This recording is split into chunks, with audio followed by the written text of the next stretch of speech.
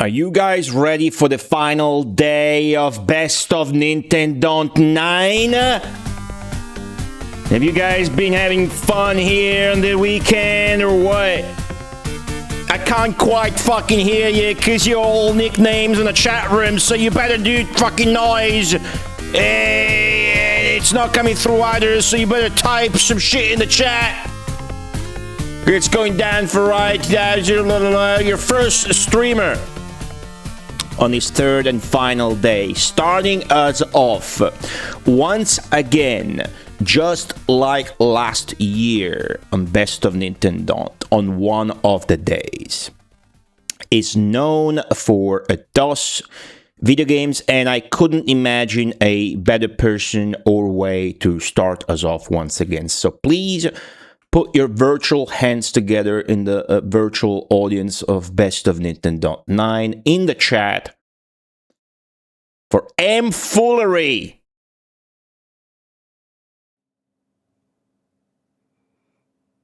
Hello. This is always so intimidating. Hello, how are you? I'm really intimidated because I'm seeing things that people have said in chat and I have no idea what Gertie has said. So hello, how are you? It's lovely to see you. Welcome to Nintendo, my stream. It's all mine. Today, I'm going to show you something I have a physical copy of. It's called Pop-Up Computer. And the funny thing about this game is this version of it released broken. And if you install it, it doesn't work. So I went to try it earlier this week and it didn't work. So I'm absolutely terrified. So let's just open it up and everybody do this. Everybody do this for me at home. Across every single finger. And I'm gonna click OK. Okay.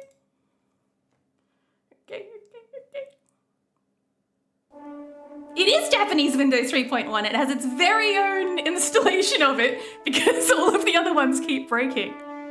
It's a nightmare. But we have a monkey stick, so it's all worth it. Okay, so this... It's I wouldn't say it's necessarily a game. It has gamified elements, but it's more like an interactive application, an interactive pop-up book for kids. The people who made it also made Jungle Park, which you might know, and also Cubivore, which is a very interesting game. So let's open the book because it's actually working. Okay, if you're familiar with any games for Windows 3.1, you'll know that they usually look like they're drawn in Microsoft Paint or Paintbrush. So this is already very impressive. This kind of blew my mind when I first saw it. Okay, I'm turning a book. It's thrilling. It's thrilling. Okay. Yeah, it is hard to Google. It is. There are a few other versions of the game. There's one for Mac, and I think there's a dual version for Windows 95 and Mac, but it's pretty cute. Look at it. So let's have a look. Let's just start alphabetically so I can show you what this does. Look at this. Look at this. A is for Apollo, of course it is. Let's make the rocket go into the sky. Okay, let's go. This is gonna be great.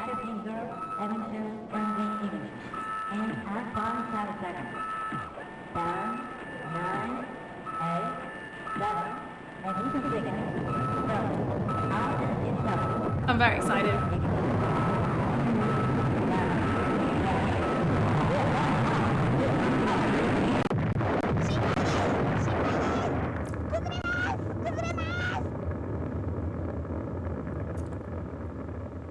And on the very first page, everyone dies. And that's when you start to think, okay, this is an interesting child's game.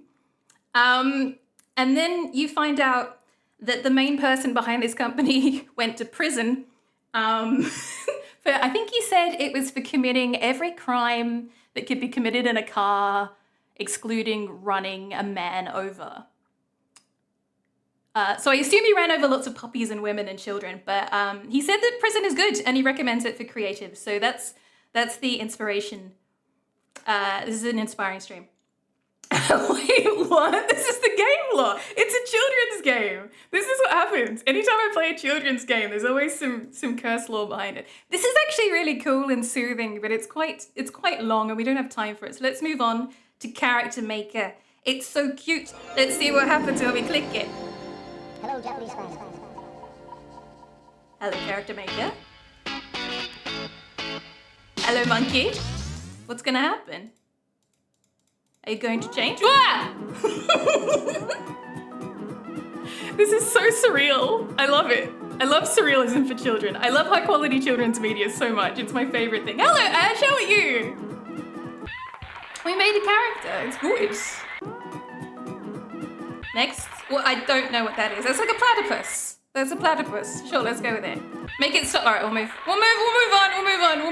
We'll move on for you left empty. Let's go to this. What kinds of music do you think will be in a game for children? Just happy wiggles kind of music, maybe? Maybe some noise rock, shoegaze music. This game is awesome! It's so good. Yeah, exactly. Beatles has got it. They play a whole set. It's amazing. But the thing is, we don't have time to look at it all, so we're gonna have to move on. You're gonna have to look at it yourself. It's pretty damn cool though. I wish I had this as a child. I would be so much cooler. All right, let me see. Let's see what some good ones we can show you. This is kind of cool, but I think we've got better. I just want to make sure you see the coolest stuff in here. This is really cool. There's a whole Apple computer in the game. And it's just, look, it turns on. Ah, I love video games. I love technology. Okay, it's booting up. Okay, hieroglyph. We'll see. Hieroglyph. It's got a program. Okay, we've got different fonts. What do we want? Hieroglyph, Braille, hobo signs, Morse code, semaphore, or finger 5. Let's do that. Let's type in something in finger 5. I go to type on the keyboard. N-I-N-D-E-N-D-O-N-T.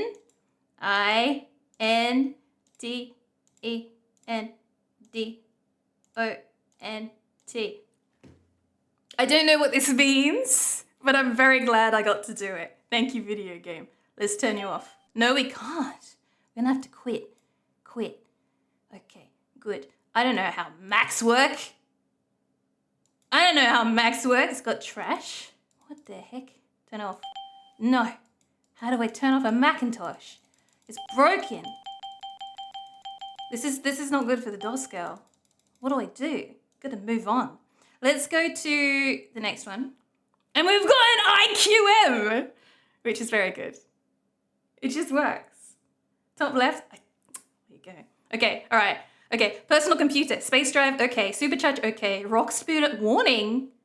Hell AI, crush, run undead demon. Very good. That's what I want in my children's games. It's so good. It's so cursed. I don't really know who the target audience of this is, but it's probably me. Okay, what does this do? IQ test, okay. Emmy is my name. Emmy. Okay. Yes and no. Answer yes or no to get my IQ. Okay. I don't speak Japanese, so this can only go well. Yes, no, no, yes, yes, no, 2. Okay. Yes, yes, yes, no. I'm going to be positive. That means I've got a high IQ. Or maybe critical thinking means I have high IQ. Yes. Okay. What am I? I got an IQ of 84! Phenomenon! I have an IQ of 84! I'm so excited. That's better than I thought. Okay, good. Okay, let's move on. What's next? Jungle dust. See, this is very cool, but it's not as cool as the serial killer monkey, who's one of my favorites, because you're like, okay, again, it's going to be a kitchen. But then you see what he brings out. And I want you to tell me what you think this monkey is going to cook. Or what this monkey is going to do with these items. 83 more than you, Finn. You know, if we team up, we can be, I don't know, we can take on the world, I think. He's got a knife. He's got a knife and a fork. He's got some specialty knife. A cake server which is knife-shaped, another knife.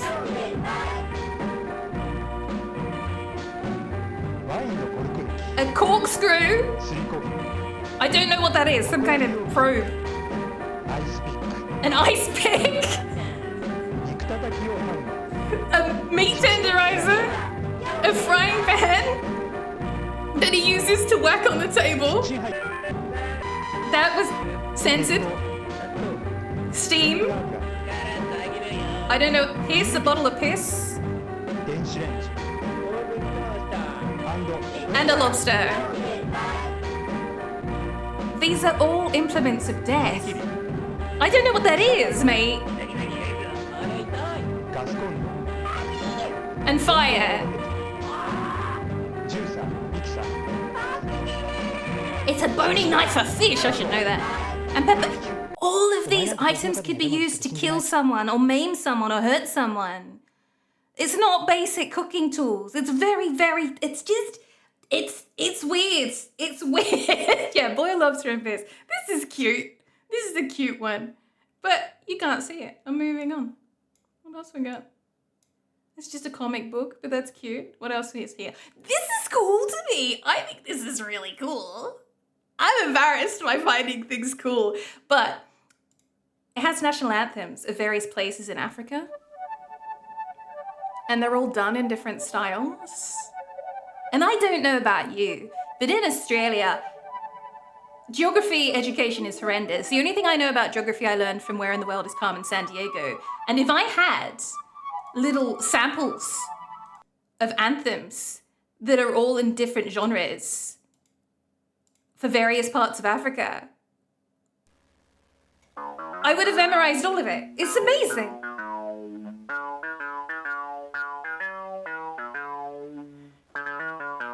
See, I want to learn about Africa now. Sudan, I love you. What is? Tell me more. It's very good. All right, okay. Let me see what else we got. This tells me my fortune. What is my fortune?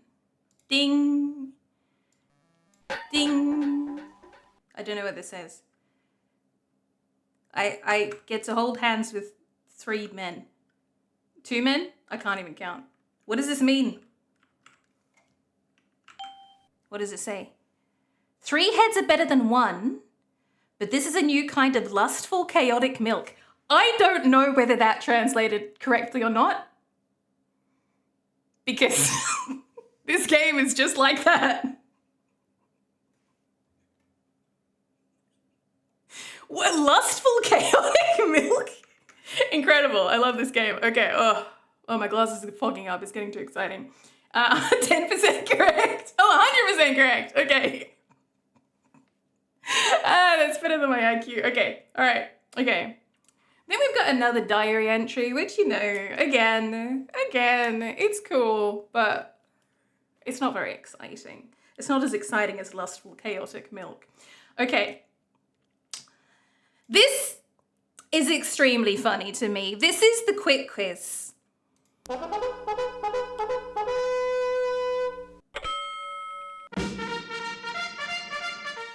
Okay, what does it say? Which of the following is not an onomatopoeia for a gunshot? Onomatopoeia is the sound something makes written in text format. So what's not a gunshot? Bang, whap, zip, or pow? Does anybody know? I don't know. Let's just... Whap? All right, let's see. Oh, he says I cannot quit. Apparently that was one of the right ones. I don't know. Okay, all right. What's this? A product of biotechnology. Choose the one that does not exist. Okay, nasuri, eggplant and cucumber. Pomato, potato and tomato. Oratachi, orange and trifoliate orange. Or marochka. Marocha? Melon and pumpkin? Melon! It's got to be melon and pumpkin, but let's see what happens if I click the wrong one. I'm going to click pomato. Oh no, it's right! There's too many right options. He's making it too easy. Problem is I'm going to get this right. A horse's hoof. What developed to create it? A middle finger, second finger, or bone? I'm going to say bone. He cannot quit. I feel like this is going to be easier if I just pick the wrong one.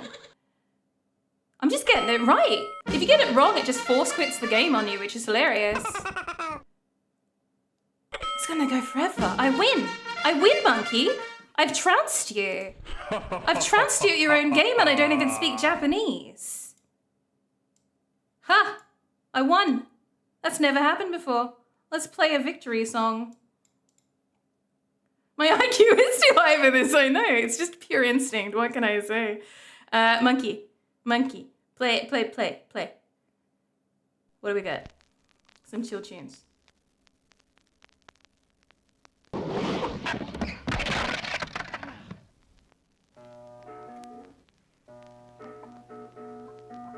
This is so interesting to me.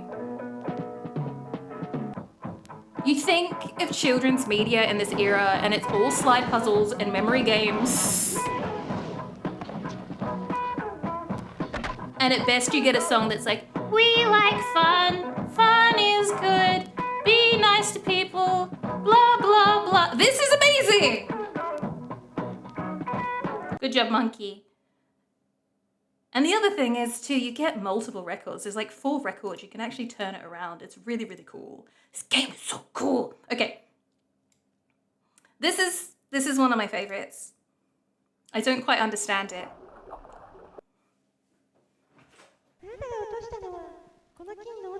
But I respect it. So this is a lady. I don't understand what she says. If anybody wants to translate for me, I would absolutely adore you. But I'm going to say no. And if I say no, her clothes start to come off.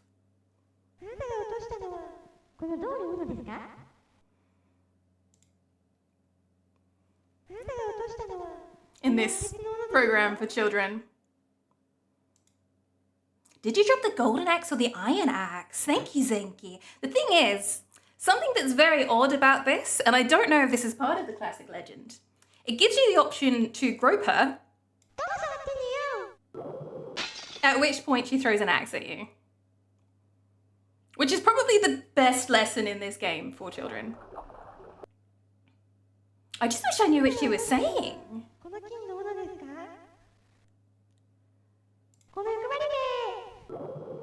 The thing is, absolutely no matter what you do, and I haven't been able to figure out an alternative, she will throw the axe at you. Which is great. I kind of love that. Let's see, what can I show you? I've only got a couple of minutes left, so we've got to have a look. I'm not showing you vibration. Okay, white. Come on, monkey. Monkey, monkey, monkey, monkey, monkey. Oh, he's dead. All right, that's fine. Normal streamer, yeah. This is why I'm banned from the platform.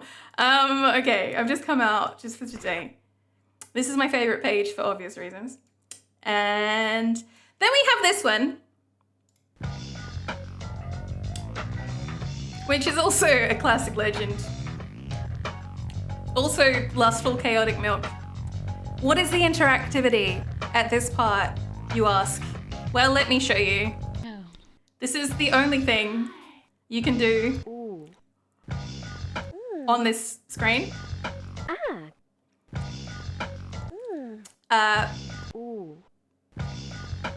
Yep. Again, self-explanatory. And then we have the Zeppelin to finish things off. I know, Ash!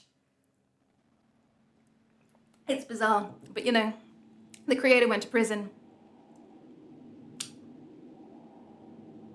I love Zeppelins. You used to see like air balloons and skyriders a lot in the 90s. You just don't anymore. Love me a dirigible. Oh, it's good. Look at that. Look at this amazing animation. It's very good. Hello, nice. Right. Why do you get the feeling it's going to explode? What about this game has made you think that it would explode? It's just a perfectly harmless Zeppelin that's heading for Earth and burst into flames.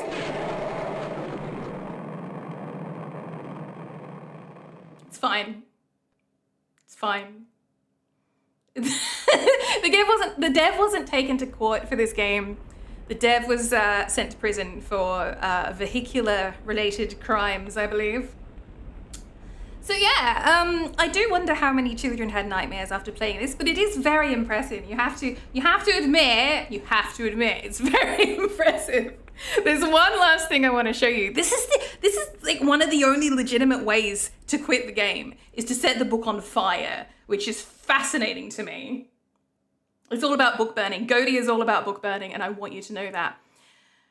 Okay. One cool thing. I've got 1 minute left, and I want to show you one cool thing. The game also comes with. This is in a bizarre install of Windows. It doesn't work by itself. Okay, here we go. The game also comes with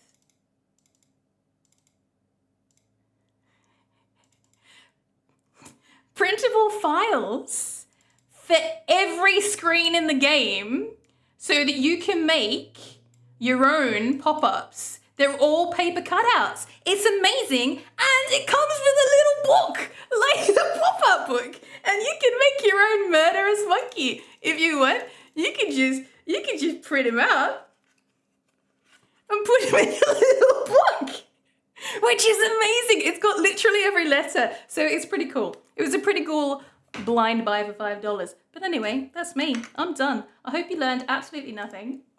And I hope you enjoy the rest of your Nintendo. Thanks for coming past. Bye! Yeah, I'm a huge fan of that. Video games that take like a physical media and like pinball or pop-up books and do crazy stuff with it, like you can set the book on fire, are a very good. So how about that? Now, keep it going on that same hype note, because from Australia, we're now going to go exactly on the other side of the world, which is Italy. It's here in Italy. There's even more Italians today in Best of Nintendon't 9.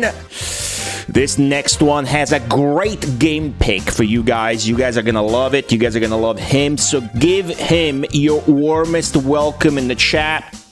It is his first time on the marathon. I already love him. It is darthelwood.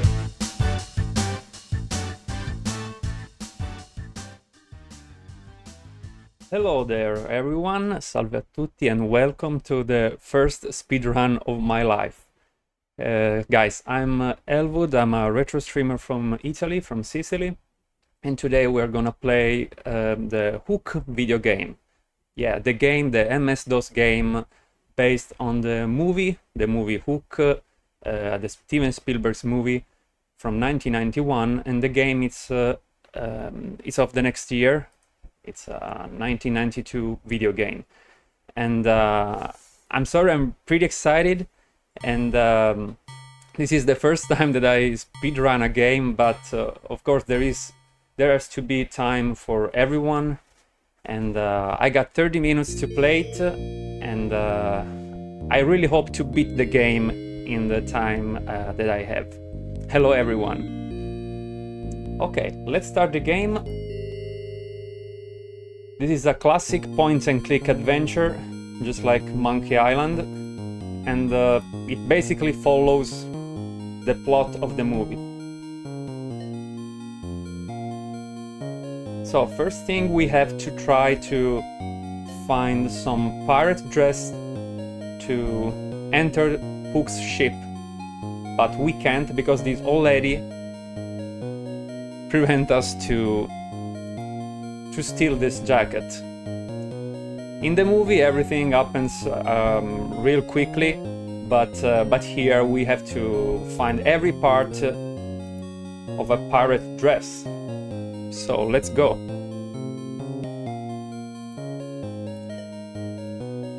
Usually I stream both in Italian and English. I switch between the two languages, but today I'm gonna stream, of course, all in English, that it's not my native language, but I'll do my best. So enjoy my spaghetti English. And also, usually I'm a very slow player. Everyone in my chat calls me not a speedrunner, but a slow runner. But today, I will do my best, guys. Usually I try to... Oh, by the way, guys, that guy on the left, it's Sean Connery. For me, it's Sean Connery. Now we will see him again. Oh, wait.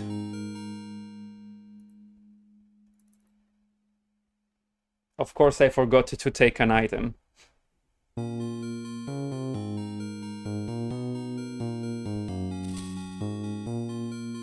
And this is the only hook game I ever played in my life. I used to play it when I was a kid, and it took me like years to beat it. Of course, we had no internet back then, so when you got a problem with a puzzle, it may take years to solve it. And this one, the one that I'm about to solve, is the one that took such a long time. By the way, hi everyone. Paul Nelson, Kinikos, Goodbite, Ocarina. Hello everyone. So what are we going to do now? It's first steal the hat from this dude down here. But as you can see, Peter don't want to swing across the Pirate Square. So we asked him to do it twice, and every time it's no, no. But third time,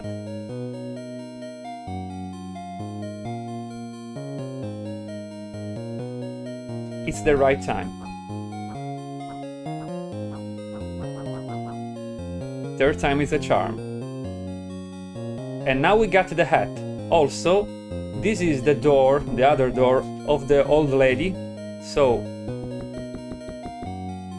wait a minute, I'm coming, she's saying. But we go away.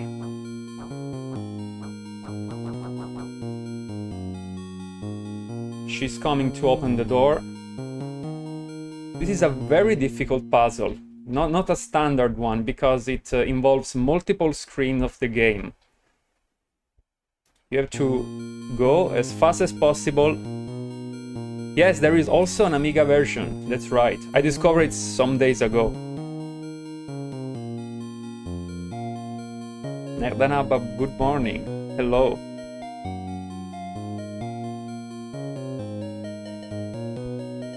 So now, while the old lady is busy, we can steal the jacket. This is the way. Now we can examine the jacket. I found something, a single gold piece. Now we got some gold. Not so much, but better than nothing, I guess. Now we have to find more gold, more money, just like in real life. Yeah, that's right. It will happen again and again and again. By the way, I love this movie. It's the second most movie that I ever watched in my life. First one, of course, is the Blues Brothers. And this is the second one, because I only got 2 VHS when I was a kid. And okay, how can I earn some money? I give you a gold piece for those fine gold teeth. Okay, you can have one of my gold teeth. Okay, this is very... Now there you will see so much violence. Check this out. But for money, good selection of 2 VHS, to be honest. Thank you so much. Okay, now we got 2 gold pieces, but we need more. So let's do it again. Home Base Jack, Home Base Jack. That movie is so great.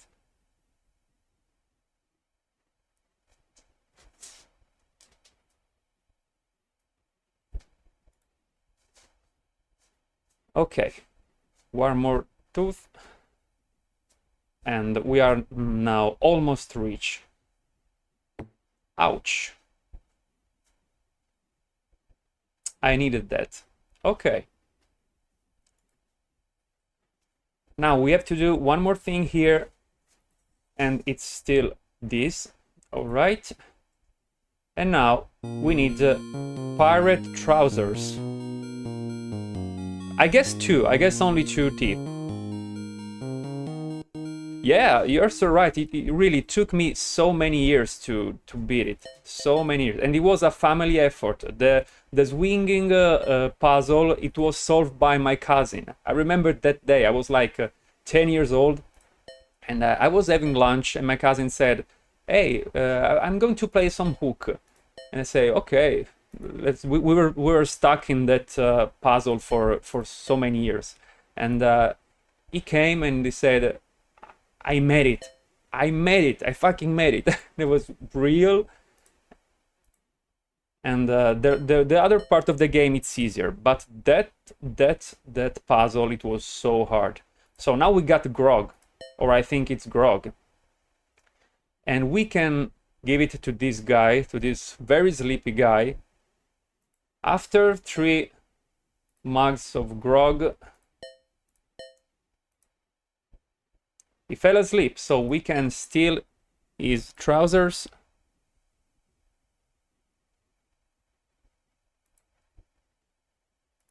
And now we got everything. We can dress as a mighty pirate. Peter Banning, mighty pirate. Gli ho rubato i pantaloni, esattamente.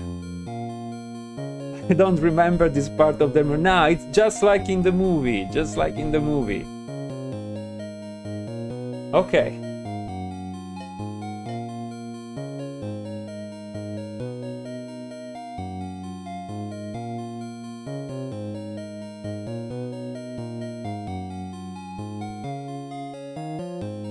Now it's time to go to James Hook's ship.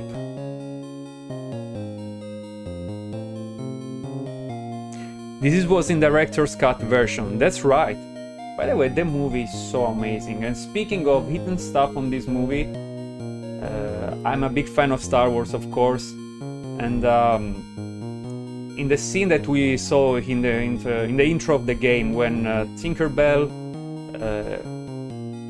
take Peter to the Neverland, you can see near the Big Ben, you can see a couple kissing that start flying.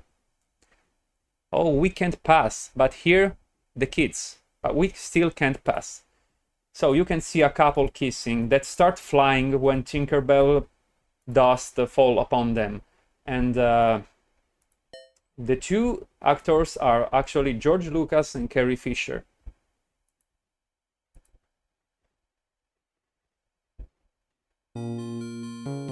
Okay, now we got money. We just need one more item here.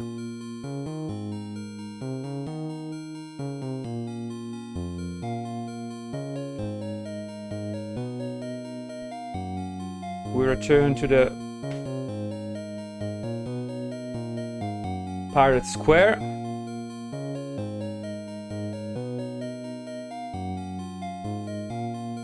We need to, you know, be able to make hooks understand that we are there. So, how can I?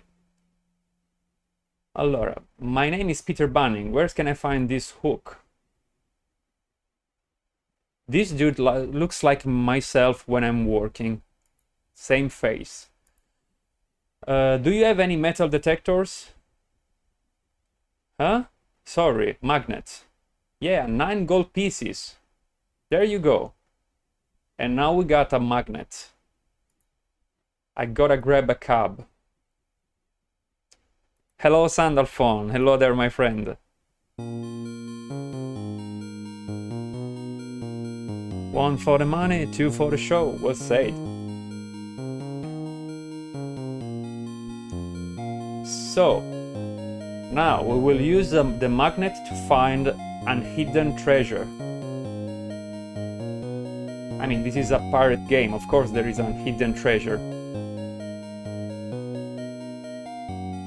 And the X marks the spot. Of course.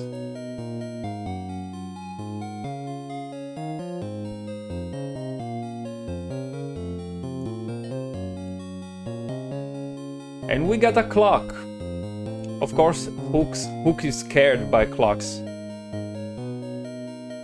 So we just have to enter again the ship.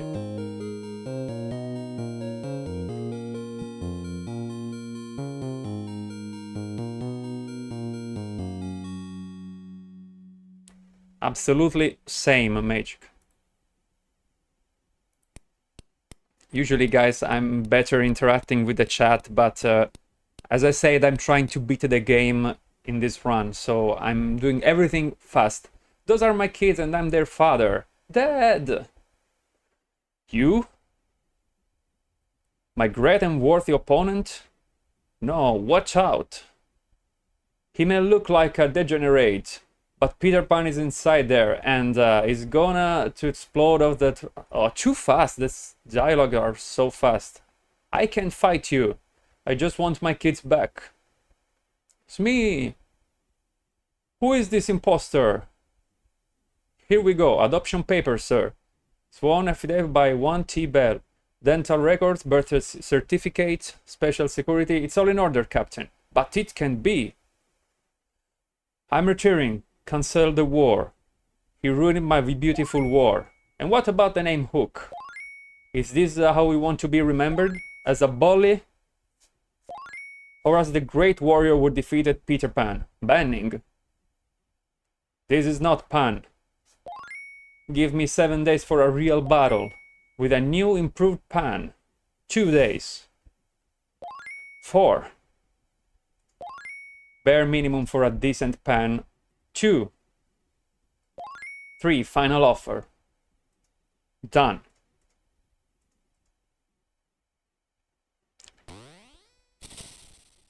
And now we got Peter underwater, just like in the movie. And a big shell. I found something, a conch shell. Okay, the shell is stuck, so we are using this very useful item again.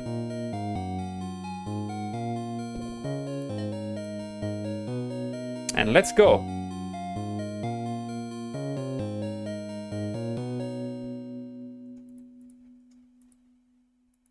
Here we can see Old Neverland.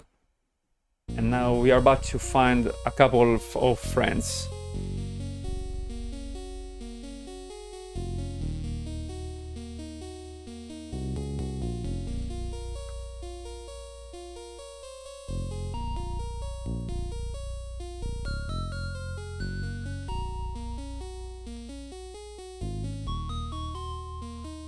I really enjoy the music of this game. Feels so magical.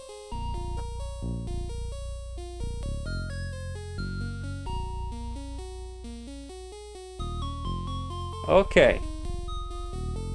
We found the Lost Boys. Or well, they found us. By the way, are they called the Lost Boys also in English? In Italian it's Bimbi Sperduti. I always watched this movie only in Italian, so maybe I should watch it in English again.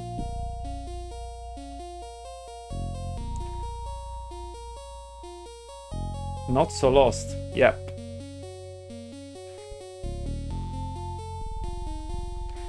And this is Rufio. All the Lost Boys. The banquet scene is so fun in the movie. Okay, now we have to learn to fly. So, first, jump.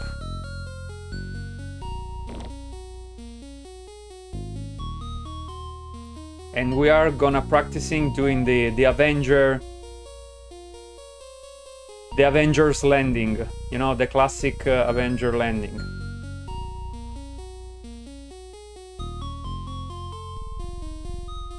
This kid in Italian is called Carambola. I don't know his name in English. Also, this is the first time that I played this game in English. I always played it in Italian because I got the original floppy version. It was in a big black box. I bought it, I remember, in a newspaper kiosk in a collection named Big Games. I still got them. Tough for the knees, absolutely. What did you think of that? You're getting better. You should try the slingshot now. Yep, slingshot.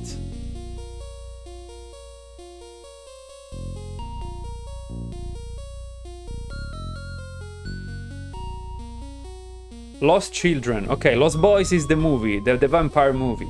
It's another thing.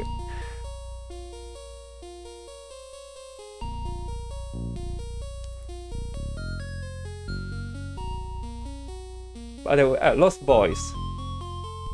Here they say Lost Boys Workshop. I don't know. Maybe who made the game like the Lost Boys movies.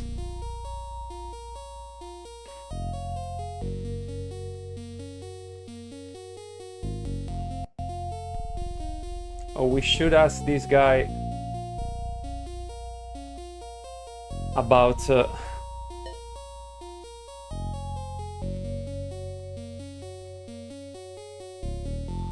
elastic. Yep, we need it for the slingshot. He wants some eggs. Okay.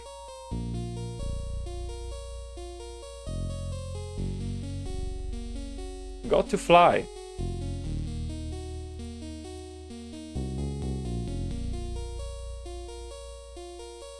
Okay, some training for Peter. They're called the Lost Boys in English. Oh, nice.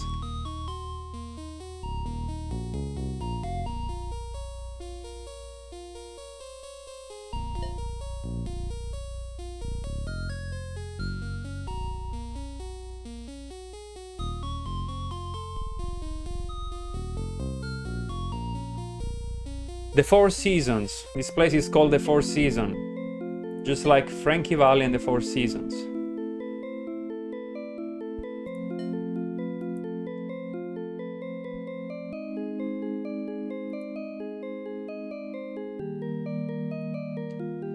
Okay, we needed some eggs. So...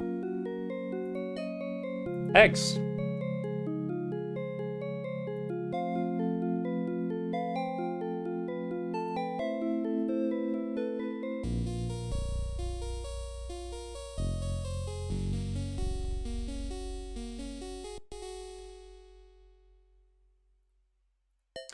Okay, we also need this net here. Let's examine the net. A Lost Boy fishing net. I found something, some string. It will be useful.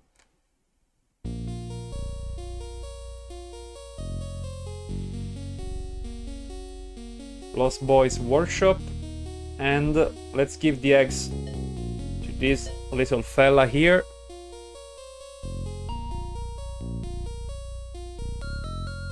And now we got this, the elastic, so we can do the slingshot.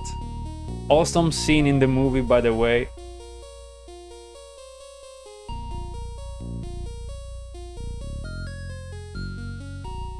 Let's fix the slingshot.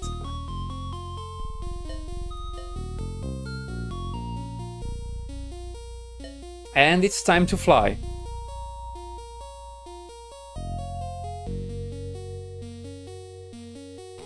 Sta salendo, sta salendo, sta salendo, sta scendendo. Perfect Avenger landing.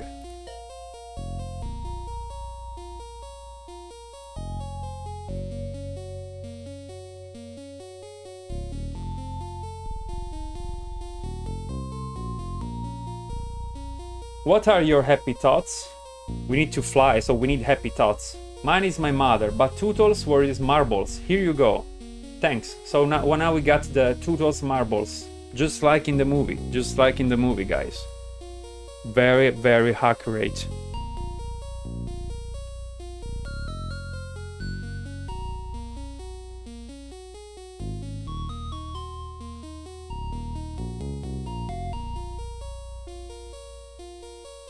I remember the scene in the movie where James Hook is ready to take his own life. Yeah, that scene is so funny. Dustin Hoffman in this movie is so great.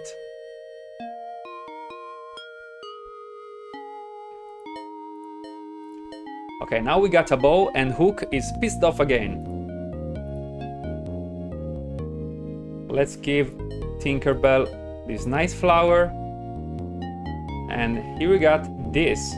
I don't know the name of this in English. In Italian is ditale. Mustache wiggling, that's right. His mustache are so awesome.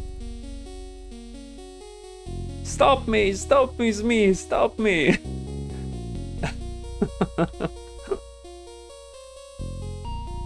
Could never get past the parrot dogs. This is so cool. Yeah, as I said, it took me years. This game is some of the puzzle of these games are so hard. Okay, now we got also the pan flute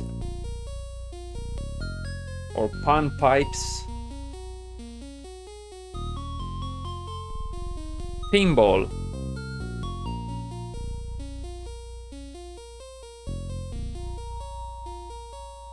So now we got all this stuff, so we can remember our childhood, and so it's time to talk with Rufio. And this is another super fun scene of the movie, when Peter says paramecium. Paramecium was one of my favorite words as I was a kid. He's a one-celled animal with no brain, and he can't fly, also he says in the movie. Oh, Rufio, while I have you there, it just occurred to me. Go suck a dead dog's nose, and just like in a fairy tale, the food appears. We can see the invisible food. Yeah, Bob Hoskins was great. Dinner time.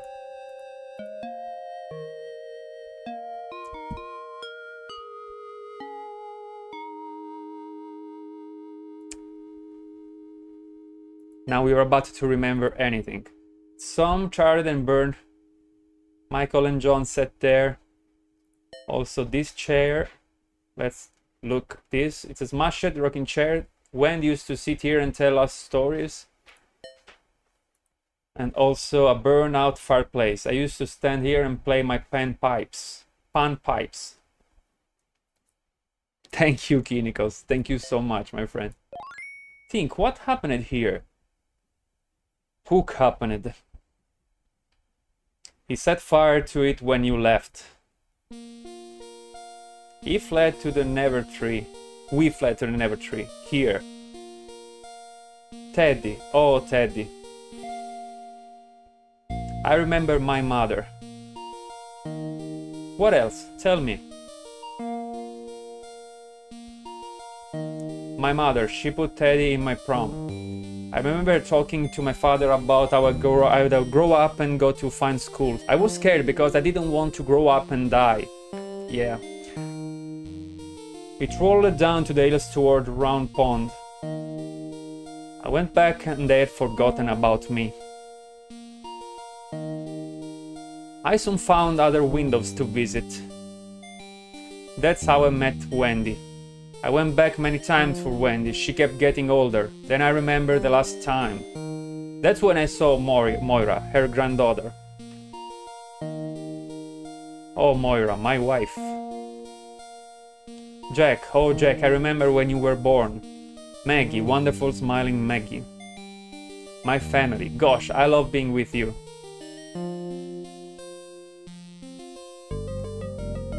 I think I found my happy thoughts, my family. It's yours forever. And now, let's fly.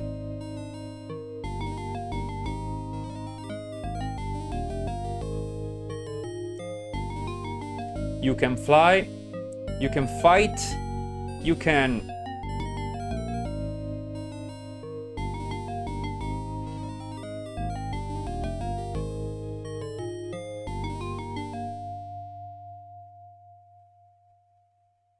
And this is the last fight.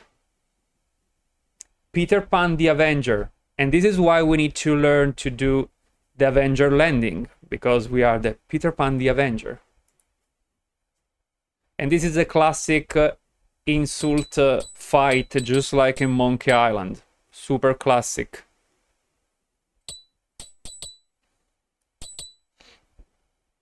Thank you, Anandir.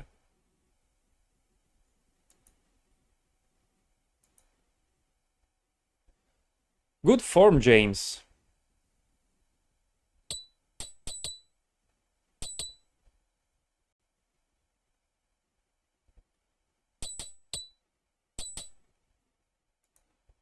Tick tock, tick tocks. Hook's afraid of a dead dog croc.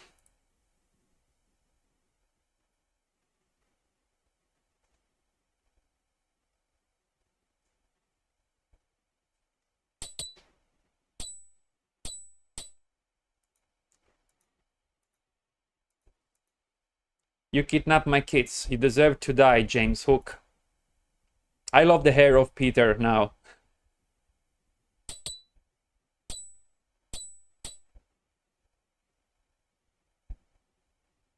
Let's go home, Daddy. He's just a sad old man who needs a mommy. Yeah, Dad, let's go. Okay, Hook, take your ship and go and never return to Neverland. Hook, he's Neverland. That's it, Hook. You've asked for it.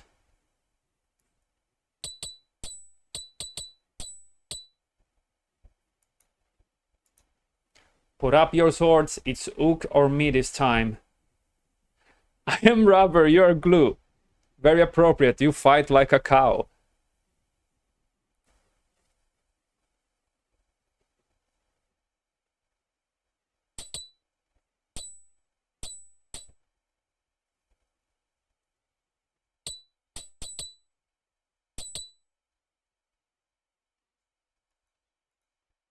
And Peter Pan, the Avenger. One last time.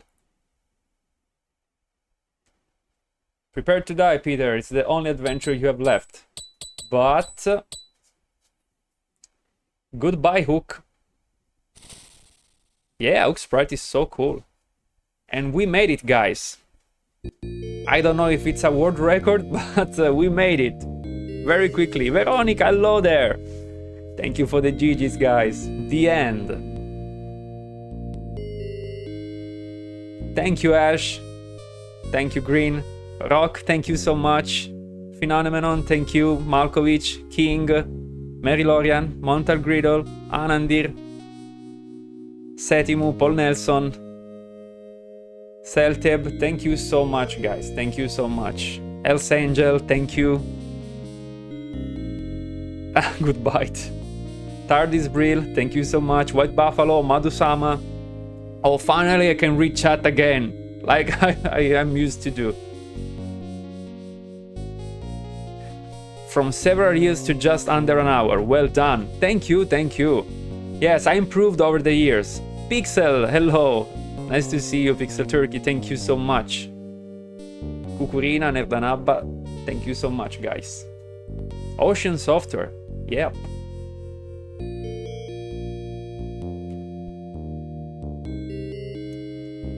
Okay, guys. We made it. And so... thank you so much. Thank you, everyone. It was amazing. And hope to see you again, everyone. May the force be with you. And let's go with the next streamer. Thank you so much to Gotti, of course. And thank you so much to Penny Mewy that told me about this event. I didn't know about it. So thank you, Penny. Thank you, everyone, for watching. See you next time. Thank you so much. Bye-bye.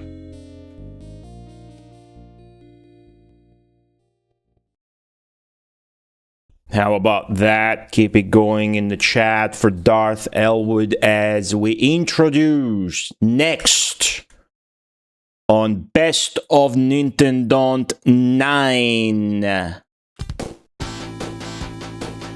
Your next streamer came all the way from Germany to do his thing, and his thing is Amiga games.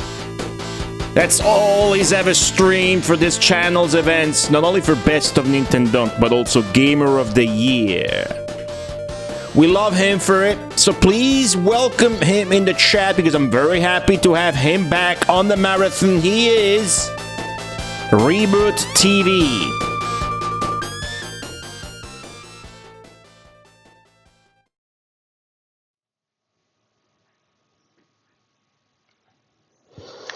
Hello everyone, So, what I have for you today is a demo of an Amiga game that unfortunately never got released.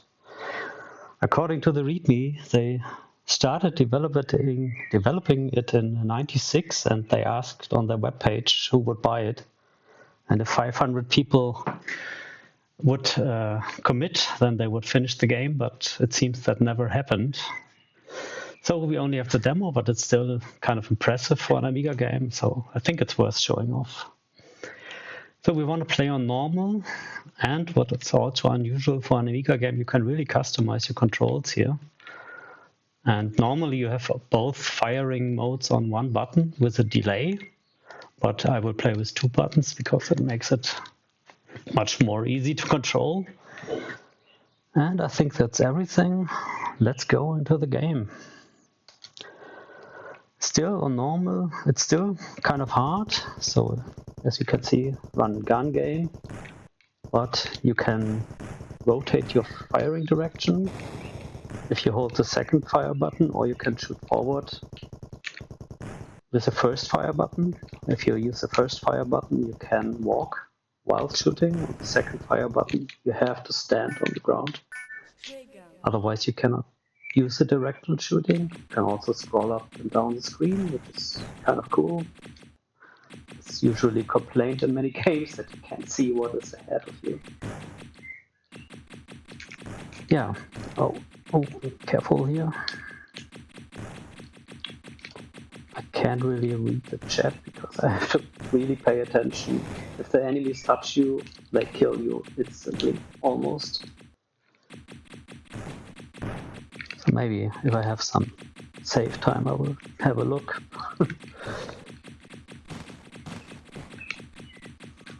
So, and you can climb on walls, which is pretty cool.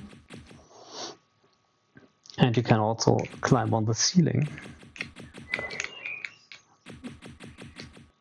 Make sure we don't get touched by the stones. Eliminate all the enemies so that they don't touch us. Oh, forgot about that stone. There's another big stone here. So more enemies here. So yeah, we can see ahead where the platform is by scrolling down. And then you jump on the wall and destroy the spawning thing. And then we want to pick up the invulnerability to get up. Because here you have to jump blind, and without the invulnerability, the enemies will kill you. So this is a secret area here, a little bit. With a UFO that is scanning the ground, and if it sees you, it will unleash a really pretty desperate attack that you don't want to happen. Yeah, we have 2 weapon slots, as you can see at the bottom, and every time you pick up the same weapon, it upgrades, which is kind of cool. And you can switch the weapon slot. So if you have 2 different weapons, you can switch them.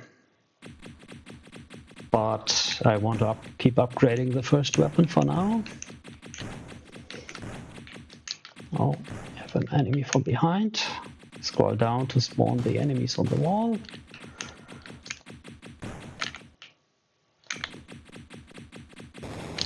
And if you die, you only lose the weapon that is active. So jump to the other wall, kill the enemies on the bottom.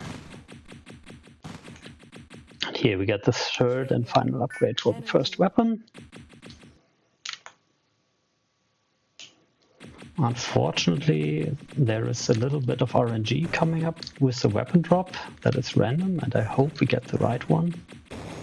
Otherwise, this will be a bit of a problem. Oh yeah, we also have water. We can swim. The skull kills all the enemies on screen, which is at this point kind of useless because I already killed all of them.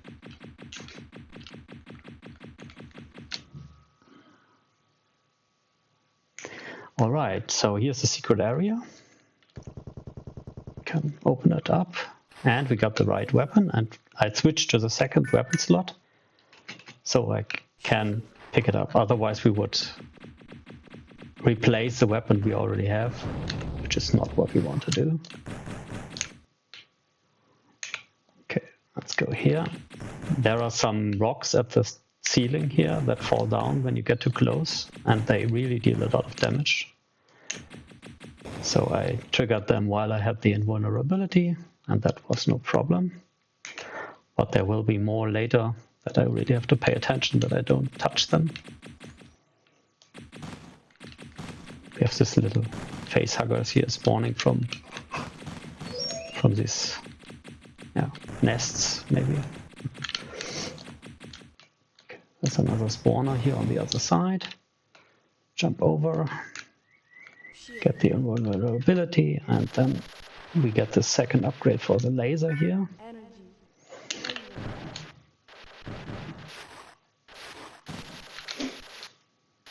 Oh, let's get out of there. Let's switch back to the spread weapon. That was the right weapon drop we wanted. That one is random, so you could get this first weapon again, which is useless because we already have the maximum level. There's another secret area here. Oh, let's get up.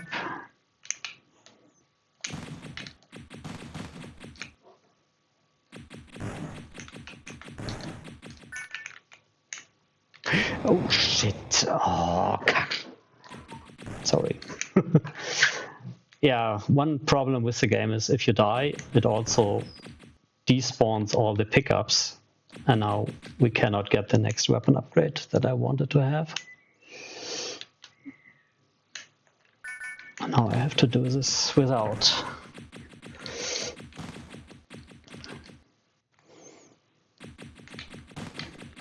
I hope I can do this because the boss takes a lot of damage, hits, and without the maximum weapon, that is not easy to do. Yes, there's a boss, if you wondered about that. There are actually multiple bosses later. There's another falling rock here, and one on the other side. Let's see if we can trigger it. Yeah,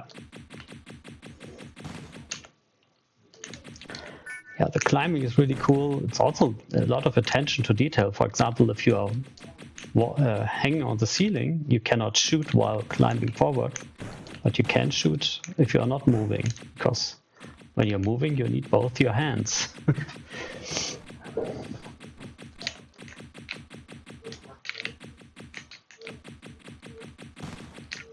So there was another rock that fell down. Oh shit. Oh, sometimes the enemies are really jumping onto you.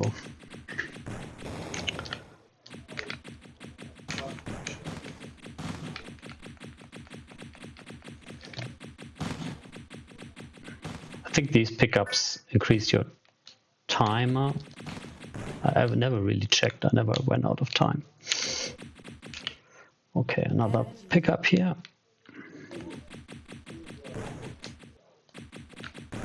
Oh.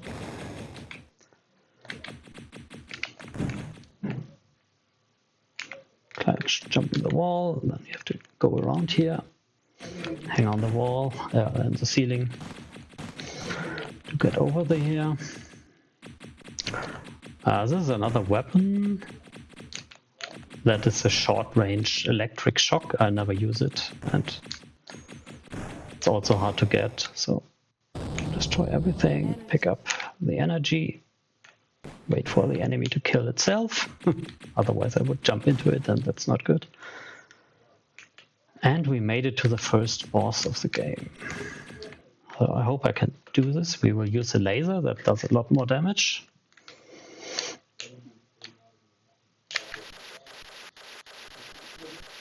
And that is not a good attack. Yeah, the boss has 3 attacks. It can throw these bombs at the wall. And it can spawn enemies. Or it shoots these blue bubbles. You really want to kill the enemies on the ground, because sometimes you have to go down, and when there are enemies, that is really not good for your health.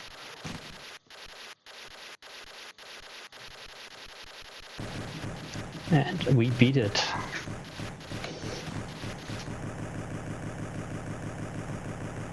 Now the heat haze effect is apparently an emulator bug. Oh, I forgot. I also thought it would be a cool effect, but I think it is not. I have to verify that on real hardware someday.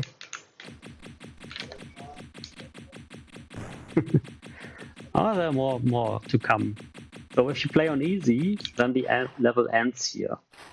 So it's doing the Lionheart thing, where the levels are longer if you play on higher difficulty.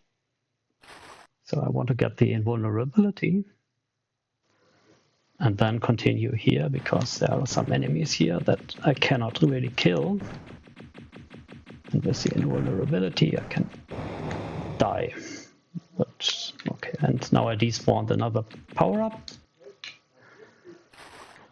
Okay, let's switch the weapon, upgrade our laser, switch back. Well, that should not be. That weapon doesn't need to be powered up.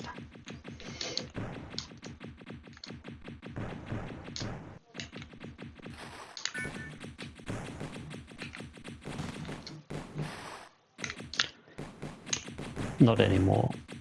No. So unfortunately, after the first boss, they forgot to add any weapon drops in the game. There are no more weapon pickups, so what I have now has to be... I have to save it for the rest of the level.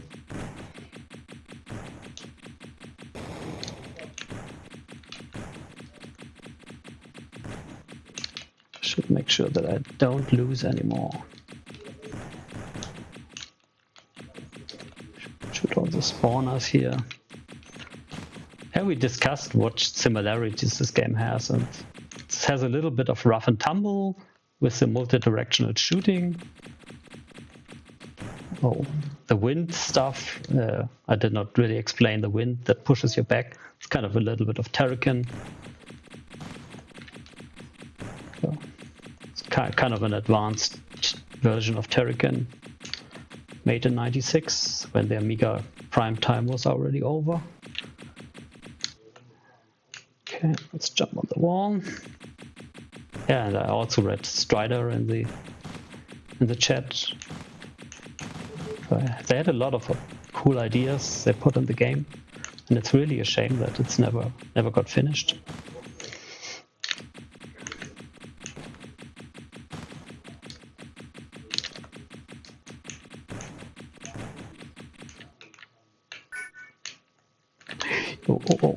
Oh. That was not good.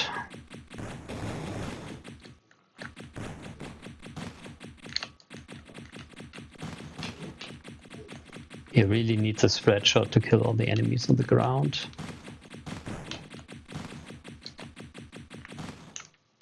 Climb on the ceiling again.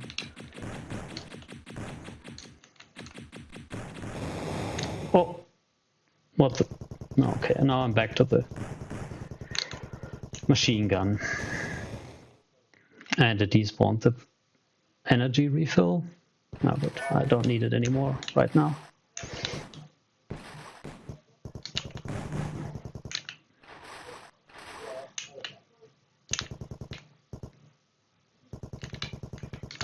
Oh. That's a problem without the spread shot. I have to aim down with the machine gun to hit the enemies.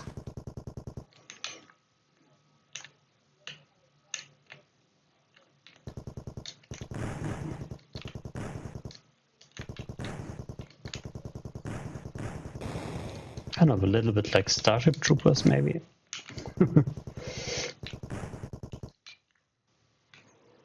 Okay, Now we have to go down again.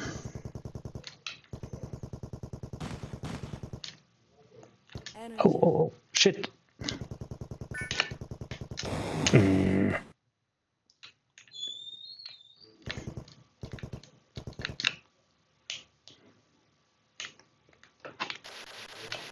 Try to use. I don't want to use a laser, or I don't want to lose it, but I don't really need it anymore right now. I think the movement with the hanging on the ceiling is really cool. Oh. No. Nasty rock falling down here. When it stops moving, it's not longer dangerous, but you don't want to get hit by it. And there should be another. Oh, first we have some UFOs.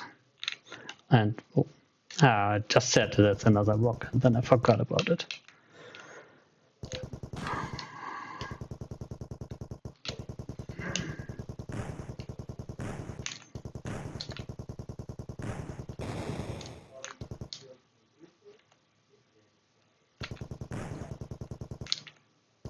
It's kind of the same as in the first start of the level. We can jump on the wall. This is really not my good lucky day.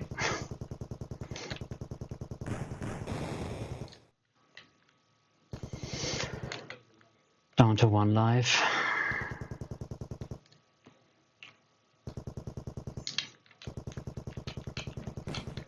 Okay, seems the enemies all fell down.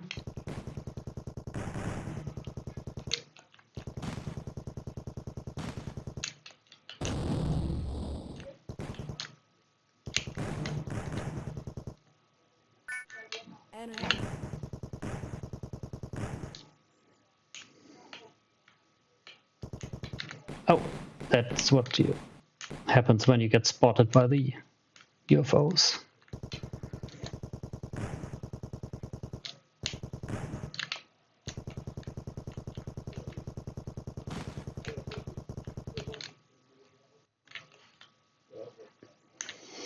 All right, so we made it to the next kind of boss.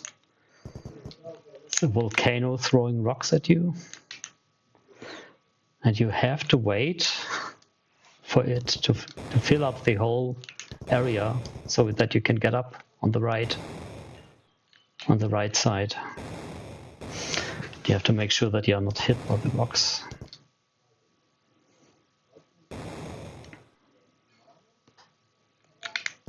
You can destroy the large rocks to spawn more small rocks to fill up the area.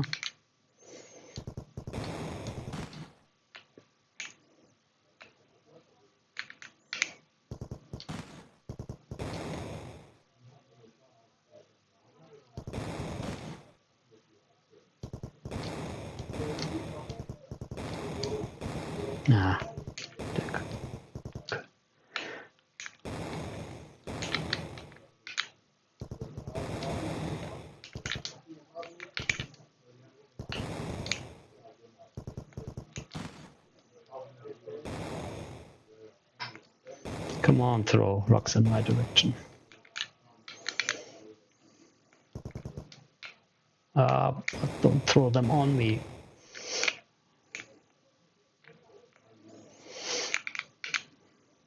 I really don't have much health left on my last life.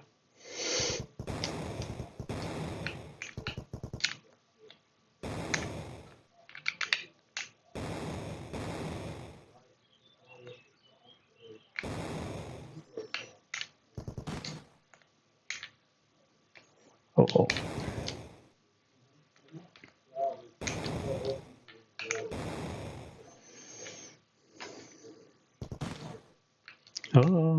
Oh, that hit me again.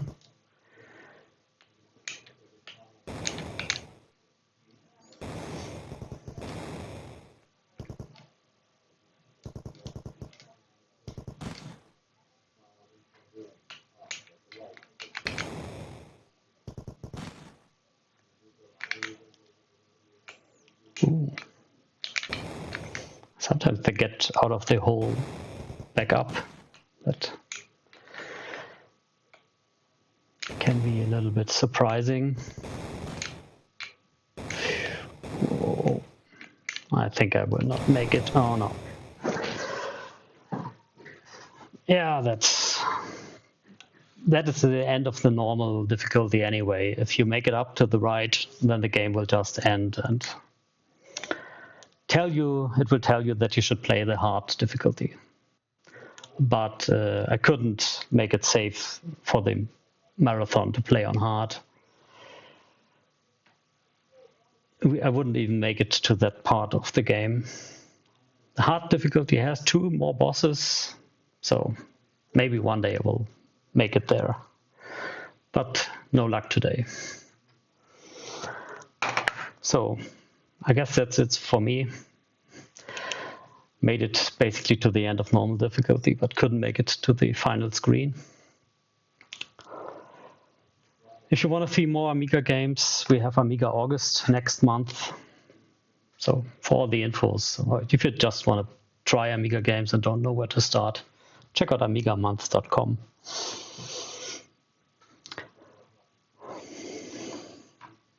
Goodbye.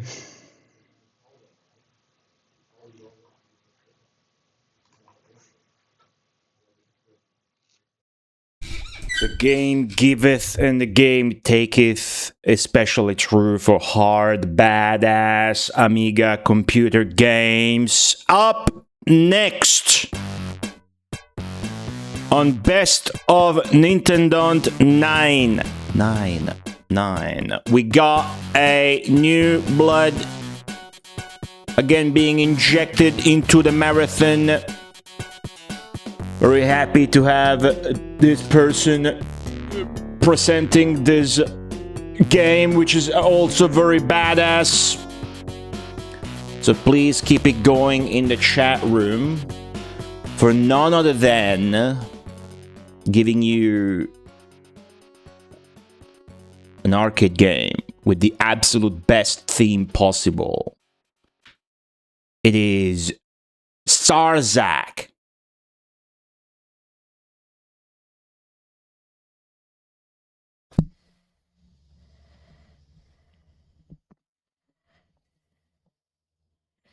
Hey everybody, I'm Sarzac. I'm a retro VTuber, and I'm going to be playing this pretty cool game called Castle of Dragon, also known as Dragon Unit in Japan. This is a 1989 arcade game from Athena, and this is this game is really awesome. I love the art style, love the action in this game.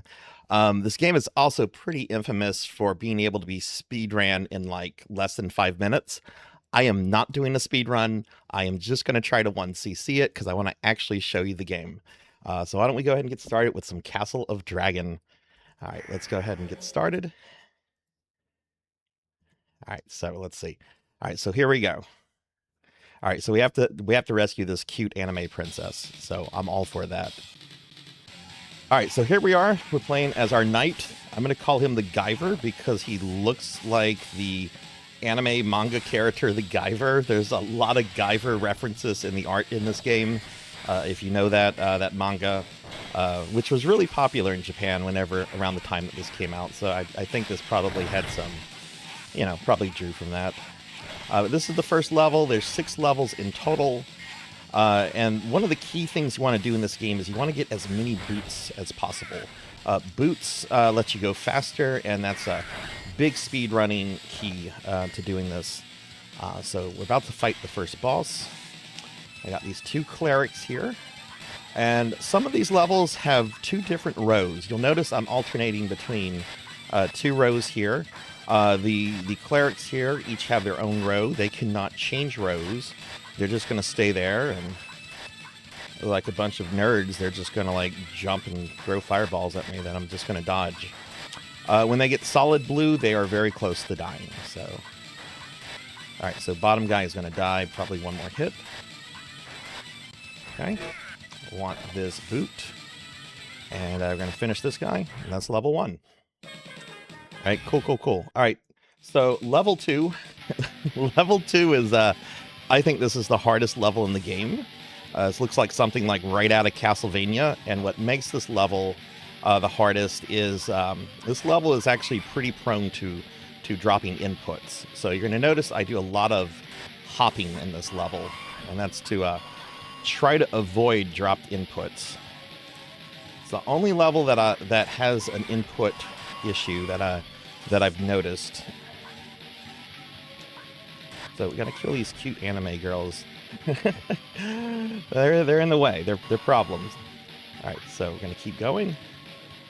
Spikes, just like in any action platformer, is pretty much a death sentence. So we want to avoid that. There's a trap here that's easy to miss. I'm gonna get that.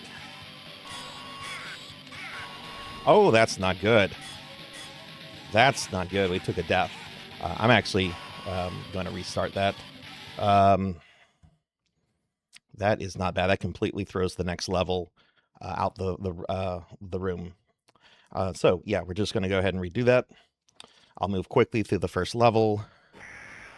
That's the thing with 1cc in this game. If one thing goes wrong, you probably aren't going to 1cc it. But we definitely need to go through level 1 and 2 without taking any kind of deaths. So just going to go through this quickly.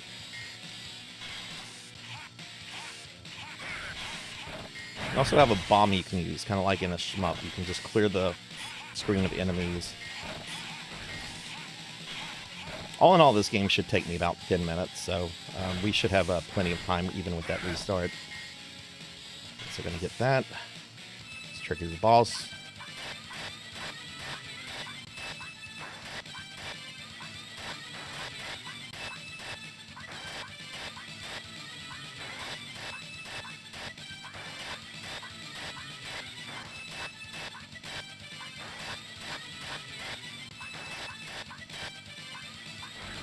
Grab this boot, and we'll finish this guy off. Boom. Okay.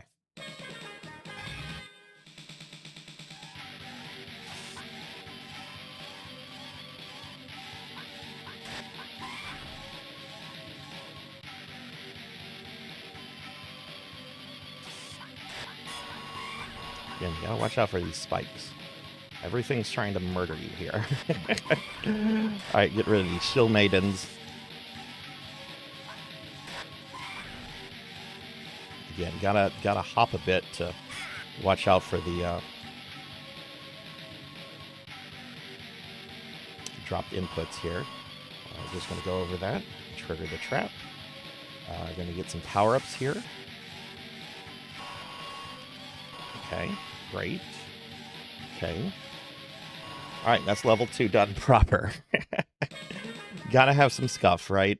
Alright, so we're going on to level 3. We have to deal with the boss here quickly, because Twitch might not like what you're going to see. That's all I'm going to say. Alright, so here's Medusa. Medusa, what are you doing? You can't do that. You gotta go. Alright, level 4. This has a pretty tough boss in my opinion, so we're going to kind of just take our time going through this level, but we're halfway through the game.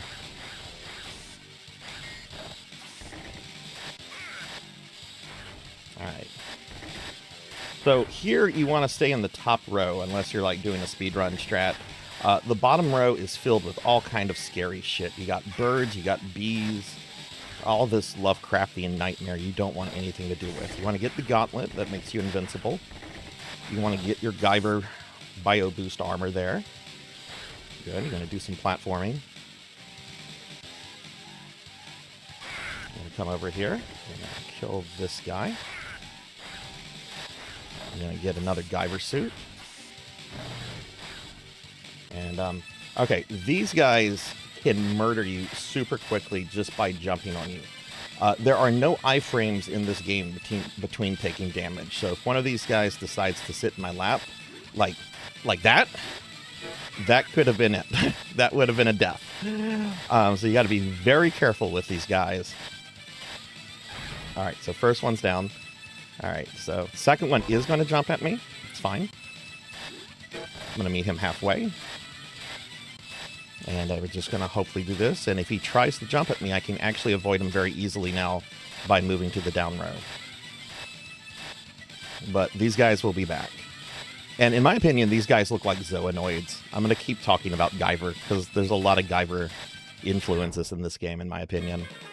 Zoonoids, if you don't know what they are, they're like the monsters in Guyver. They're the things the Guyver has to kill. Alright, this isn't a hard level, but it is filled with death traps, so we do have to be careful. It's pretty short. And then we're at the final level.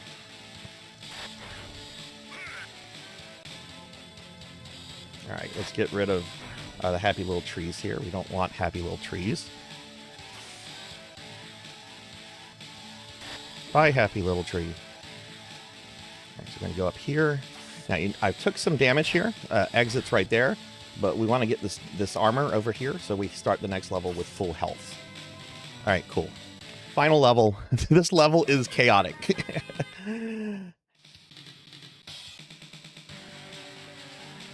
Alright, so we're going to get what's in this chandelier. We're going to jump, attack.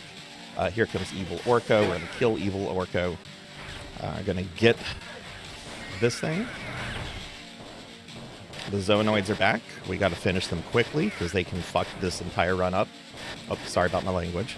Sorry about that. Alright, cool. They're down. Alright, so we're going to get the Guyver armor. Now, this is the boss of this level. This is not the final boss. This is just the stage boss. And I will probably get killed here. That's okay. As long as I just take one death and nothing more. Okay, that's fine. That's fine. That's not a big deal. I can do that at an easier pace now. So we're just going to let these guys try to crush me. Going to step back. Slash. Don't be too greedy. You don't want more than 2 or 3 hits on these guys. When they're solid green, they're about to die. Alright, so that's one dragon down.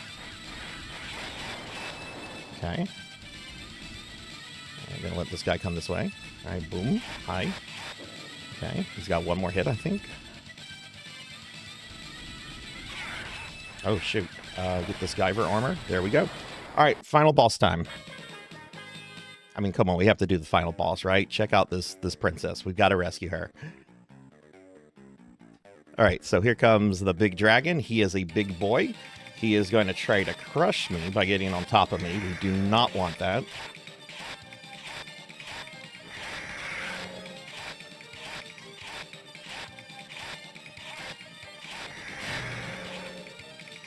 Now, you got to be very careful when his head moves around, because the head will just get on top of you and it'll just end you because iframes, or the lack thereof. Okay, that's fine. We died. It's fine, not a problem. Oh, shoot. Okay, that's a problem. I'm not supposed to die that quickly.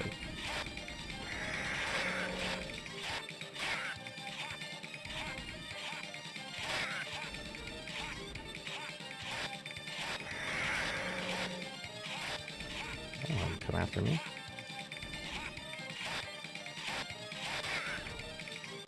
Oh, 2 lives left.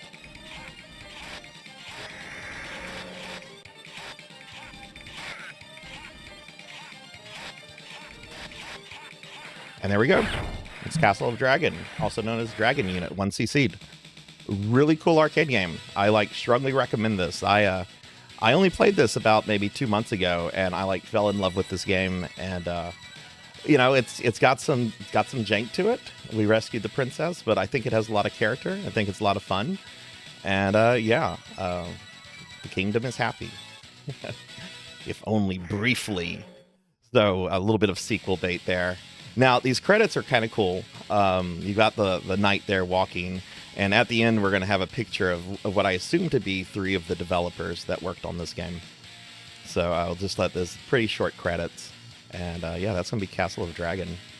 Again, really cool arcade game. I've never seen one of these cabs here in the wild. I know here in the States, this game was released as a conversion cab. I have seen PCBs and stuff of it, but never like a designated cabinet. And I'm assuming these are some of our developers right here. But yeah, that's Castle of Dragon from Athena. So yeah, thank you all for having me, and I hope everyone has a great day. Bye.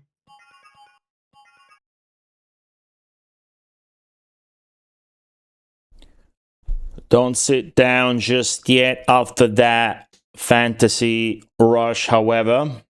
We're gonna change themes, but I need you to keep that same level of excitement for your next streamer. You've seen it in the NCW yesterday as the camouflaged version of the Forever Man.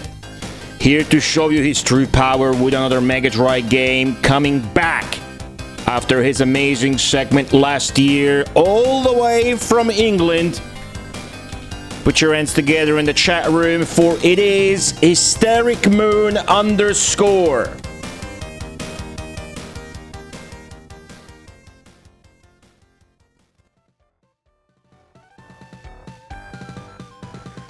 Okay, hello, I'm Hysteric Moon, and this is my second time to do Nintendon't. Last year I played Bimini Run on the Mega Drive, but this year we're going to play a favourite of mine growing up, the Empire of Steel, or Steel Empire, on the Mega Drive.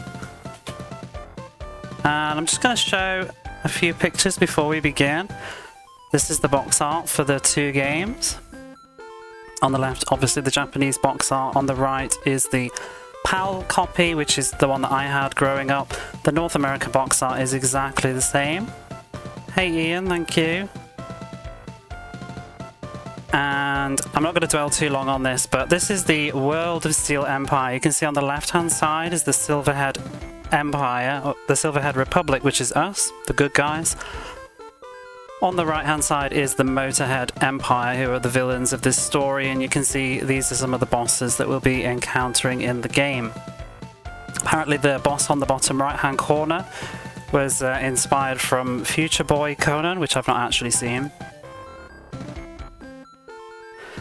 But yeah, I'm just going to jump straight in because it's hopefully going to take about an hour to get through this game. And I'm going to restart so that we can see the introduction. Does this game feature Jodie Foster? It does not this one. She only plays tennis games. But side note, I'm only streaming at 30 frames, unfortunately, so the flicker effect that you see on this intro is not going to work very well, so I'm just going to read it to you. It's supposed to be recreating an old-style film projector screen. So from the blast furnace and smouldering boilers, an amazing invention was about to emerge. Developed by the scientists, it is the ultimate weapon number 12. It is the Imamio Thunder. Under the dictator Sauron, a military nation of the Motorhead Empire invading the surrounding countries, the Motorhead army brutally slaughtered the people. Many feared that this would be the destruction of mankind, but there was one brave country, Silverhead, in defiance, stood up to deal the Motorhead army a heavy blow. With the Imamio Thunder, the latest battleship Etopilica showed its majestic figure in the light of hope. And we have the title screen, and you can see there's a music bars running across the bottom. Apparently the idea behind this is that this is an old silent movie and you would have the orchestra accompanying it, so they wanted that kind of cute little effect there. But I shall spare you the flickering titles. And we're going to jump straight in. This is the Japanese version, obviously, but I decided to retranslate the introductions to each scene because they're a bit more detailed than the English version. And another thing to know, apparently the opening title was supposed to be vertical originally. He wanted it maybe like Japanese style, but apparently they couldn't pull it off. They wanted the menu on the left. So here we are with the first thing, and I'll spare you this horrible flicker by just putting up a picture. So we've got the mine city of Raal. We, the Silverhead Republic, up until now have lost in battle against the Motorhead Empire with their superior numbers. However, with the work of our Imamio Thunder, the result of our great nation's wisdom, complete at last, the time to strike down the despotic state is at hand. Word from HQ is that there has been a surprise attack on our nation's leading mining city of Raal. At present, our aircraft carrier, Reinhardt, is headed towards Raal to attack the enemy and recover it. And that sets the scene for stage 1. The reason I'm going so hard into the story is because I think this is a very story-orientated game, and I think that's one of the special things about it. It's the one with General Lemmy. So it's actually it's like Dictator Sauron, and they change it in the West, maybe because it's too similar to Lord of the Rings, but... So we've got the Etopilica, which I believe is like a puffin or something, and the Zeppelin. And the Etapilica is really good at ground attack, the Zeppelin's good at air attack, and this level I usually go with the Etapilica. Good luck. A super duper ultimate. We need to strike them down. So I'll just quickly explain the HUD. Top left, we've got the lives remaining. The level, we're at level 1 because this game has kind of RPG, not RPG, but experience elements. If you see the top right hand corner, there's an EX with 3 boxes, and every time we pick up an experience point it will build up to 3, and then we will level up and our shots will get stronger, we'll have more bombs that rain down, and then next to that is the big bomb counter. And we've got first power up, which is a speed power up. And this is the mining city of Raal.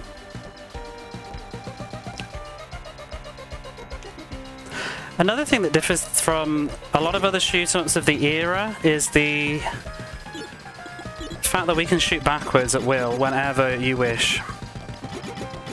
Which is what at will means.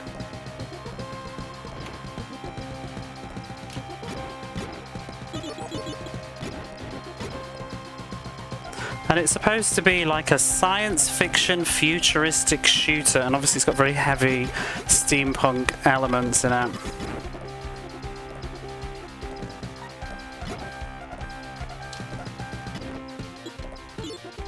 And now we've got the options. The art is so good, I love it.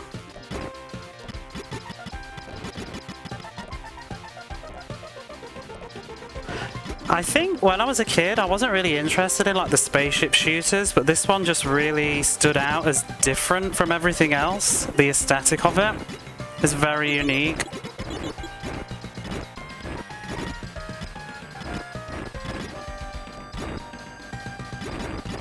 Diesel punk. Yeah, I'm not very good at the genres. Most people call this steampunk, but I know that there's some very passionate people that are distinguished quite heavily. So now we've got the first mid-boss, and you have to excuse me, I'm actually slightly losing my voice today, so I do have a throat sweet at the moment. What I really love about this game is the sense of like weight and size and destruction that happens. I don't think a lot of shoot-em-ups bother to do this, but you like blast off pieces of the bosses as you go, the mid-bosses, like taking out the cannons and stuff, and I think it just has a really satisfying feel to it. And reading through like a developer interview, that it was the intent. They really wanted the player to feel this sense of like, because it's called Steel Empire, so everything's big, it's metal, it's steel, it's like insane that these things are even in the sky, so when they come down, like they come crashing down. Cogs and everything. And I also just think it's fun, like disabling bits of the boss as you go around.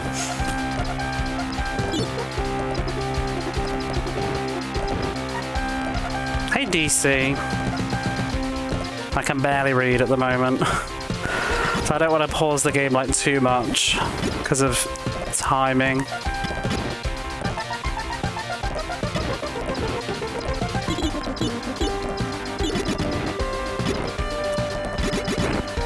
But yeah, I think out of the evening, this is oh, I should mention actually while we're in this level, but there's a lot of stuff. I've never found the specific source, but well, I did read slightly in the interview, but it's supposed to be also inspired a bit by Ghibli movies. I'm not sure which ones, but the only connection that I've managed to make is I think that this particular scene right now looks very much like Laputa Castle in the Sky.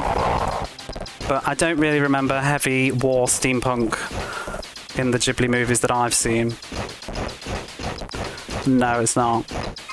But now we've got the first real boss of the game, which is this big ass train with a cannon on the back. Miyazaki's plane nerd. It could be that actually, that would make sense. But if you've seen Laputa, there's a particular bit, I think it's the starting sound, because I haven't seen it in forever, but this town right now looks very, very similar. Porco Rosso. Well, the question is, when did that one actually come out? Because this is like 92. When was Porco Rosso?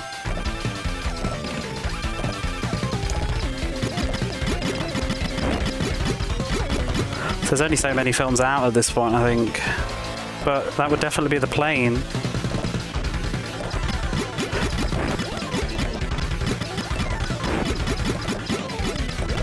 All big on planes, yeah, they've got that sort of...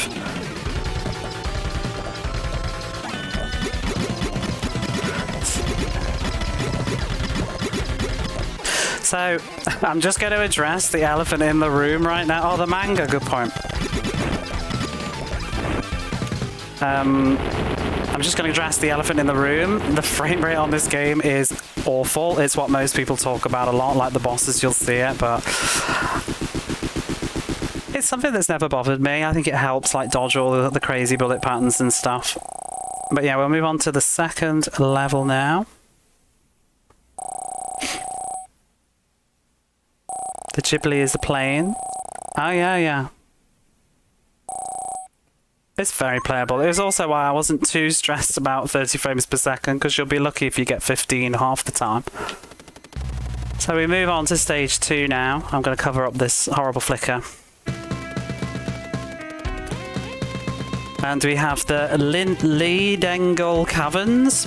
Our next targets are the enemy forces hiding in the Ral Mines, more commonly known as Lidengal Caverns or Angel's Song Caverns.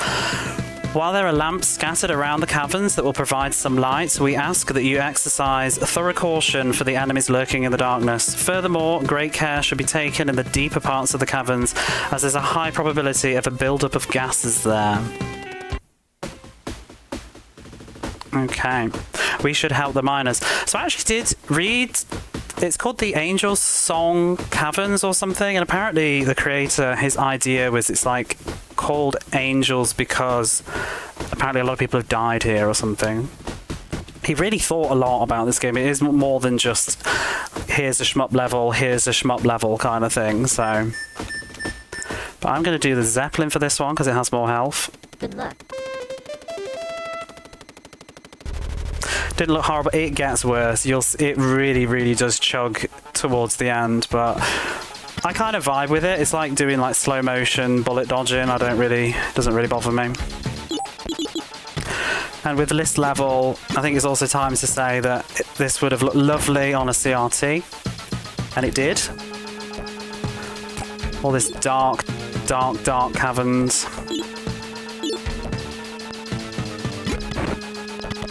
I also, when I was a kid, I used to watch a lot of Doctor Who, and I feel like a lot of these enemies are very kind of, they look like Daleks to me, even though I think it's supposed to be cannons.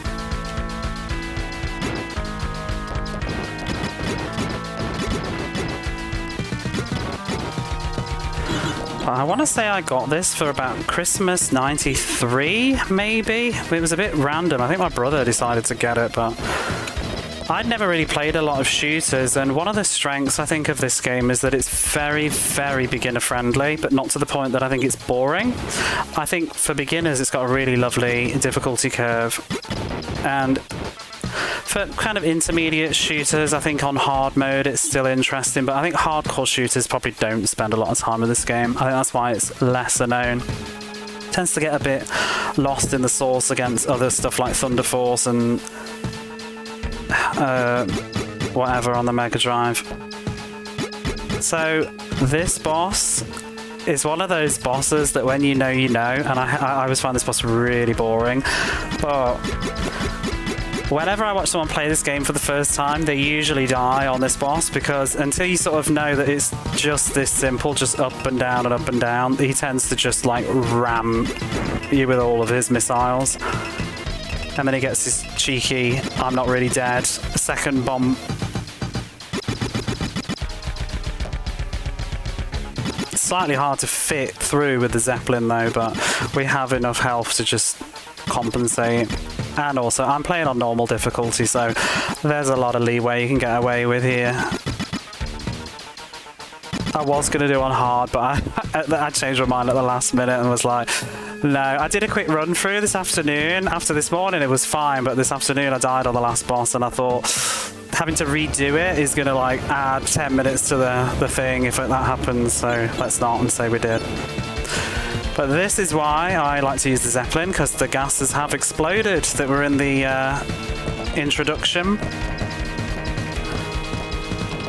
and it's not too tricky. It's easier, harder than it looks, but having the Zeppelin does give you that extra wiggle room, even though you are a bigger target.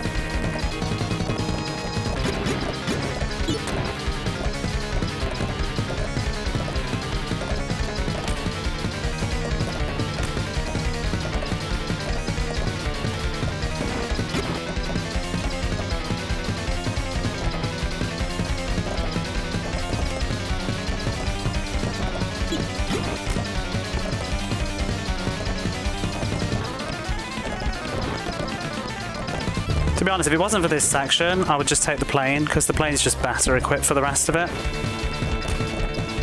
Sometimes I do take the plane. I think that's also what's fun about this game, is that you can just try with different ships.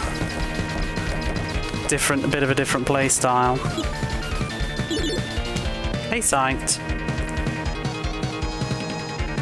Long narrative driven shmup. I love the fact that they actually have a story. As a kid, it really, like, because even in English, the story is mostly still there, and as a kid, I really enjoyed it. Because obviously, we tried to reclaim the mining city of Raal, and now we're in the mines, where the enemies are still lurking and need to be taken care of.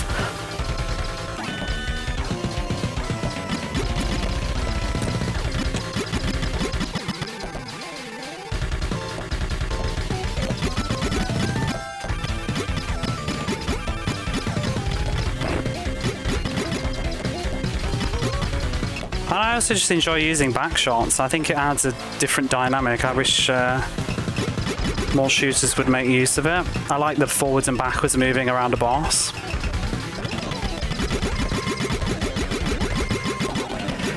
And this boss is just another example. Everything has like phases and different bits, and I like the sense that like the boss isn't just like one thing. Like, you have to totally destroy it, and it's got all these backup shots and everything. This is also shoot, yeah. There's not even a choice. I think there was plans to make an arcade of this, but it did get cancelled, so it's an exclusive to the Mega Drive. Although these days it's been remade. You can get this on the Game Boy Advance, and then it was totally remade for the 3DS and then ported to Steam. And more recently, it's now on like PlayStation and Switch. I like the remake. I prefer the original. The aesthetic is better, but I do think the remake manages to remove all the slowdown, and it makes it a little bit spicier and more frantic. But yeah, here is stage 3. You can see the image there. The Sky District of Zektor. There are reports that the Empire's floating fortress and a battleship have been spotted at the Sky District Zektor and are approaching our territory. Head to Zektor and intercept it. Do not let it land on either ours or the Empire's land again. And there we go. A 1950s Czech film. Well, they were certainly going for old kind of aesthetic. So which one do I kind of can't decide which I prefer on this one. There's advantages. I'm going to go with the plane though. But as I was mentioning, this is a very story-driven game, and this level also kind of highlights that. Good luck. You'll see in the background now, the fortress is flying that we will then be attacking. I didn't even think about this until I was just thinking of, today playing through the game, thinking what I might even possibly talk to you about while I'm playing this game, and I suddenly noticed and was like, wait a minute, I guess that's the fortress that we fight very soon, floating in the background. Aesthetically, I love this level. There's quite a few shoot-em-ups on the Mega Drive that do these beautiful cloud scenes. Like, I don't like Fire Mustang, but I do like the clouds in Fire Mustang, and Thunder Force 4, obviously. But yeah, here's the slowdown for you. I mean, it's dire.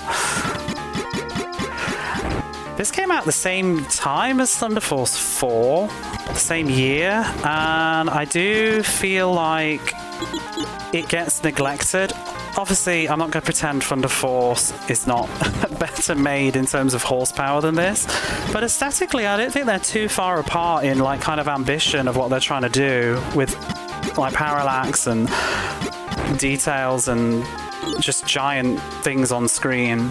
This game obviously doesn't quite have the expertise to pull it all off in the same way.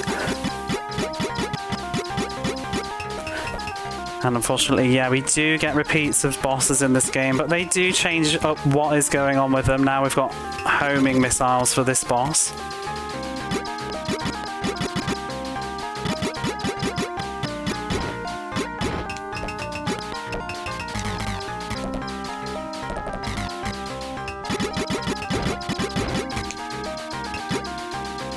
Flying fortresses.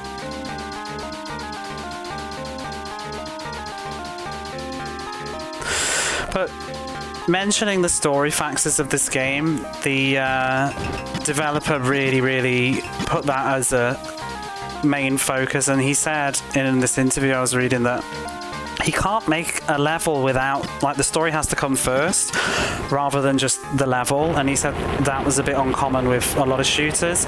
First he thinks of the story, where is the story taking us, and his sort of mindset was like, this level exists because the story took us to here, rather than just here's a level.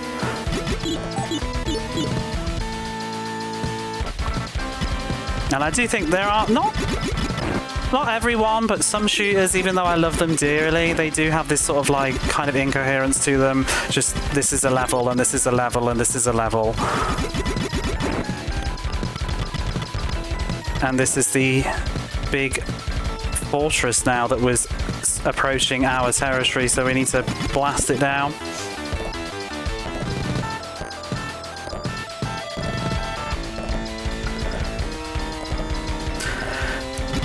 While we're listening to this track as well, the composers for this game have worked on a lot of great games. Things like Glaylancer, Advanced Buster Hook Glaylancer, and Wings of War, Ginogue, whichever you want to call it. I'm not going to go for that because I always get hit trying. More probably known by a lot of people for doing Luna and Grandia, Langrisser, but I think like this sort of keyboardy kind of twangy sound is very Glaylancer. There's a specific level in Glaylancer, because obviously I grew up with this game, not Glaylancer. I think it's the level that has like all these ice blocks moving around, and I remember encountering that and just thinking, this is a Steel Empire track. It is that Lord. And this is also for like Mega Drive lovers. This is using the Cube sound driver, which is my absolute favourite. All my favourite soundtracks use this, like Crusader of Sensi, Shining Force, Langrisser, Landstalker, allegedly Dial Q, Mawase. Apparently they nicked it, which cracks me up, but it's amazing. Mean Beam Machine. Have I done Langrisser? Oh, Goatee. I've played Langrisser on the Saturn, but I haven't played the Mega Drive version yet, but I always listen to the soundtrack a lot.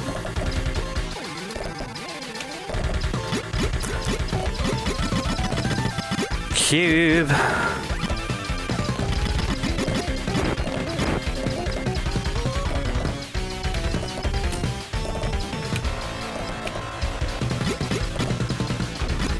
I'm really looking for Mean Beam Machine, yeah.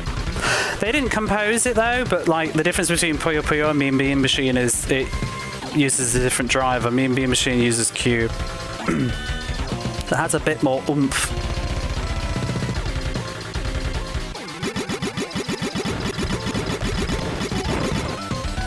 The size of the Flying Fortress.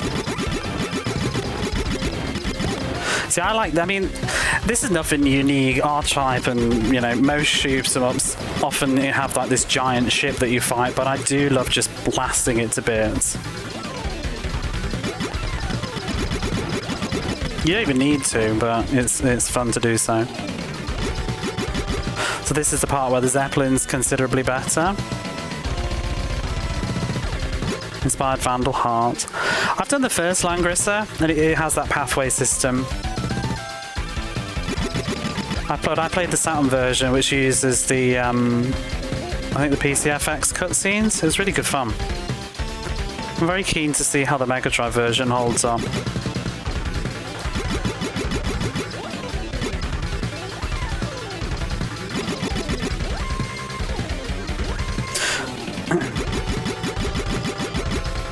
Obviously, be careful if you're photosensitive, a bit of a late warning there, but this is a very flashy section of the game.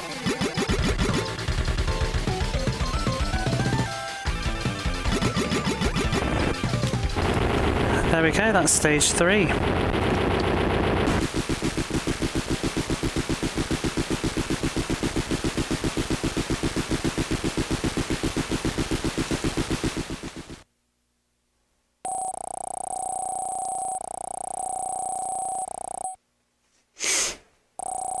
And now we move on to one of my favourite levels. I have 2. It's not like there's actually that many, but yeah.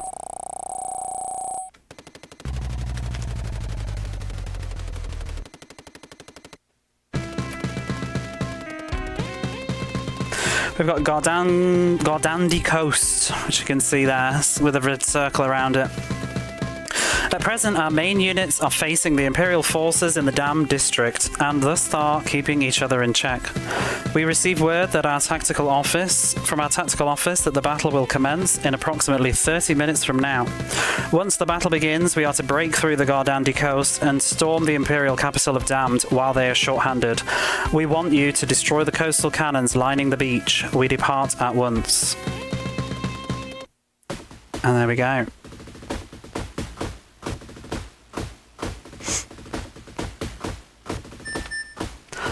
This is where I think the storytelling really starts to get into its stride visually. Now we're going to go into the enemy territory, and it's very Saving Private Ryan, kind of this assault on the coastline. And this music, anybody that's played Wings of War, this gives me big Wings of War, Jinook vibes. He knows how to do a seascape music.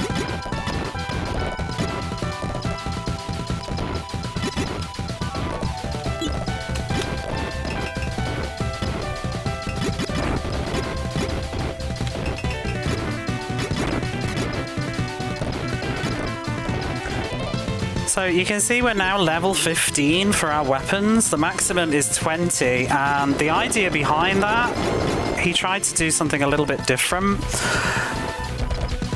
Apparently it's inspired, obviously, from things like Dragon Quest, which the developer thought one of the appealing factors with Dragon Quest is that, like, a little bit of perseverance and you can beat the game. You just need to keep at it and get stronger, and he wanted to convey that sort of feeling to people playing shoot-em-ups. And I think he wanted to address the fact that maybe people that don't play a lot of shooters, they get turned off by shooters because they basically get their ass handed to them immediately on the first level, and they kind of just don't have much fun with it.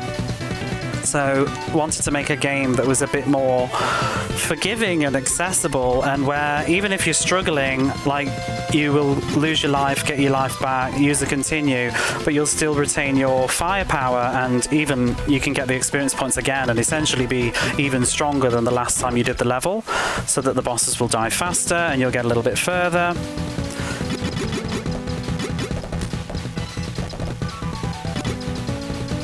And originally, the idea was to have unlimited continues, but I think they were trying to balance it and had the thought that at the same time, like, while you can say too much difficulty makes a shooter kind of puts people off and maybe makes them frustrated, but if you make it too easy, he worried that once players had finished the game is then boring, you know, there's no more challenge, and it would then have the opposite effect.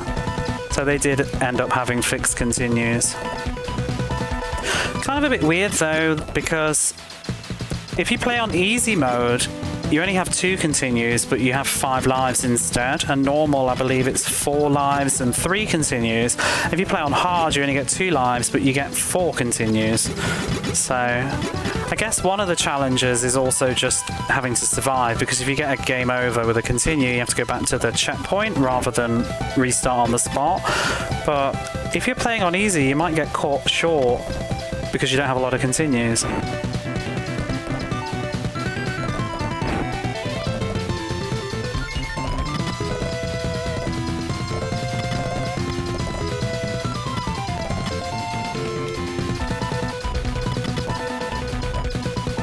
One of the other things, if you do play this on the hardest difficulty, like, everything is tanky. Like, it takes up quite a while to kill some of these bosses. They have a ton of health. It is fun, though. And that is the mid-boss. A lovely beach holiday of death.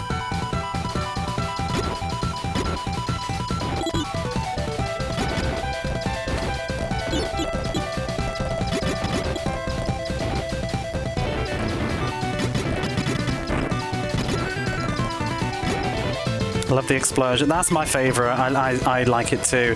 Even just the shots. I love the sound effects in this game. Everything just has this really satisfying sense of like boom, you know? See, one thing, like, not to like compare endlessly, but like with things like Thunder Force, I found with Thunder Force 4, it really lacks this sort of feedback from shots, and I really like that. I like to feel like bullets are like ripping things, and things just exploding around you.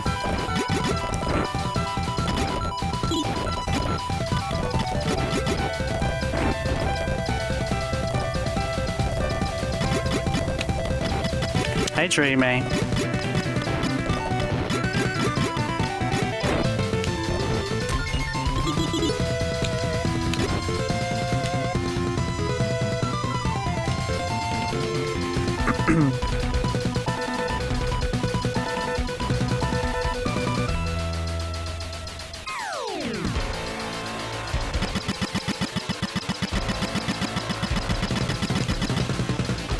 Another one of the bosses where, once you know the gimmick, it's really easy to be consistent.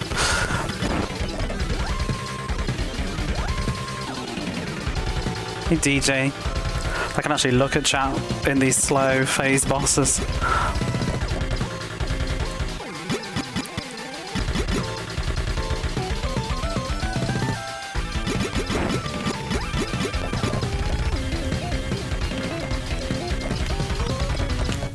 I love the aesthetic, yeah, me too.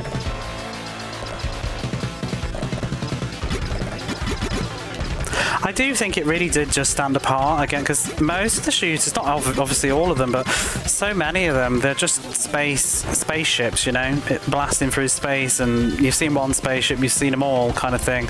They're really creative with all the enemy designs.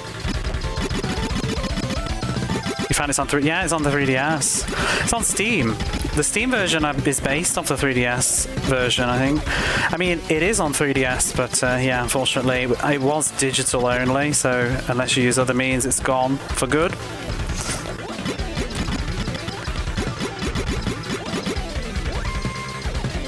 I played the demo on the 3DS. I'm kicking myself that I didn't get it before the store closed.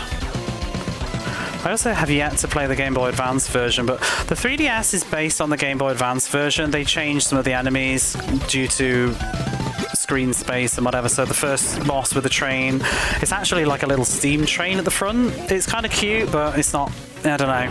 I'm a stickler for the original look. A flying submarine, yeah.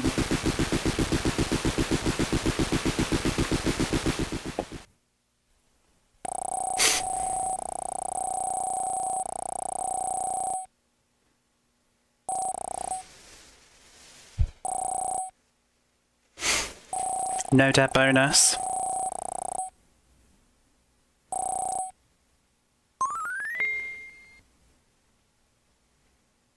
But you can also get this on Switch and things now. There's a modern collection, I think, too, that includes the original.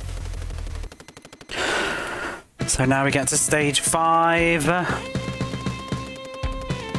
Damned City. Crew, the lights you see shining in the region below belong to Damned, capital city of the Motorhead Empire. From here, our warships will occupy the city and apprehend Dictator Sauron, the culprit behind this tragic war. Just one more effort and it will all be over. Gentlemen, with this battle, we shall attain peace and return to our homelands. Oh no. What is happening? It's flashing red. All ships take defensive action immediately. Oh, I missed a line, sorry. Captain, enemy battle units approaching from the port side. Incoming fire in 30 seconds. What? All ships take defensive action immediately. Launch carrier units. Did they see through our diversion? And unfortunately, they did see through our diversion. As we go into the capital city of Motorhead now, I'm going to take the Zeppelin for these bosses. This is, in terms of storytelling, I love this stage. As a kid, this was like, whoa. There's a big warship in the background.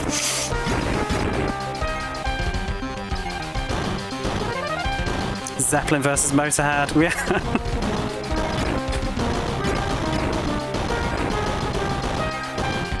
Anybody that's played, I didn't play Thunder Force 4 at the time, but that level in Thunder Force 4, if you know, you know. Same vibes.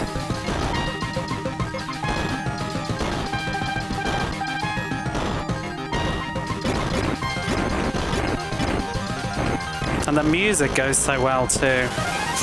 No! There goes the Linda Heart or whatever it was called. Gone. And now we're alone, descending into the capital city.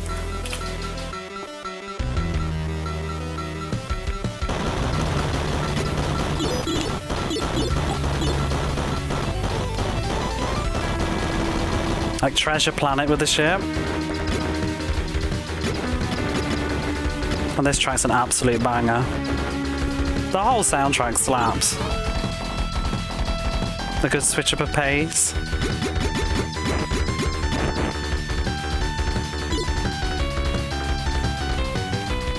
I love the city below as well. I love the design of it. Flying over the roofs. Yeah, the skyline.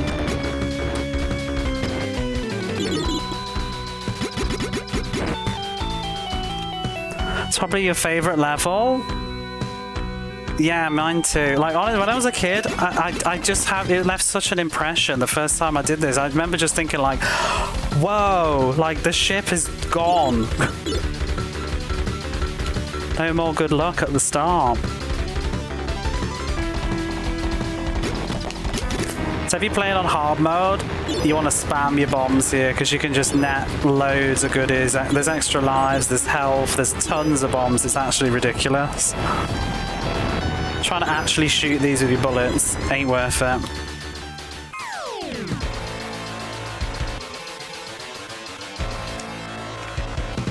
And here we are, more giant ships to destroy.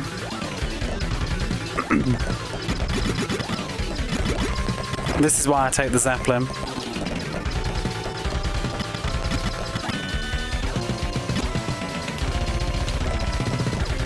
I'm actually just going to bomb that. Oh, I didn't get away with it. You've no reason to go over there. It's kind of awkward too, but sometimes I like to bomb it so those things don't come out.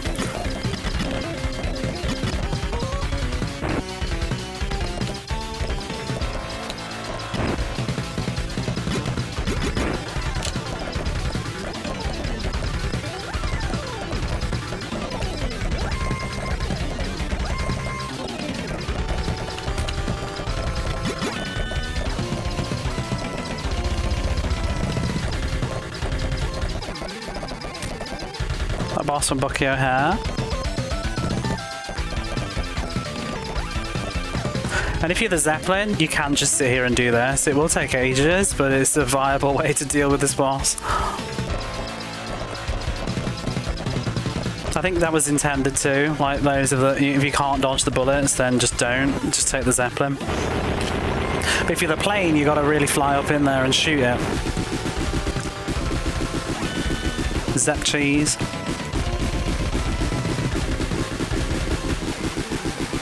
I find the slowdown is more prone with the Zeppelin. I think the top bullets that he launches cause the game to chug a lot more. Turns into a schmob. I have not played Bucky O'Hare. I remember the figures. I never saw the TV show though.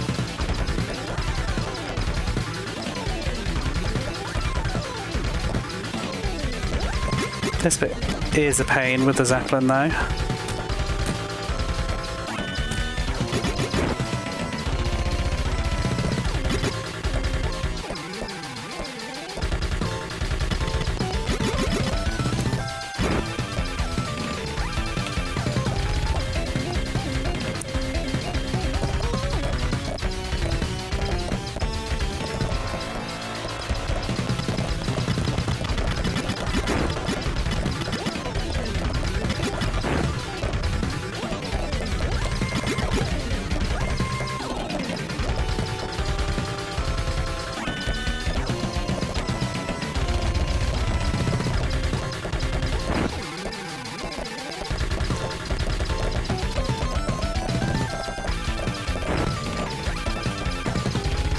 I'm also not usually Chakan, by the way. I just thought in the spirit of Jiggy's wonderful interpretation of me on the wrestling yesterday, I thought in spirit of it I would have the Forever Man on my display picture.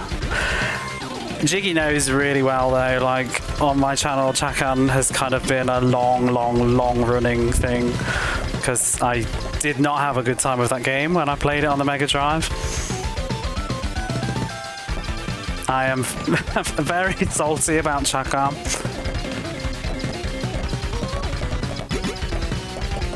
And I actually am going to be replaying Chakan this year because, so I'm going through all the Mega Drive games, much like Goatee is, except I've not been doing it for anywhere near as long, probably not quite as hardcore either.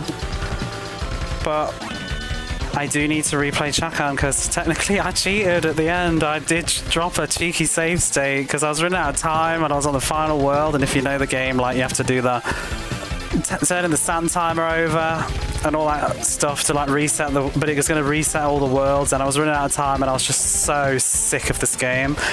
It was years ago now. I don't do that anymore, but at that time it broke me, so it's been a long-running joke that I need to replay Chakan for my integrity, so I'm going to do it this year. That boss can just go away. Reform art, yeah. 2026 is the year of Chakan. It's funny because I love Echo the Dolphin. Like, it's one of my favourite games of all time, but I just cannot get on with Chakan. I respect it. I think it's really ambitious, but I feel like it was just a console generation ahead of its time. Yeah, I've been through much worse than it was very early days when Chakan got me. It was like game, I don't know, 40 something probably. Like my first year of doing Mega Drive, but okay, so that is stage 5 done. We're going on to stage 6, and anybody that's watched my channel, whenever I play this game, or even just in my playlist, I'm always banging on about this track. This music track is one of my favourite Mega Drive pieces ever, so I'm just going to let it speak for itself, but I love the vibe that we've just lost our mothership. There's only us left. It's the final stand. We're going to go straight into the enemy fortress, and I feel like the music just really pulls this off. This sort of like last desperation, but with hope. Hey, Jamesy.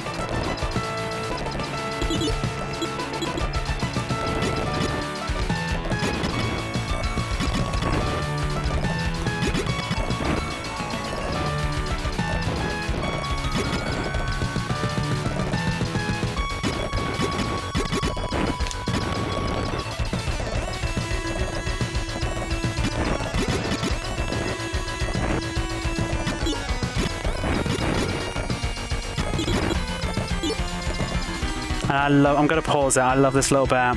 Just listen.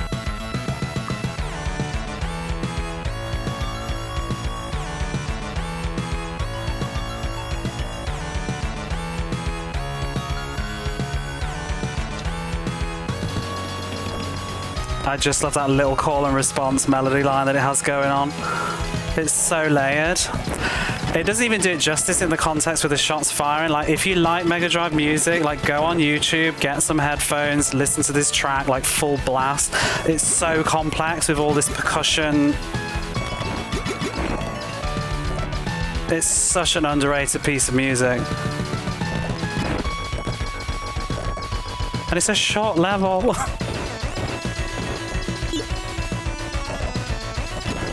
Cube Sound Engine. It just uses everything that the Mega Drive can do.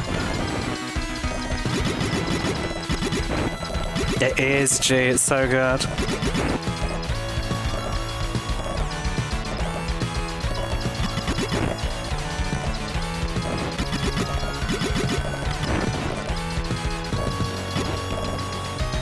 This drum.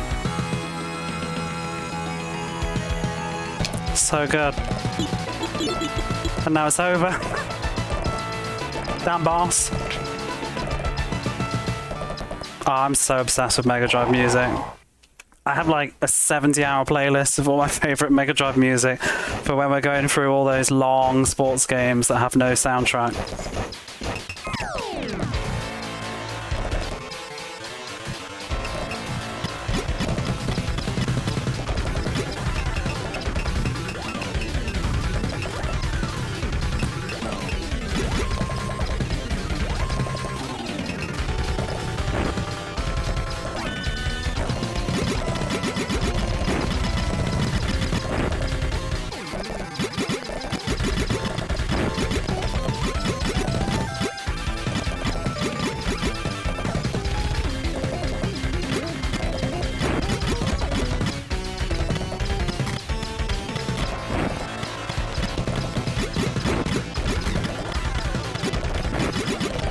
But level 20, normal difficulty, I'm going to use a bomb as well, speed it up, but this boss just falls to bits.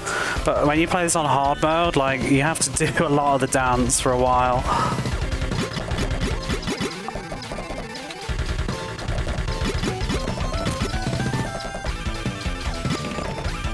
You kind of want to hold down shot as well, because the more you hold down the shot, if you see I'll release it, but if you don't shoot, then there's no slowdown, but if you hold the shot down, you just give yourself this slow motion.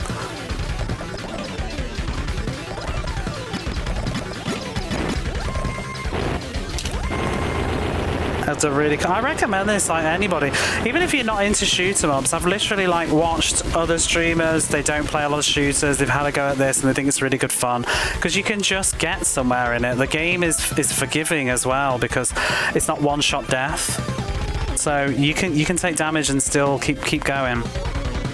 But I also don't think, like, it's not a baby game, it's just very forgiving and gives you lots of allowances. And now we're going to go straight down into the fortress of Ganzun. And I have read in an interview, apparently the stage names are named after bands, but I feel like maybe that's, I don't know, not all of them, but I was trying to look any possible connections and I couldn't really find any other than Damned possibly being after a British band called Damned. The only one I did find was this stage, which is, it's called Ganzun, which is it's actually the abbreviation for Guns N' Roses in Japan. They would have been like peak in like 1992 and they were definitely popular in Japan, so I feel like this is probably one of the references that they were talking about, like Guns N' Roses. But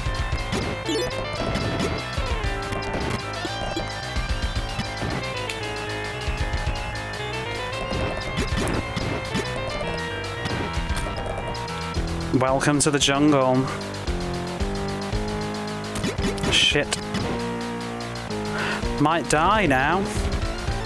Is this the first death?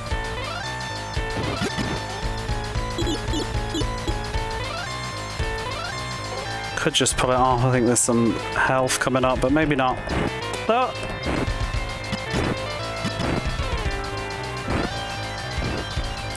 Whew. There we go.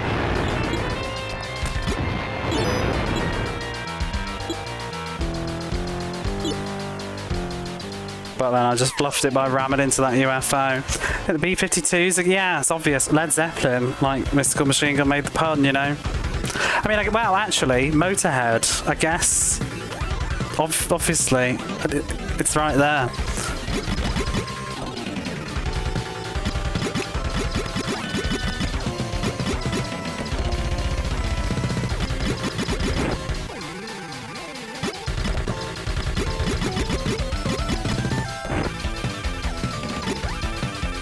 Oh shit.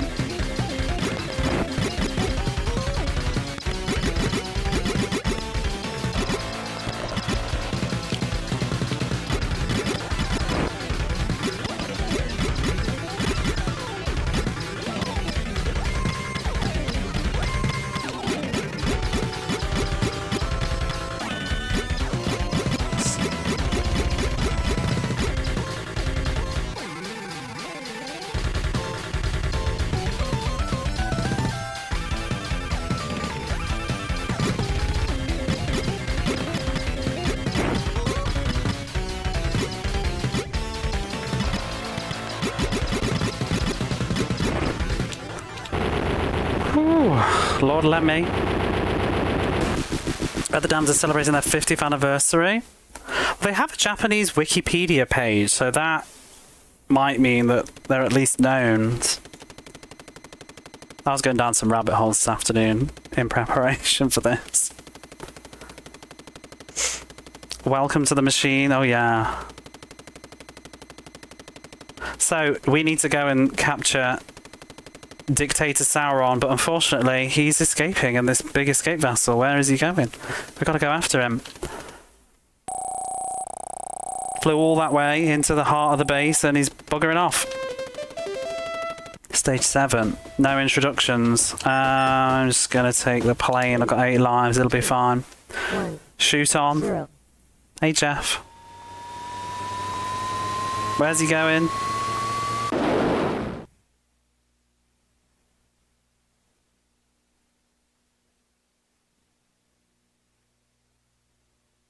Into space.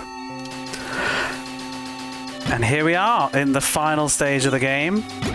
Space. Gotta bring him down back to Earth and give him some justice. So you might be thinking, how on earth is this plane flying in space? The idea behind the game is that, and here he is. The idea behind the game is that it's supposed to be a science fiction from the point of view of people in the Steam era. So it's what the creator wanted to envision, like how your imagination could run wild if your advanced technology was just the steam engine and things like that. So propellers, planes, anything flying into space, and that's why he's stuck just to like the Aurora Borealis kind of vibes in the background. It's sort of a yeah, what, turning of the century, what could have been science fiction. I dig it. The level progression is so good. So I actually used to think this was several bosses, but when I was a kid, I just thought we were shooting different ships, but with an adult brain, I finally realised that, oh, it's actually just the same ship, but for some reason it appears from the top of the screen.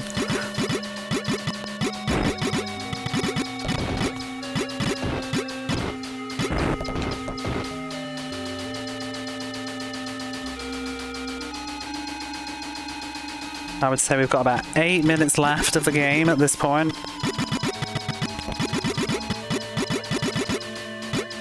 And this part in particular, the slowdown is definitely your friend. Like when you play the remake of this on the hardest difficulty, like the bullet sprays, if I remember, are quite fast. And that's it. Is he done? No, because I said we've got about 8 minutes left. He will not give up.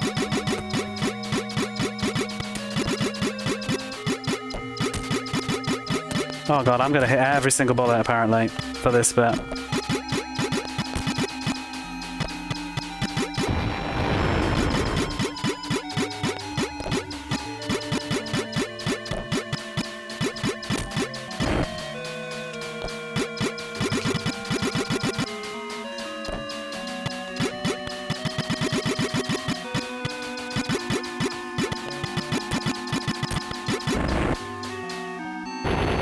False finish, and now we bring him down, ready to apprehend him, take him back to Earth.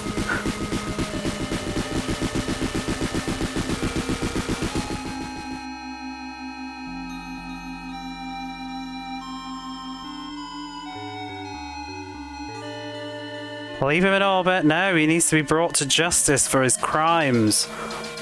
There he is, look. But that would not be a very good ending, would it, with this really boring, creepy music? One more final encounter.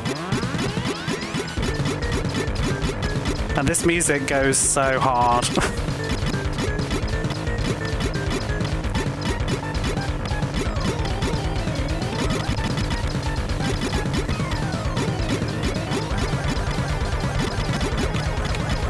I feel like this sound right now is such a signature of this composer.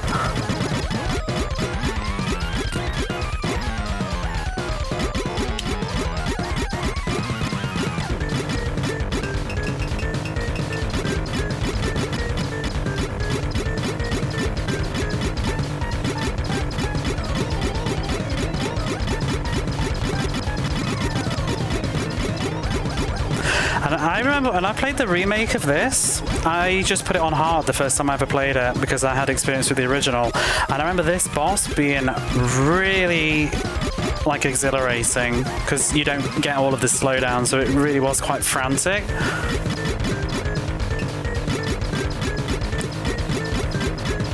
If I release fire, it'll speed up though, to a degree, but it's inconsistent.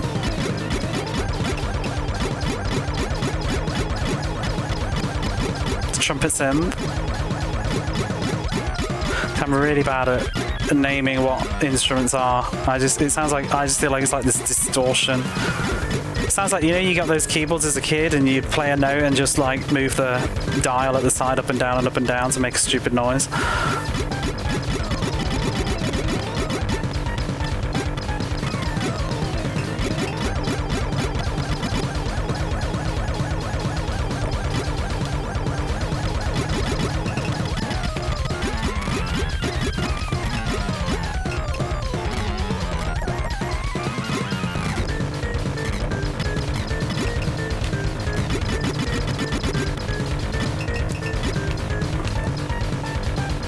Cleanest sound engine? It is, it's so good. I'm gonna die and lose me all, but this bit's gonna get me, definitely. Oh, there we go.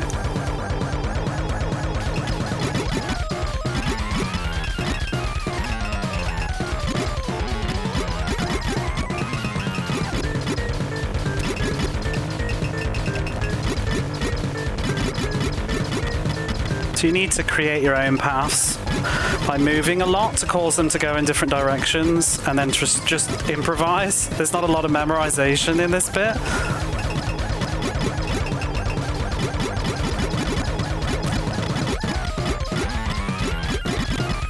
On hard, this is the bit that can occasionally get me. I find this to be the hardest bit of the whole game. But this boss is such a slog. Like, when I was like, 7 years old playing this game was epic. Like this final boss was like just pushing me so much. Now, it's become a comfort game for me, but I loved it as a kid. The fact that I could actually do the game as well.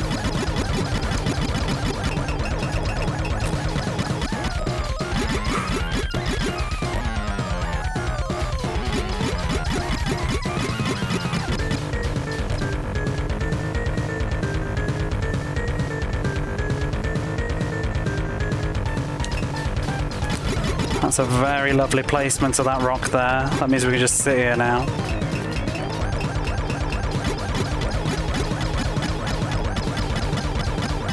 Honestly, like, you say it's such a cool attack. Like, I think it's such a huge shame that this developer, like, they didn't really get to do like another big shoot 'em up like this. I would have loved to see them go like harder and make a more like advanced difficulty kind of game once they got maybe, more familiar with the hardware and stuff. I mean, you do have Insector X on the Mega Drive, which is also Hot B. But this specific team, I still have yet to try, what is the other game called? Is it like Over the Horizon? Oh, I'm in trouble. Shit. Ugh. Rock or Fire.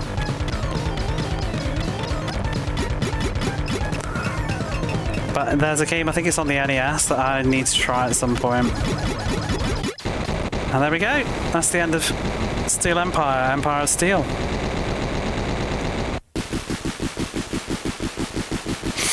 Truly dead. No more fake outs.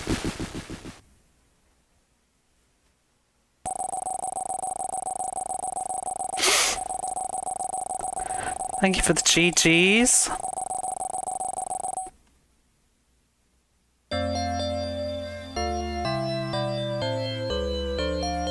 And in spirit of it being presented as a film, the ending is a film credits roll. And they really went like kind of wild with all these sort of film kind of names. The manual too is presented as like a film pamphlet, like a Japanese style film pamphlet in places. I think the last like 3 or 4 pages is quite a big waffle about the production of the film that doesn't actually exist, but how they were going to deal with filming, because it's supposed to be, as it says here, based on a novel which doesn't actually exist. They've made it up. A novel, Steel Empire, from 1819. It's a film adaptation of this book. And the manual talks about how they were going to deal with filming certain parts of the story.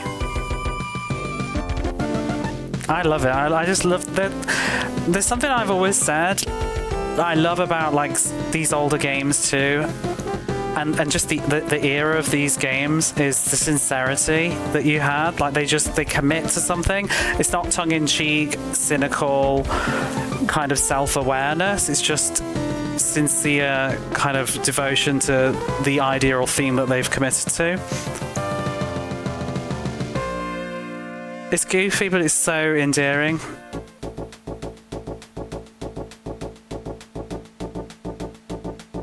Thank you, Mac.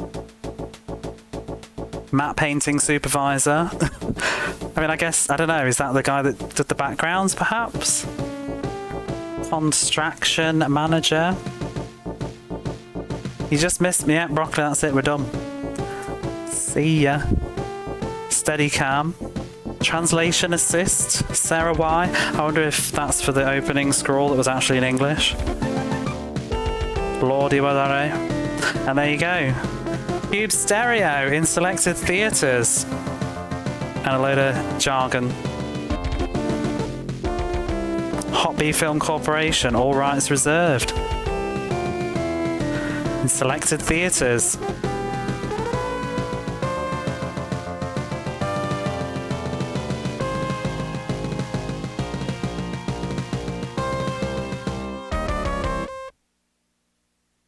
End.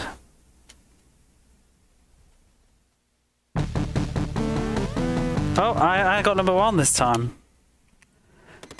But yeah, I'll leave us on the title screen as a wrap up. Thank you so much for watching my segment. That was a lot of fun. This is my second time to take part. I had a blast. Thank you for inviting me.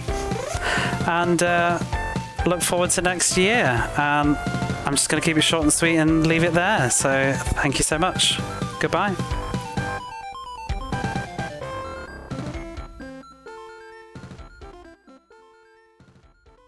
Put your hands together in the chat and keep them that way. Up next on Best of Nintendon't 9. It's an OG member of the gang coming back this time to Best of Nintendon't as he usually does, playing a shoot 'em up as he always does. Anything can happen with this next streamer, so keep your eyes glued to the screen as you welcome him in the chat, where he is Neo Antoine.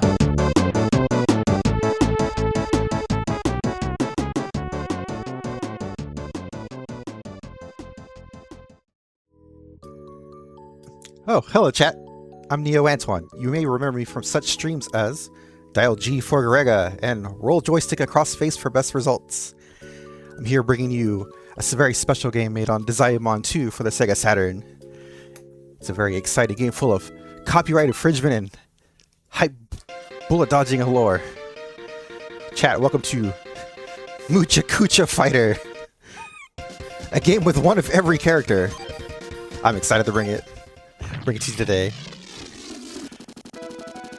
You play as this very adorable otter you may remember from such games as Hacha Mecha Fighter, with his little dangling legs. This game has like one of every character. Can you name them all, chat? All your favorites, they're all here. The little Moby-chan from Capcom games, the naked dancing guy from that one game, it's Seo-chan from Kiki Kai Kai. They're all here for you to blow up in one nice, neat little package. So with most Desiamon games, they all kind of share the same weapon layouts. You have your missiles, your spread shot, your bombs, your power-up, your straight weapon power-ups, and your lasers. For this one in particular, I really like the spread shot. It seems to be the strongest of them all, which you get from this little pink guy. Grab the Science Man for best science weapon. Look out, incoming Ryu! Of course he's flying on a giant E-Honda. It only makes sense. I'm very impressed on how they ripped all these sprites from various video games and made them one-to-one accurate. For the most part, I'm almost certain these two sprites are from the Mega Drive version of Street Fighter 2. Look out, spread shots! This game has a ton of destructible bullets, so it looks like you'll be in some tight spots, but you'll end up just out-shooting them anyways. There he goes! There they go! What a game. Hope you're ready for a 4 more stage of intense action. Intense copyright infringement. Here we have Cotton and our favorite Silk, but they're dead. So this blue power-up icon is your shield. You want to make sure you grab those as many times as you can. They seem to be stackable. It's very useful. Oh no, Simon Belmont.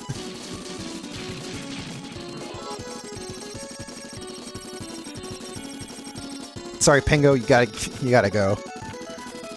And everybody's favorite Red Armor, the Red Armor, as seen on Game Center CX. Scoring in this game is pretty straightforward. Just grab these 1,000-point vials and blow up everybody. The sound you heard is the extend sound. I got a 1-up. So I took the hit, but I got my shield back, so we're looking good. Crash the Arthurs! Get out of here, you. Ooh, spooky hands. Spooky grabby hands from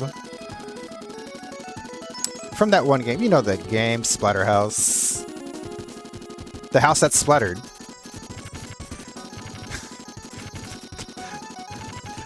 There are these secret dogs you find here and there. They're always in the same spots. They're from Radiant Silvergun. If you find them, you get a couple of 1,000 points. Pretty good. So now we're fighting the Grim Reaper, aka Death, from presumably one of the Castlevanias. I don't recognize the sprite. He might be from the Mega Drive version. Castlevania Bloodlines, but pretty easy fight. Just stay back and blow up his indestructible weapons. Easy points all day, chat.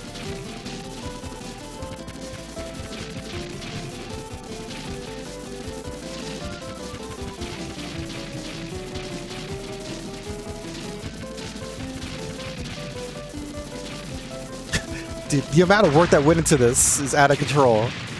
Because I've sat down with the Desiamon 2 editor software itself, and you gotta go pixel by pixel to draw everything if you're using just a controller. I would hope they used a mouse. Because this is a lot of work. It was extremely impressive. Big fish. So I'm gathering as many bombs as I can for the end game. I'm gonna need them.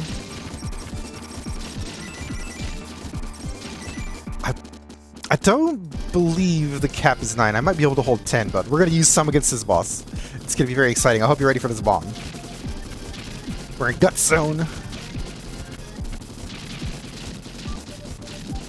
All guts all the time. Hey, I know you. You're from that game with the Gradius guys. The spaceship that flew into space. That's the one. Unfortunately, you can't put voiced sound clips in here, so we don't get to hear the cool Bacterian Brain Man talking shit to us. Alright, chat. Time to get big! Have you ever seen a flying otter fight a giant brain before? I have once. And Nurse Chan's back there. I don't know what she's doing, but she's there. Goodbye, Nurse Chan. Remembered as a hero.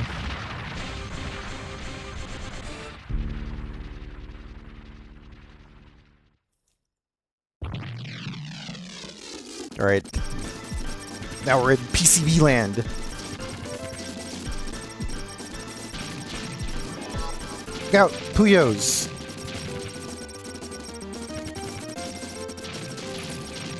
1P Bobs. Get him out of here. I know that blue guy. Get a little muscle man action. You know, a little something for everybody. Oops. It's alright. We can make a miracle, chat.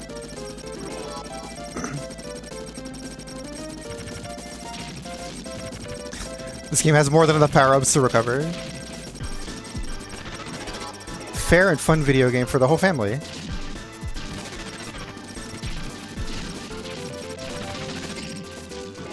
Pow. I don't know who the angry man is in the background, but I like him. I like the cut of his jib. And Burning Force Girl. She's so cool. Get out of here, Chonikis.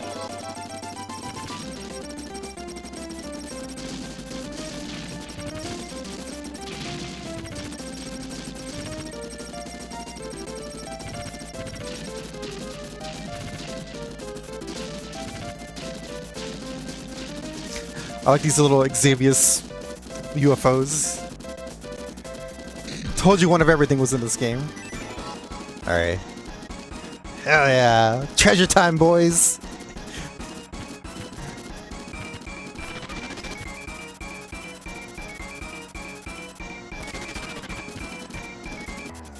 Who will win? Giant Mecha or Little Otter Boy? Who happens to be large?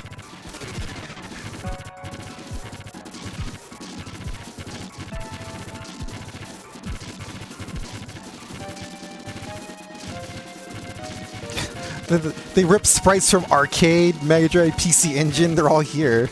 It's out of control. And the thing about this engine is it's not cut and paste, so they had to go in and draw these, which is impressive.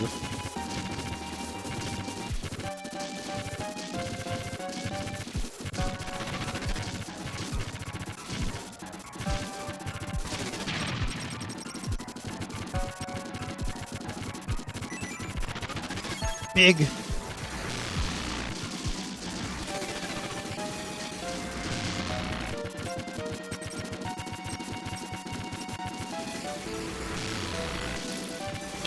This funny red laser is very common amongst all the Desiremon games.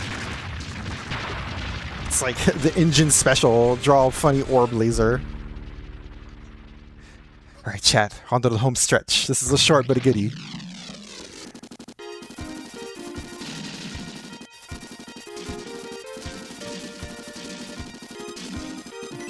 Game is very generous, giving me a bajillion bombs.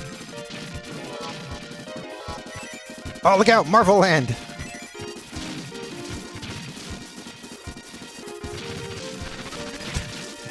Flying Haggards! She just got real.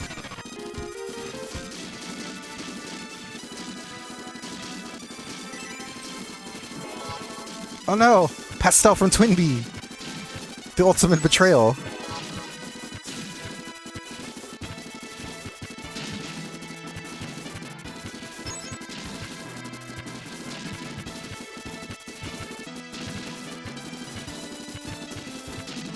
I like her infinite spawning twin bees. Amazing.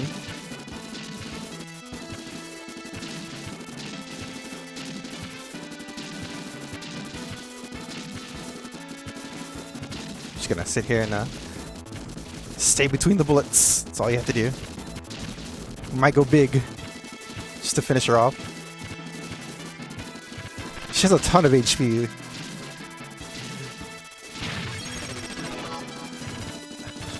Look out! Gunpei Tomaden!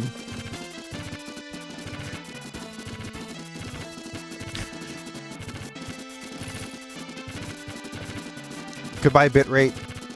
We barely knew ye. Man down! Otter down! Quick! Big 'em!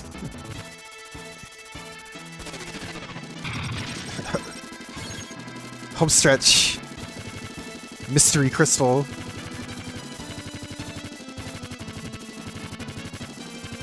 Why have you brought us here, Crystal? Why are we fighting?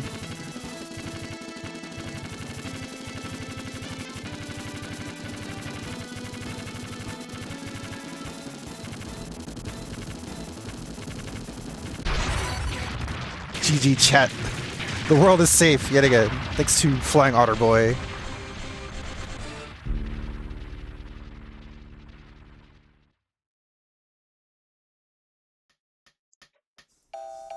Time for extreme lore.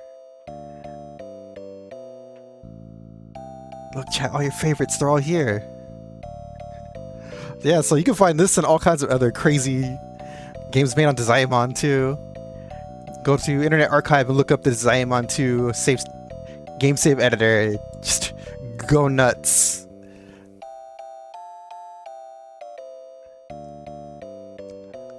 I heart game. Thank you, chat. Thank you, Goody. Quickie but a goodie. We gotta put our name in.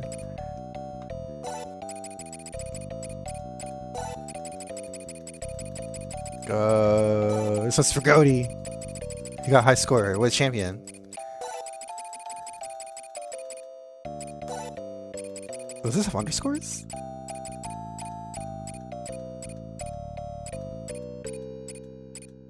Close enough. Yeah.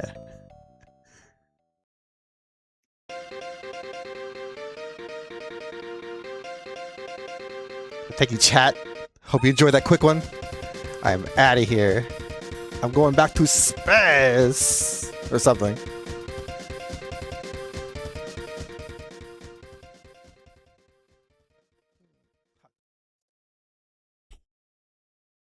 And that was Neo Antoine, everybody. You can do better than that for Neo Antoine. He's been doing the marathon year by year, all years. Up next on Best of Nintendon't 9. Your next streamer plays a lot of PlayStation 2 games and is bringing you maybe one of the most unique games of the marathon because he's cool like that. I'm happy to have him on the marathon for the first time, so welcome him. He come all the way from Australia for this. He is indeed Psych Plays PS2.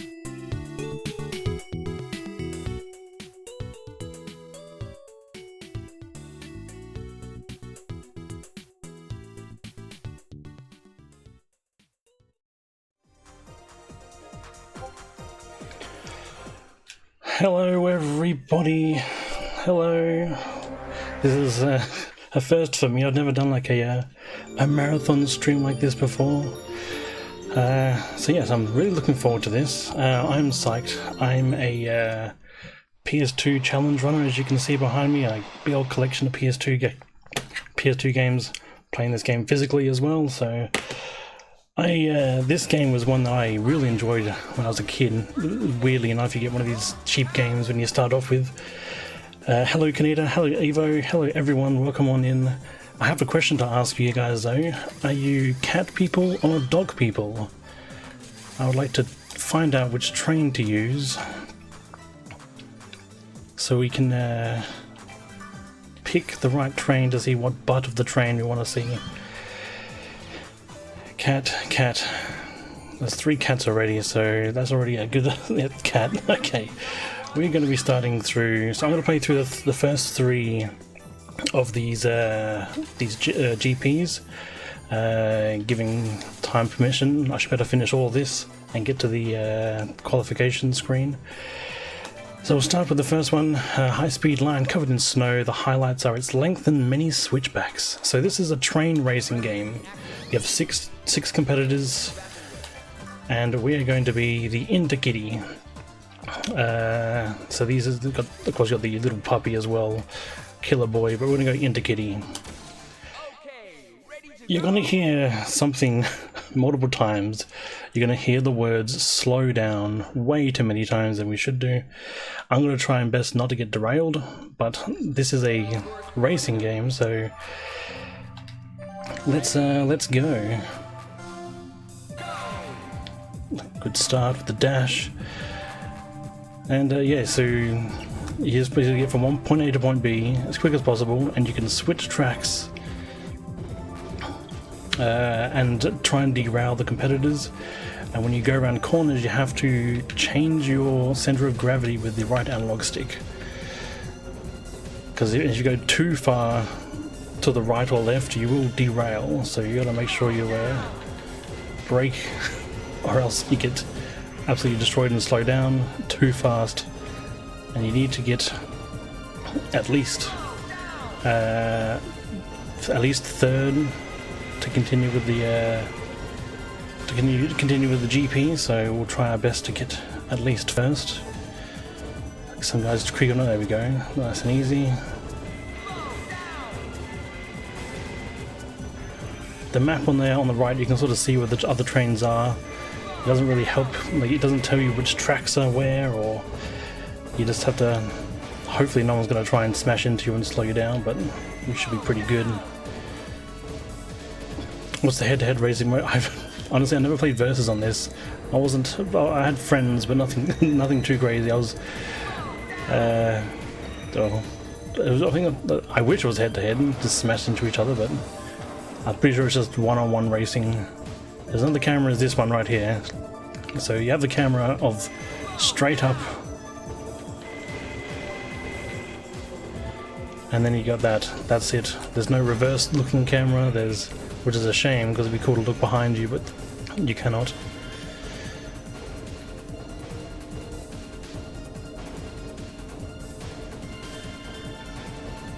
So yeah, this is one of my first games I ever got on the PS2. I don't know why my parents got it for me, but it must have been cheap, because it's like, you know, like $30. You probably didn't see that. It didn't focus very well, but like $30. It's one of the budget titles by Midas. Now you can't derail in a tunnel, so you can go full speed in a tunnel without any worry.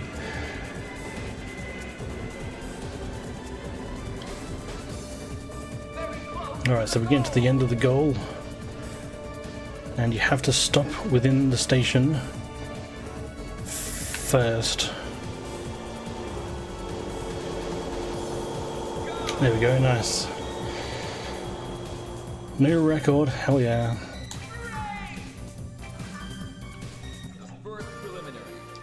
Sometimes it will show you the front of the cat when you're about to go with the replay, but I guess it doesn't want to this time. That's fine. Yeah, pro tunnel strats, 100%.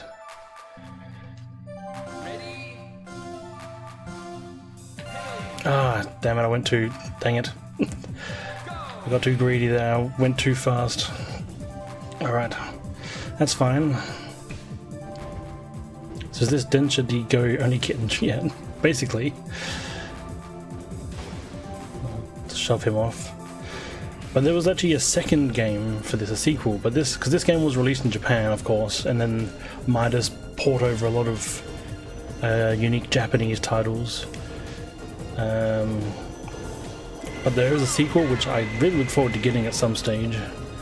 I do have some Japanese games, like 100 or so Japanese games, but I got, well, in total I got over 2,050 PS2 games behind me.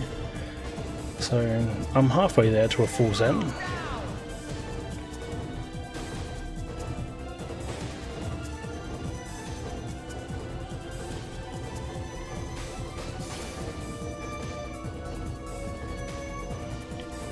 That's the best thing. Oh dang! What the hell? That's the best thing about PS2. There is so many genres. Dang it! That was way too quick. There we go.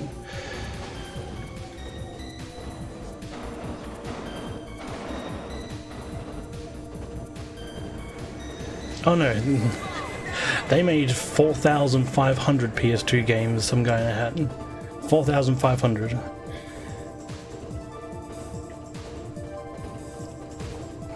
I just currently own about 2015.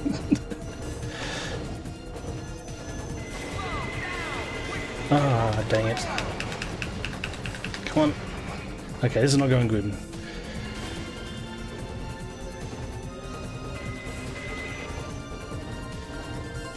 Luckily the cat is quite high acceleration, and I just got nudged from behind. Aha. Alright. See if we can just like... Oh no, he's running away. He knew what I was gonna do. Oh, that was quick. Don't do it.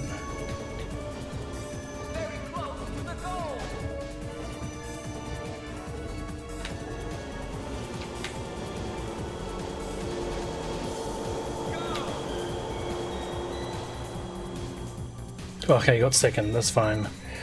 Very tight.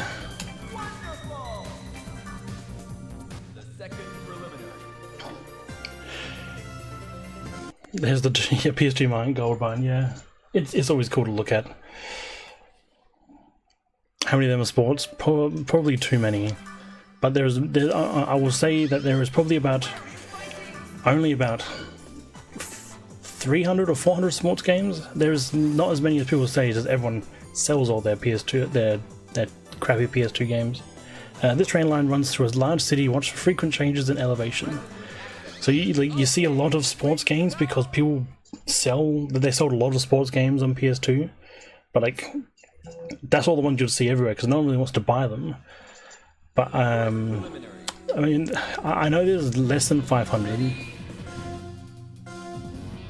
There is more visual novels than there are sports games, and there is probably about 1,000 visual novels on PS2, and they're only in Japanese. And that's one thing I don't speak is Japanese, so that's going to be a fun time when I get around to those types of games.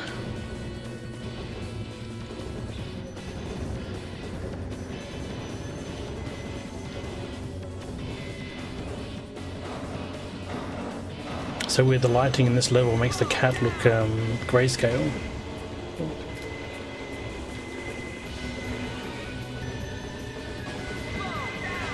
Oh, god dang it. Come on. Thank you.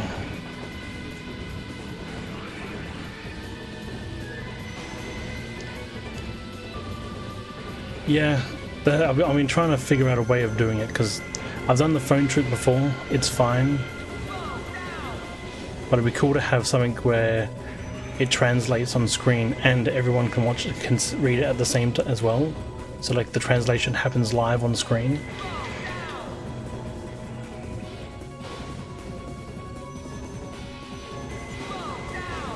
You might be able to get buying Japanese games if you train an OCR machine translator stack on top of your video capture. Oh yeah. That's not good. Slow down. Yeah, unfortunately that is a constant thing that happens in this game. You hear that more times than you want to.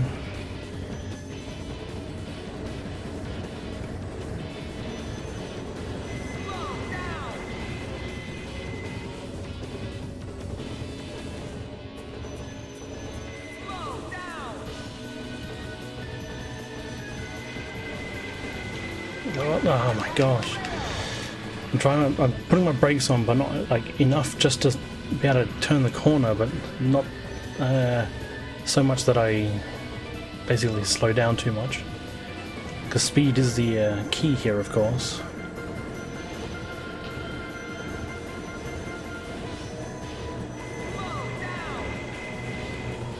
Thank you. Okay.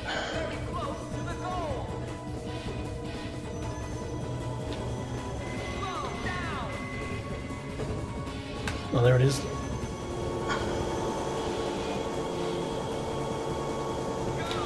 Second? Yes, second. And there's a thing that can happen if you don't get into a empty lane in time. You basically get disqualified straight away. You have to be in an empty lane. Sometimes it happens. You can try and cut off the AI for it, but you don't want to be not in a lane. In a lane. There we go.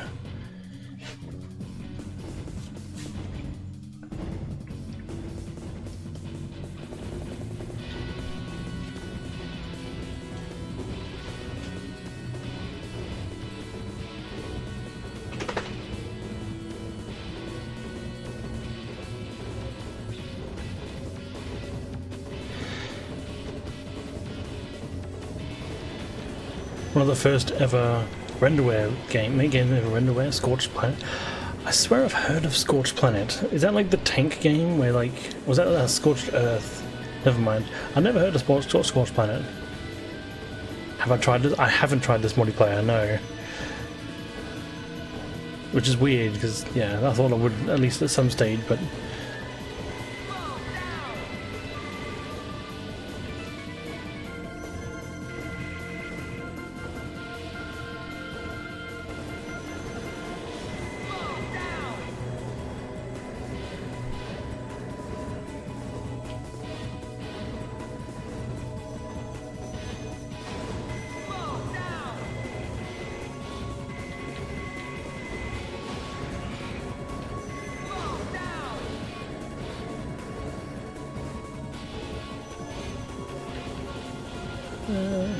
bigger morph back and forth from tank to space fighter. You rescue people from colonies through space gate. Huh. That sounds interesting, actually. That's I think one of the best things, Mario Run. There is so many like unique games on PS2. Like, their developers took risks, and there's just some of the wackiest of things. Oh wow, you asshole! There's some of the wackiest games on PS2, but it's so good.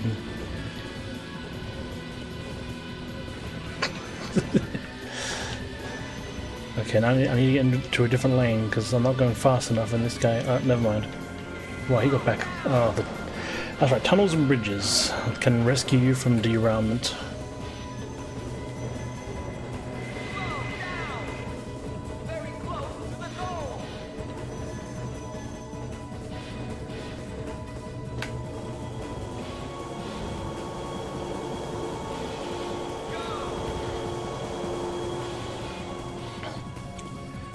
Oh, damn. Beaten by Sweden.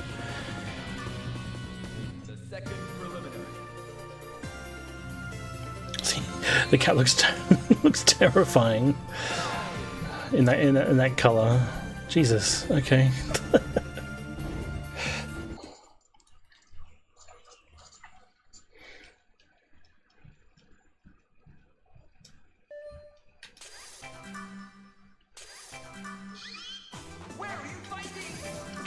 The game's longest line. Take care when negotiating the many wide arcing turns. Okay, ready to go.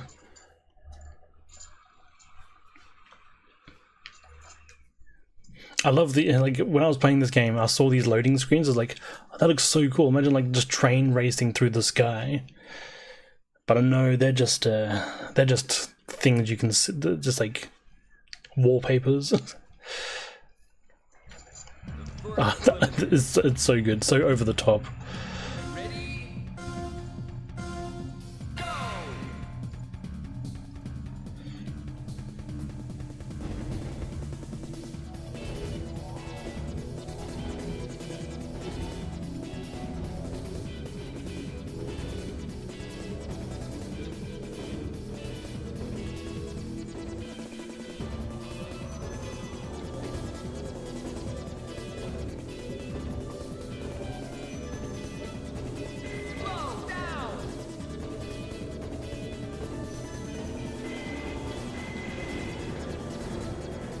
See if I can try and keep my my cat on the rails this time. This is quite a long track.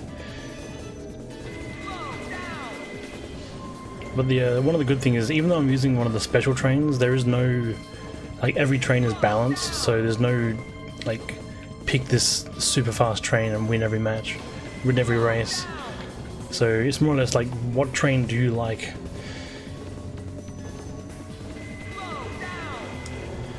Probably was the what? Train racing, I don't know. They love their trains in Japan. I mean, they got like some of the fastest trains in the world.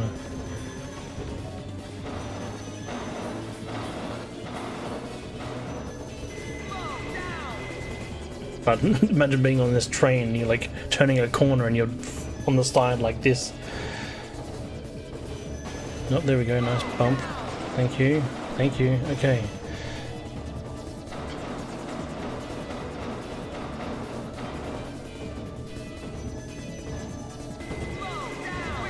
Ah, nuts.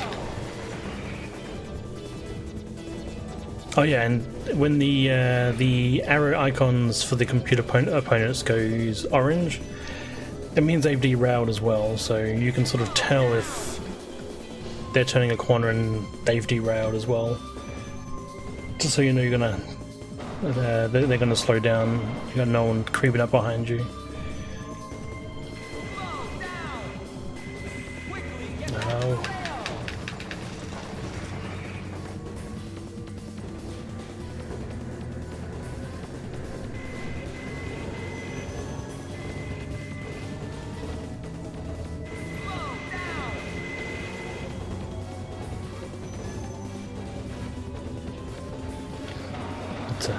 It's a cool looking train.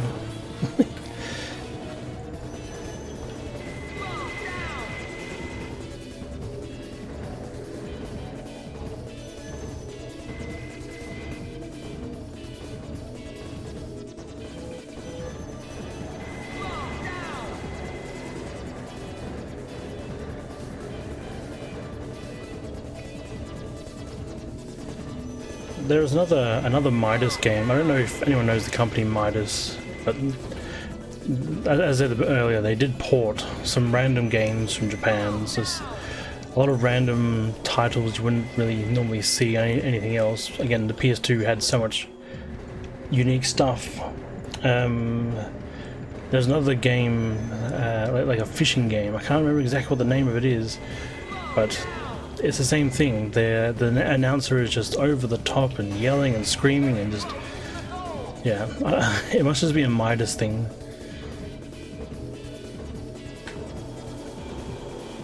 No, did I do it too early?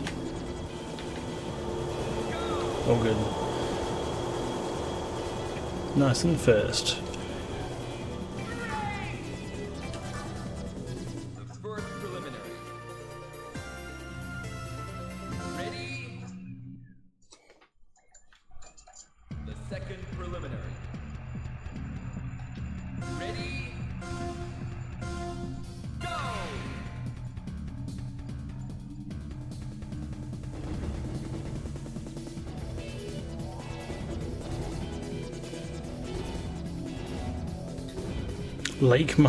Perfect.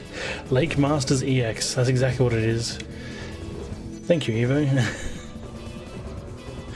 Fishing with the fish is so fast, you need an ocean train going. Yeah.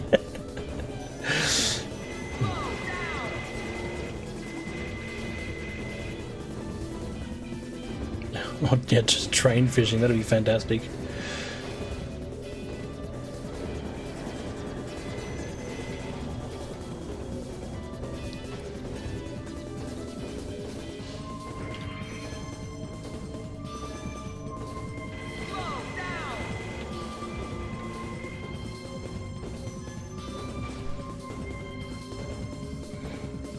So the prelims are... I don't know why they call it preliminaries. I think it's maybe because the first 6 are preliminaries, then you're qualified to the main stuff. But that takes... I basically thought that'd be fine for this sort of marathon thing, because I think it takes like an hour and a half to beat all the stages.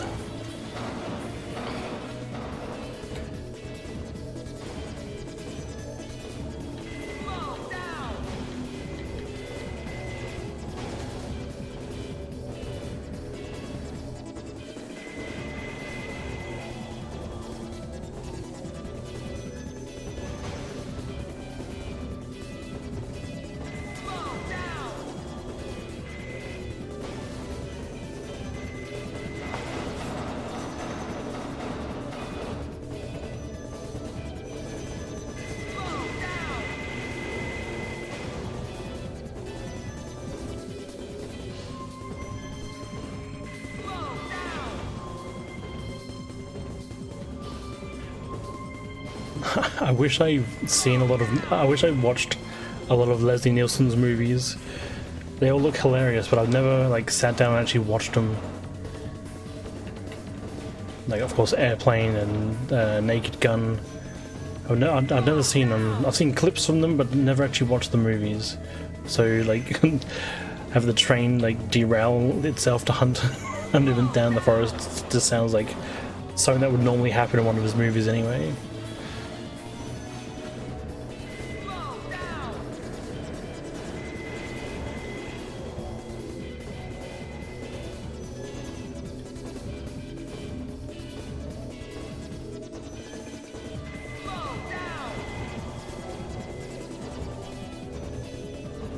Oh, well, there you go. See, I've never actually like watched the movie, but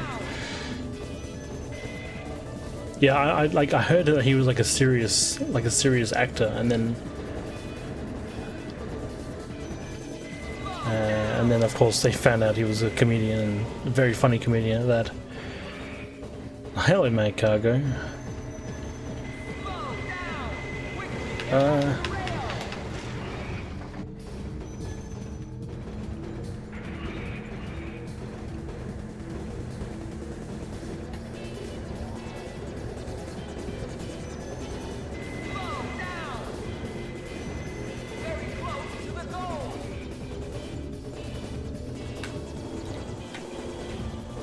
Dang it.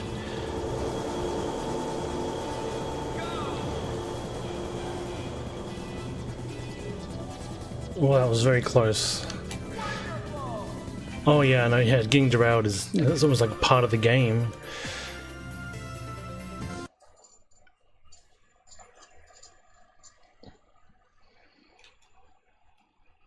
I mean, there is a tour mode, and the tour mode is like you have to do specific challenges.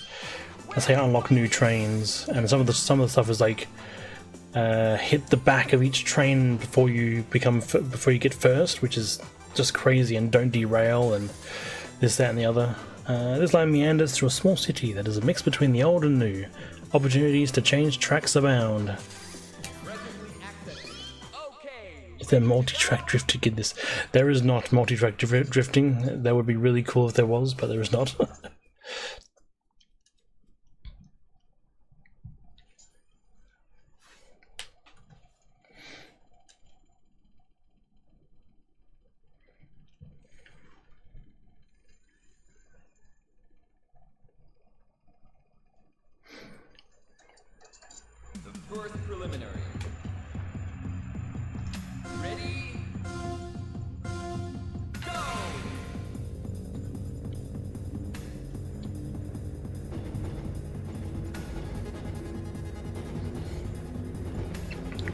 Deadpan is a very funny form of comedy.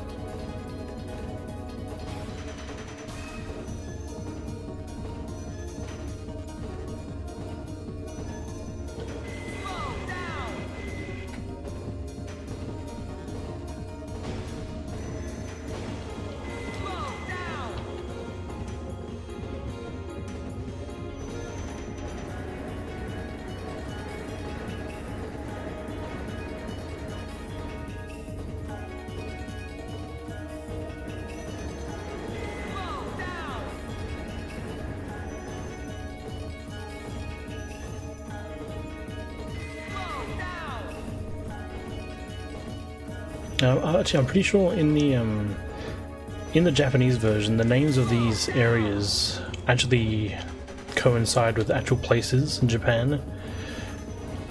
But I can't remember exactly. I never had the Japanese version of this.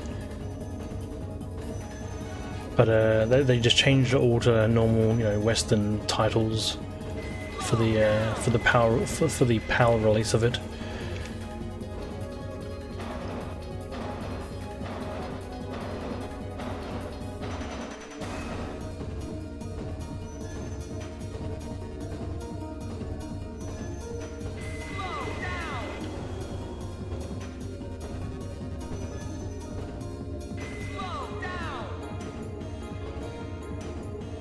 power release of the regional Earth Defense Force. I don't own that one yet. I have. I know it's not called Earth Defense Force in the PAL region. I forgot what they changed it to though. I know they released something like that here. Unless it's like, no, I can't remember what it's called at all. I know I have something of it, like the tactics. But oh my god, I was thinking of the title. Oh no, back. Global Defense. Yes, that's the one. I just picked the train, and we're gonna have to redo this level. That's fine. Oh, my bad. The first preliminary. Yeah, I have Global Defense Force Tactics. But again, I've never played it. I just own it. I'm waiting to be played.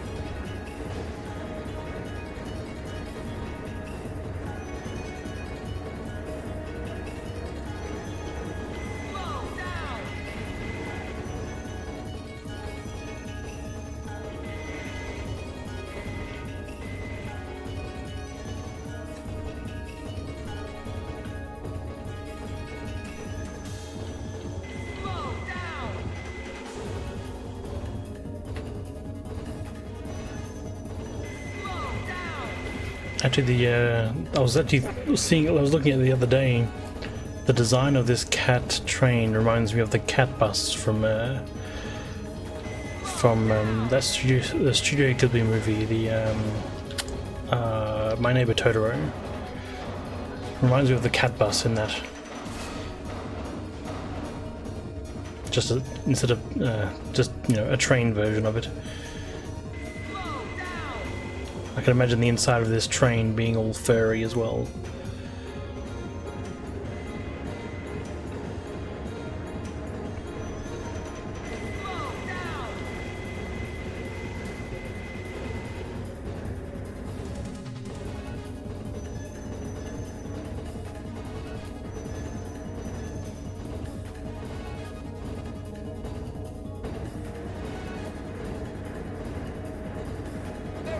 Okay, don't overshoot it this time. This one's a bit hidden. There we go. Much better. The first preliminary. Ready? The second preliminary. Ready?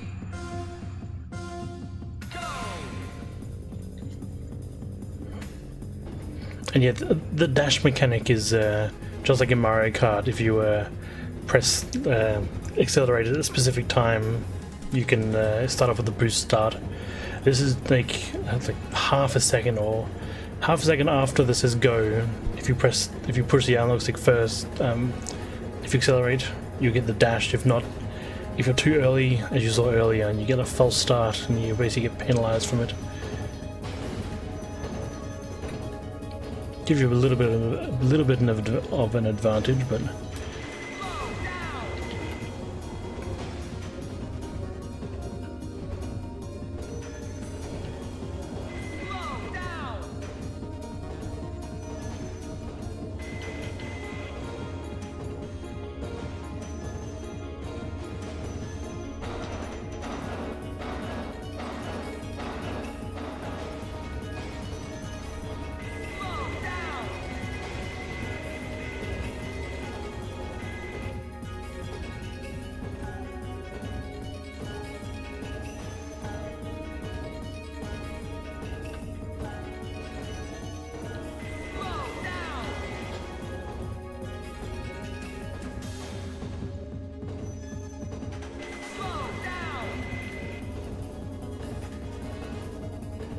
Actually, my cat is behind me. And my cat actually looks just like this train as well.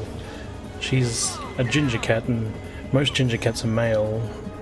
So finding a ginger female cat is quite rare. Yo, hello Brenfu, welcome on in. Oh. Okay, everyone's bumping me. Haha, you'll get derailed. Nope, never mind. Oh, wow, okay. Pretty sure you'll be able to see the... Nope. Maybe this side. There's a dog there too, and you can see the head of the cat in the background there. She's just there.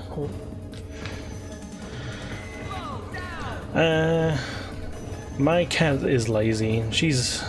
We adopted her from the cat haven a while ago, so she was already a bit of an adult cat. So she's really timid and just sleeps and doesn't really do much apart from sleep and wake up and then eat food and go to the toilet, and that's about it. So she doesn't really do anything. Hello, Bobaraskaya. Second preliminary.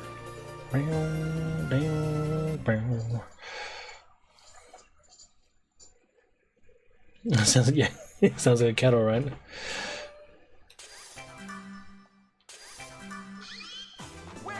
Rural Lane.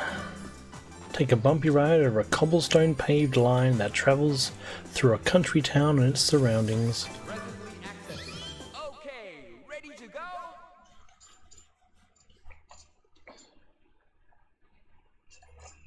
See, this looks like you're just going through a battlefield.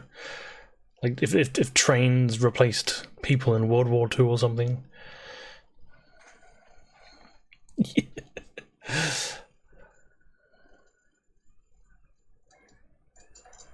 First preliminary. Ready? Go! I have played this in the challenge.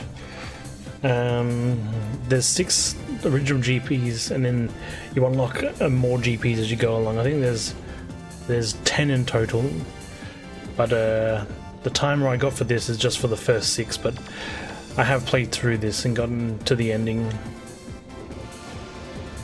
Of course, it's just the same thing with different tracks. There's a nice big splash screen at the end of the first 6, so I'm happy to end it there.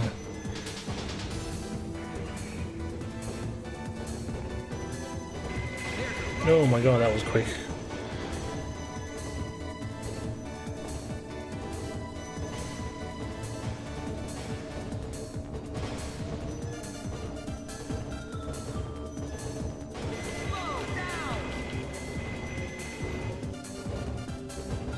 Yeah, a lot of sheep.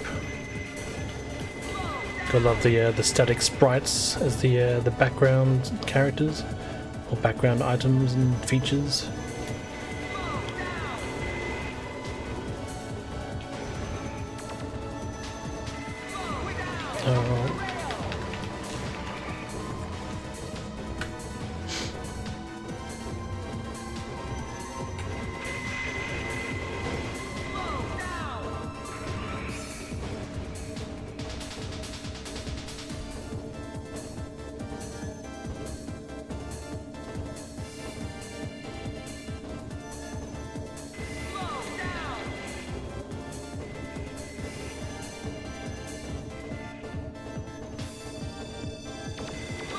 Oh wow, that was way too quick of a turn.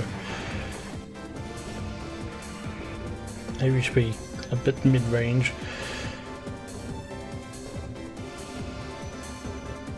Never mind. Bit of a wider turning circle.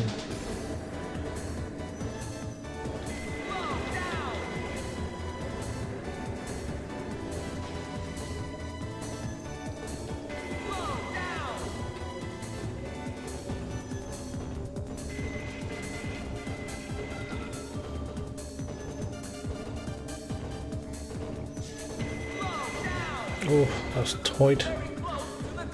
My goal is right here. That was really quick.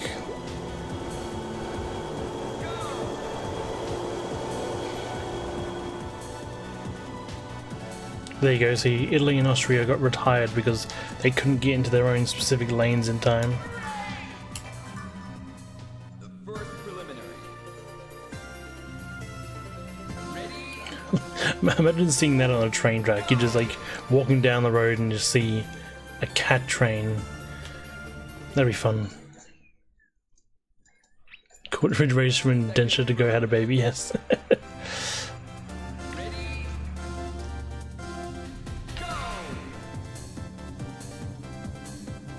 All three of us dashed at the same time.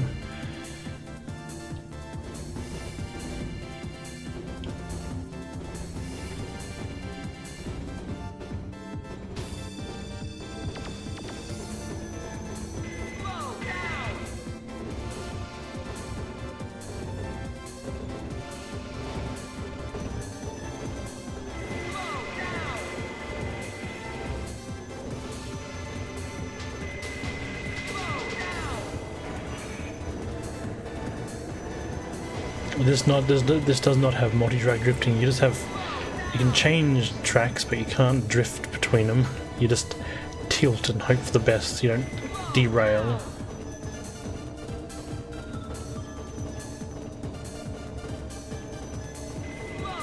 Oh damn.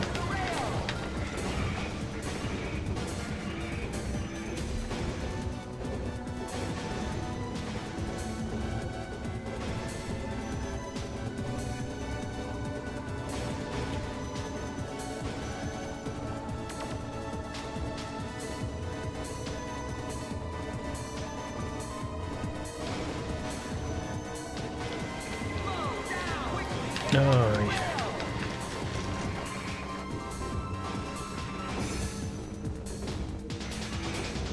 Haha. Finally, I was being behind the guy for way too long.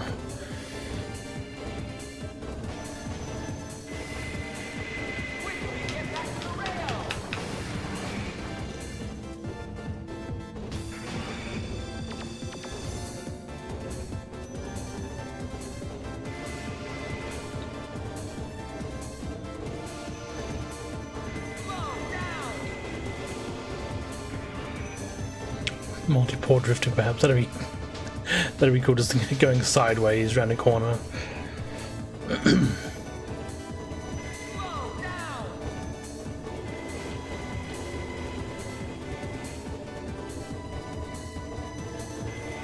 Oh wow, that was very tight of a turn smash.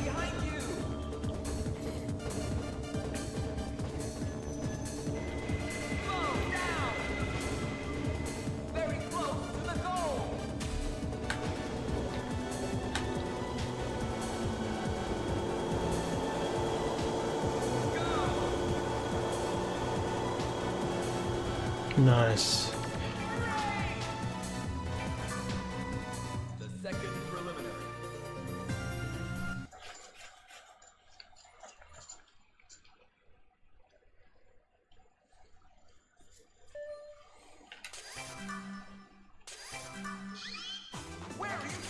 Oh, on the subway. Venture into the bowels of a major urban city. Watch your speed in the tunnels. Okay, ready to go?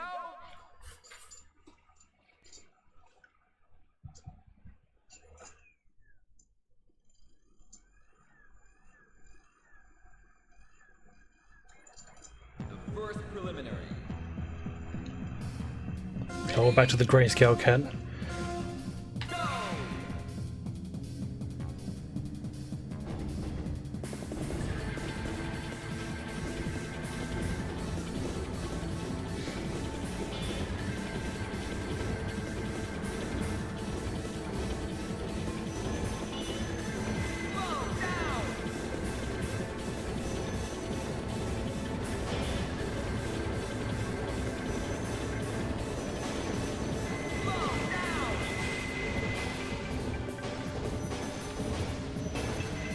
Oops. Whoops.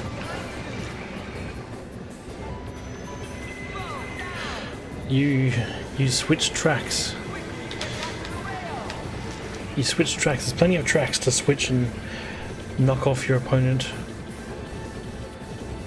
Derail them.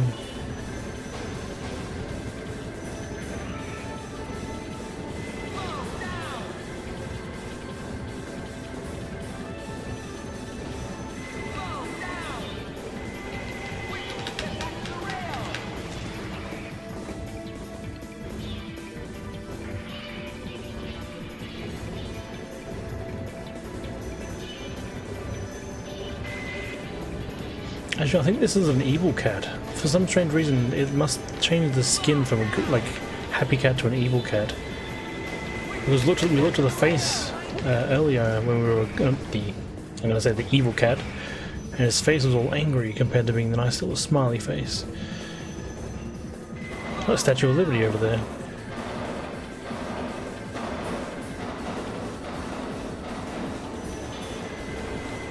Oh, that was toyed. Oh god. Well, in this crazy universe, I'm currently a cat train, so I don't know.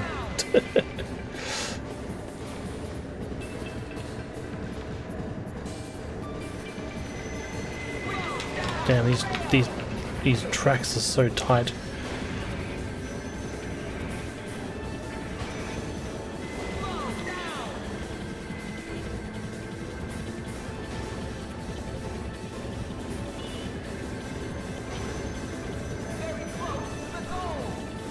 Where is it?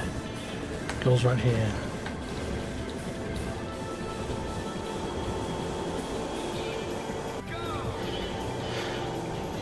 A timer line? Oh really? That's amazing.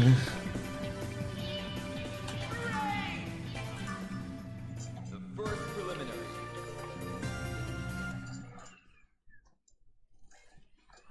The second preliminary.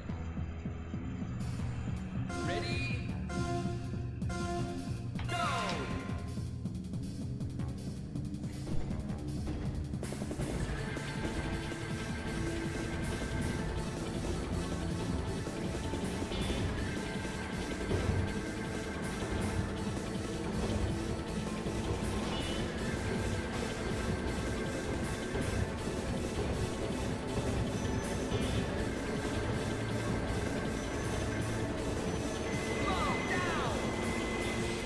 I guess maybe if you think about this universe as if like the Cars universe, where everything's built for the cars, the world is the cars, everything's cars.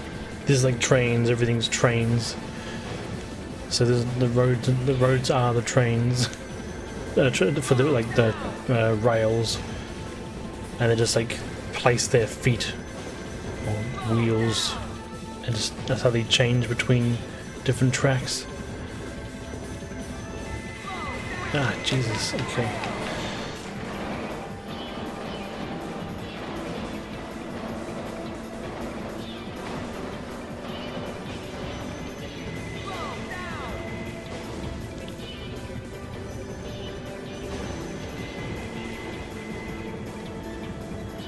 God, that's a very tight turn. We're going so slow for this.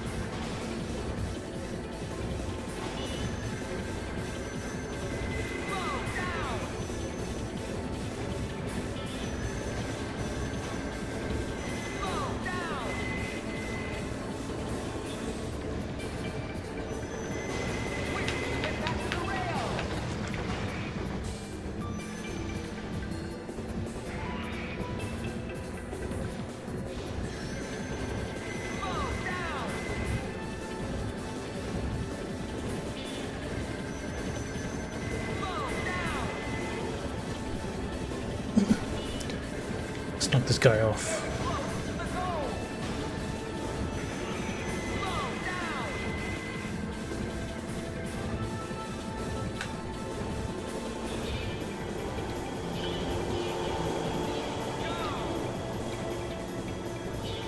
Nice. New record on that as well. The second preliminary. Ready?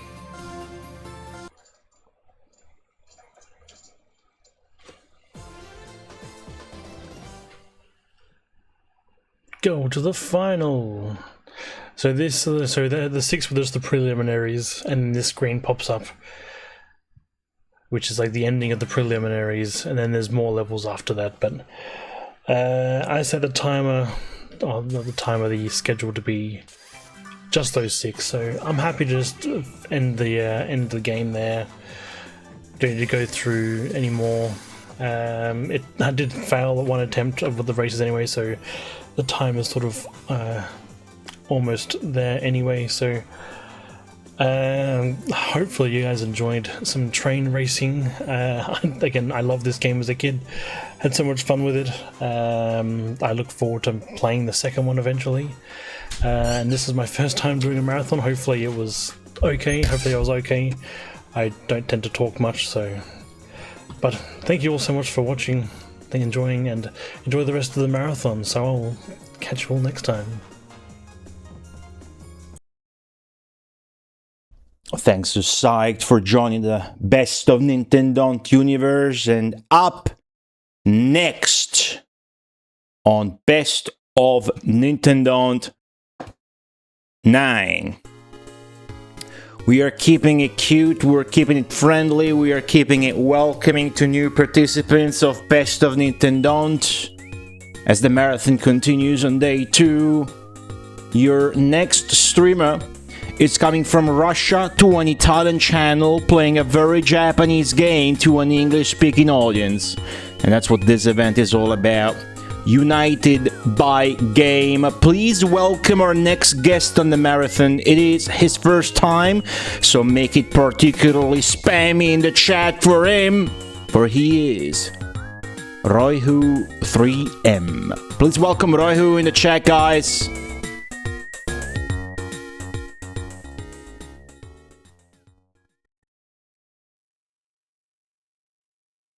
Okay, hello everyone. I'm Royfu, and today I'm going to show you a game called Tumble Pop.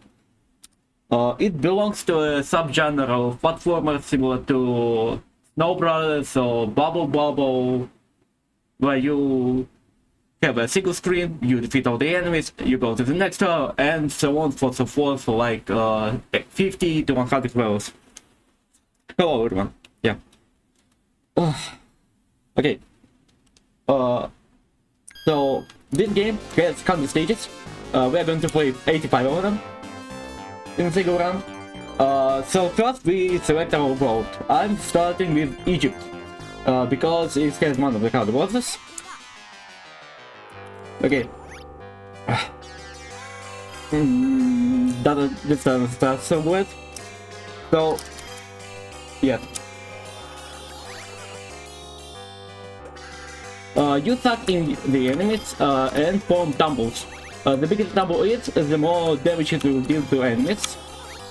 Also, these tumbles reveal secret items, which is crucial for getting power-ups and stuff.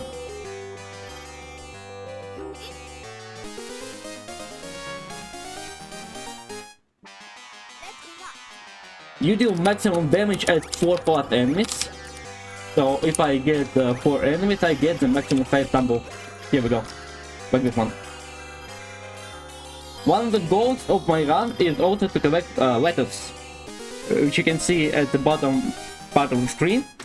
Once I collect all the 9 letters, I will get to secret stage.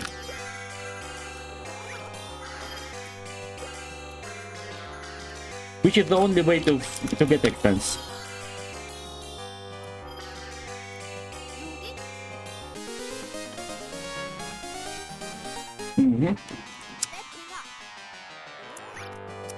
All the secret items in this game are static per stage, so if you have a route, you can get all of them pretty consistently and get a lot of lives and sport. Okay, next stage is boss.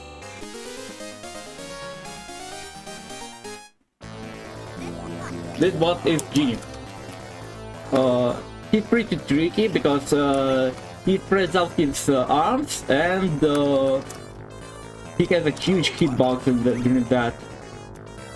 So my goal is to stay as far as possible from him. All the key spawns projectiles, but they're pretty easy to avoid. Come on.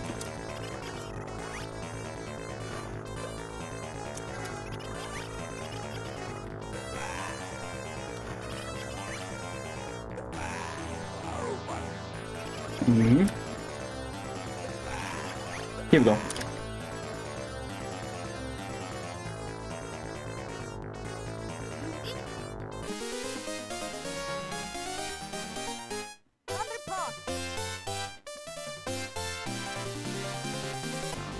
Okay, next world is France.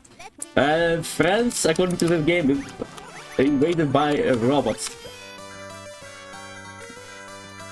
I think I can also say a couple of things about enemy types in this game. There are normal enemies, speeding enemies, shooting enemies, and enemy spawners.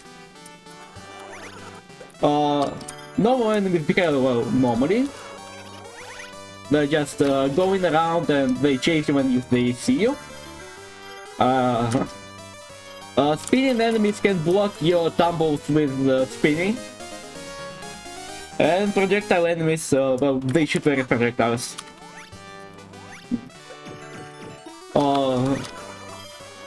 Some enemies chase you when you look at them, but some enemies chase you when you are not looking at them. So you need to keep this in mind for certain types of enemies. Okay. This stage will have the final letter. Yeah, this power up also gives me invincibility for the stage, and here's the final letter. This is secret stage. If I recall correctly, if you play with 2 players, there's also only one extent. So you got either choose who gets one or fight over it.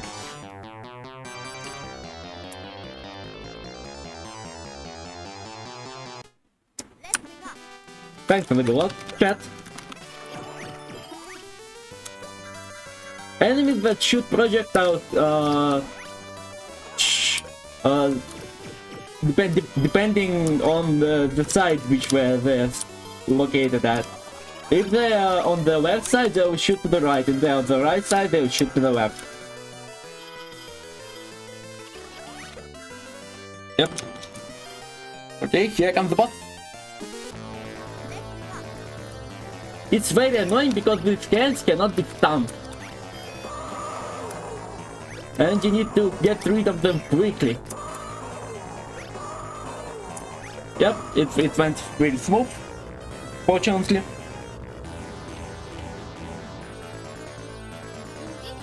You did it.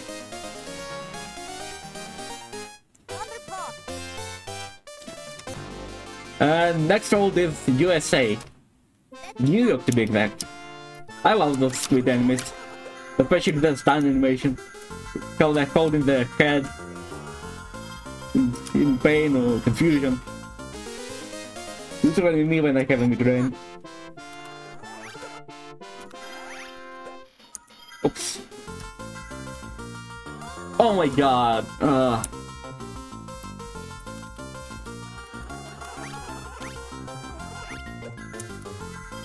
Another letter. Oh.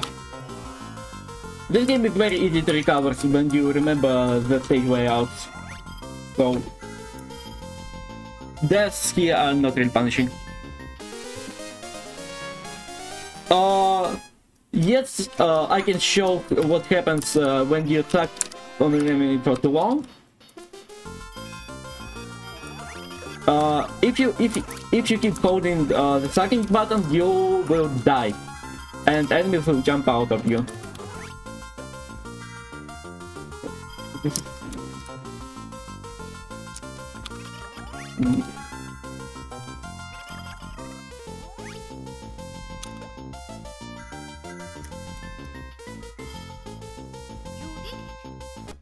Okay, invincibility here. Here we go.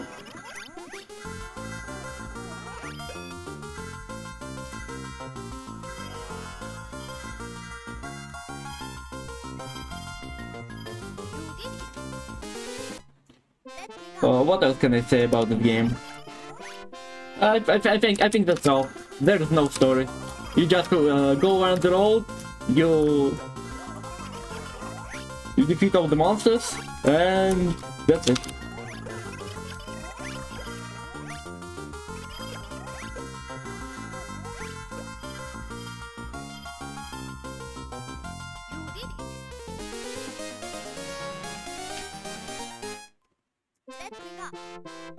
Okay, also, for the stages. First world gets 5 stages, second world gets 6 stages, and so on, so forth until it reaches 10 stages per world.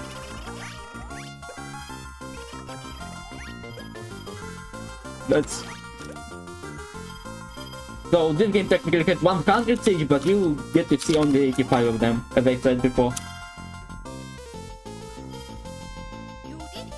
Okay. This was instantly annoying.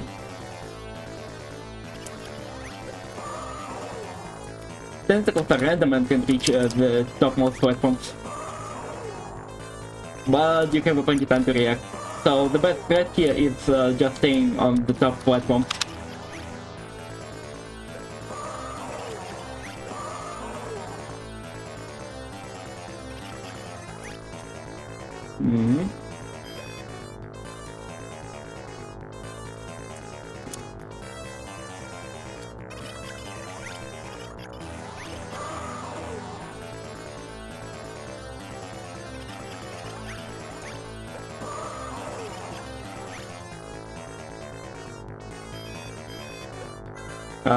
Not... I don't like it.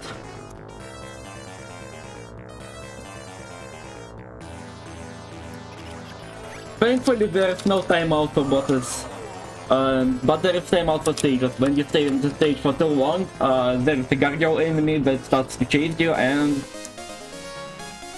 it's really hard to dodge. Okay. Now we are going to Brazil. This game is full of references to other Data East games. Like, I'm going to show you a little bit later there's an enemy type coming up.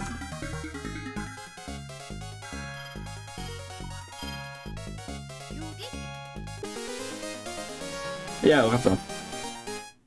Okay.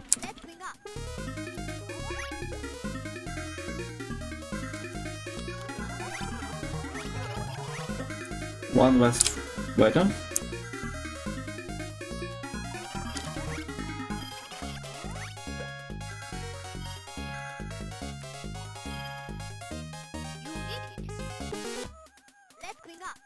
Okay, let's not screw up this one. Yep. Second secret stage.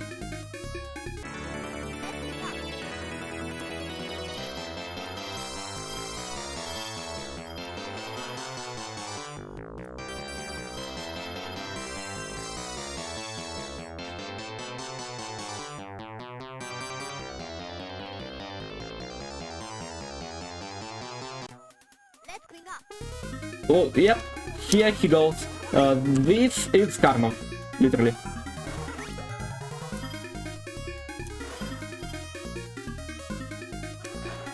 Oh my god. I messed up.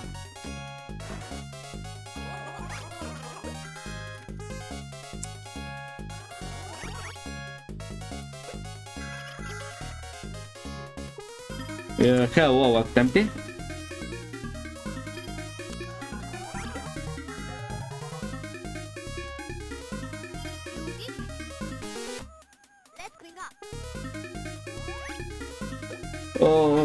We want some power-ups at this point. Yep, we got the gates, and I think the opposite side has a battery. So I don't remember the layout precisely. Oh no, but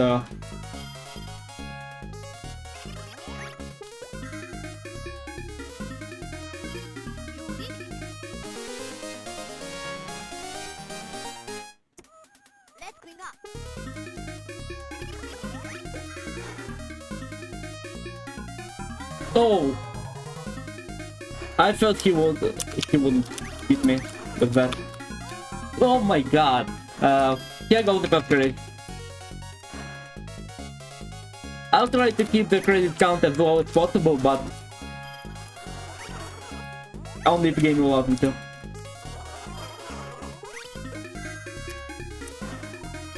Come on, come here.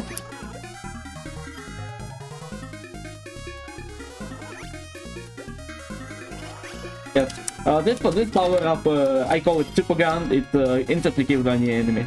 It comes in contact with. Oh,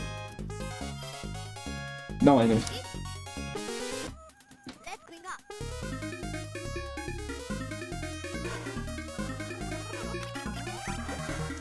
The secret box keeps attacks up all enemies and skips the level.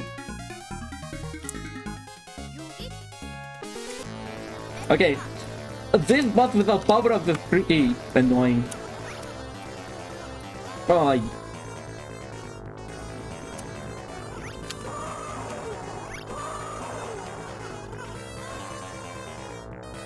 I'm going to die a lot in this game. Not like it's difficult, it's just I'm not performing too well.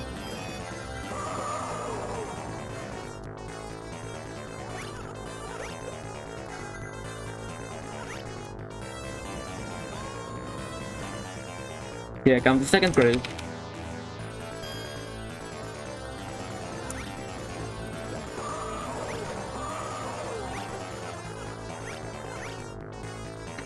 Smoke tumbles with 2 or less enemies deal 1 bar of damage. Tumbles with 3 or more enemies deal 2 bars of damage. Okay. Now we go to Antarctica. I hope we can recover here.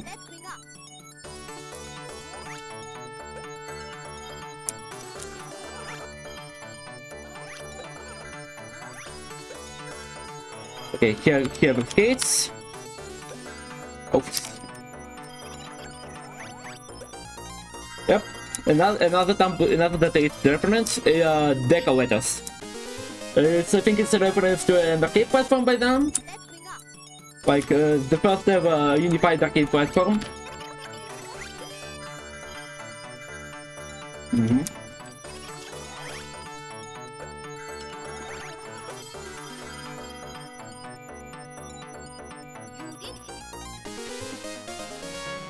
I like the Antarctica theme.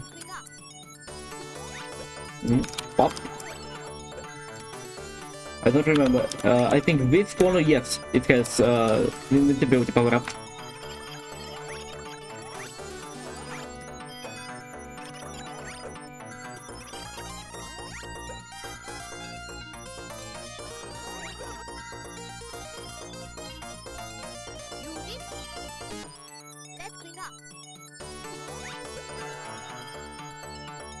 Stage skip.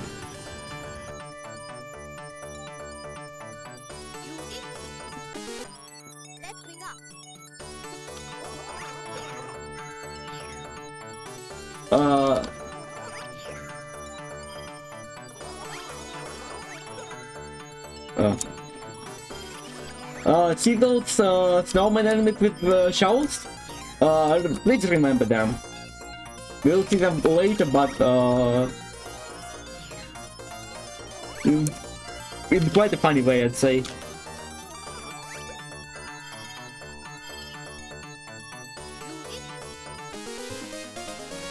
Yes, auroras can happen on both poles.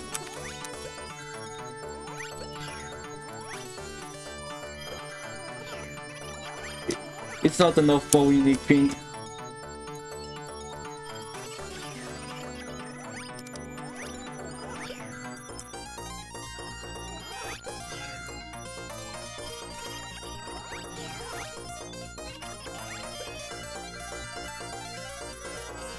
I think auroras caused by ozone layer holes on the poles, so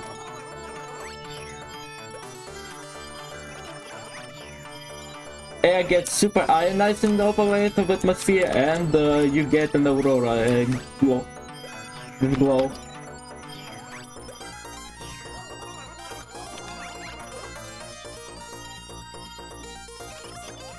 I wonder where the wedding you is. Yes, thanks for clarifying. Okay. 5-8.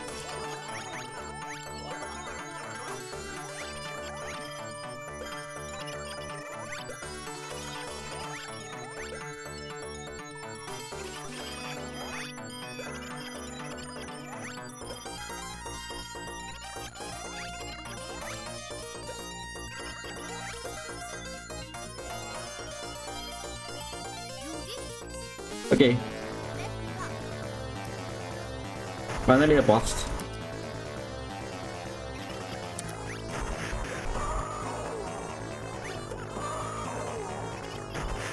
Yep. The transition from phase 1 to phase 2 is the most dangerous. You can easily get screwed by... Or screwed by no one jumping on your head. Whatever.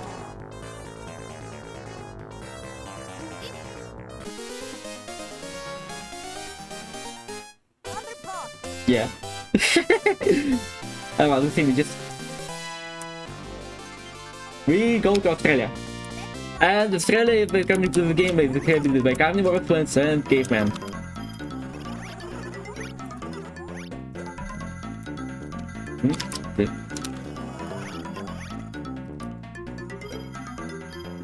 Yep.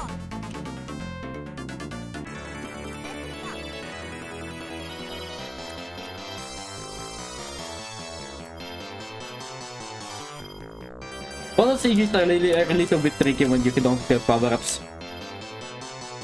You really take longer to get all the items.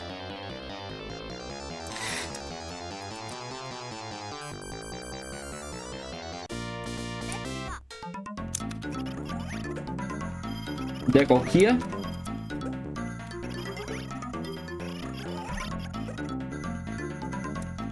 E and L here. And I think that's all the items this stage has. That is all the items. There is, yes, power up.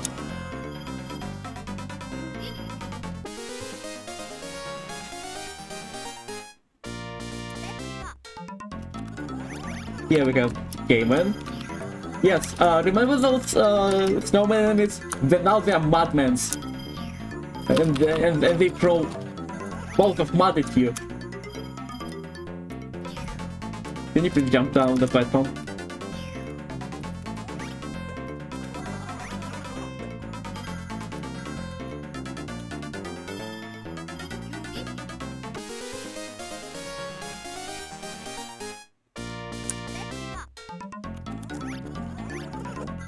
Ouch.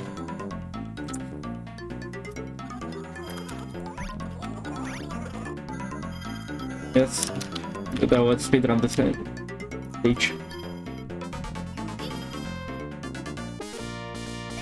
This stage has invincibility power up somewhere here. Yes.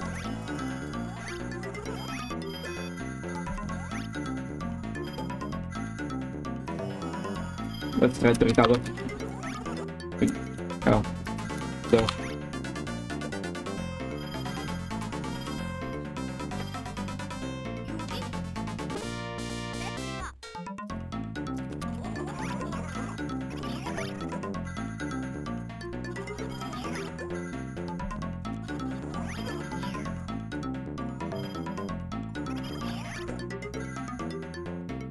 Another pair of gates. I don't need gates. I need a battery.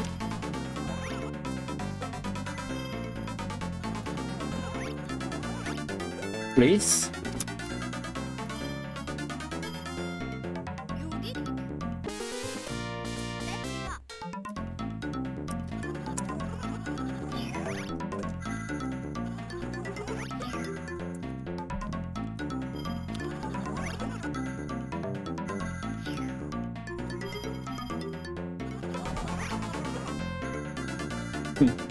I'll keep that.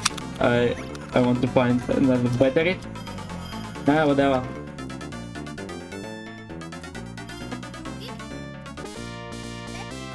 I think that's 8.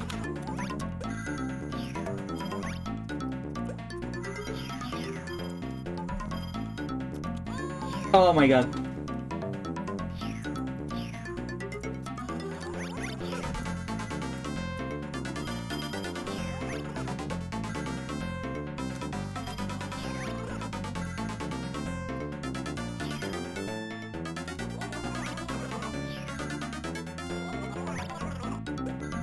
Oh, there was a instability problem, but no, I don't remember game well.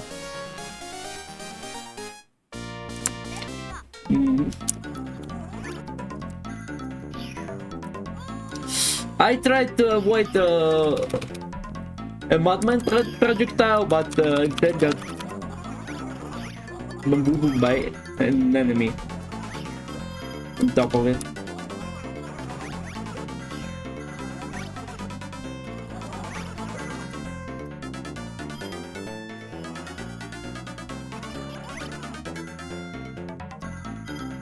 Yes, yes.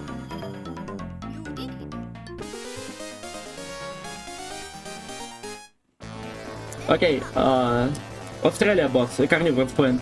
The best threat here is stay on this platform and wait until you get some enemies to throw at the plant.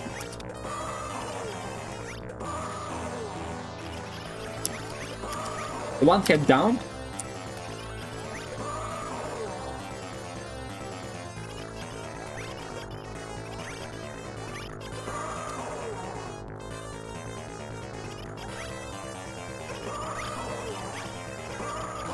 Second head down.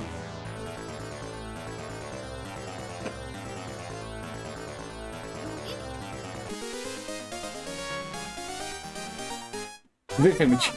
This image.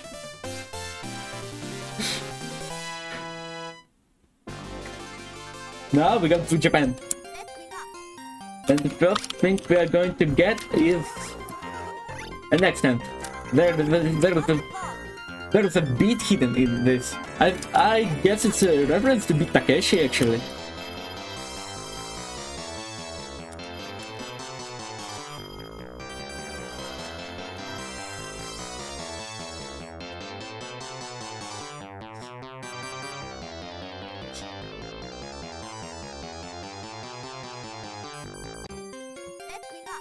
Let's clean up.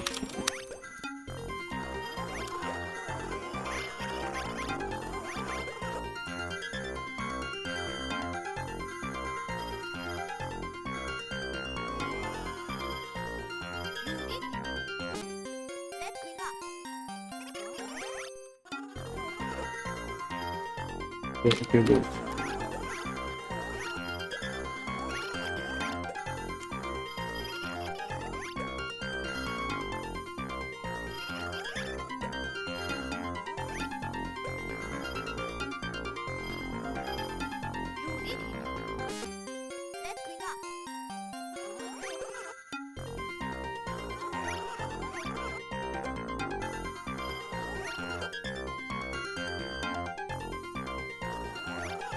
No, that was a mistake.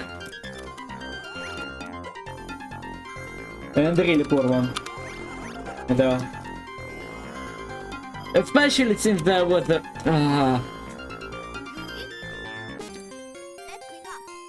What? Can you please give me some space? Thank you.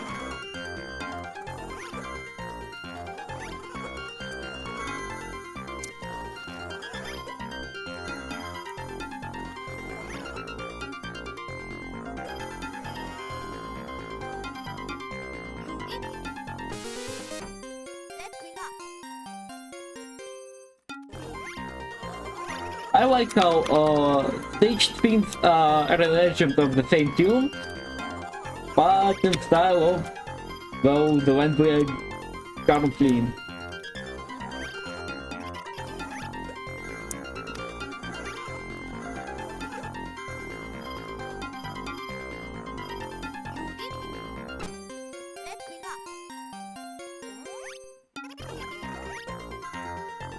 Yeah, also there is another type of enemies I didn't talk to you about. Those are the disappearing enemies, the invisible enemies, like those ghosts.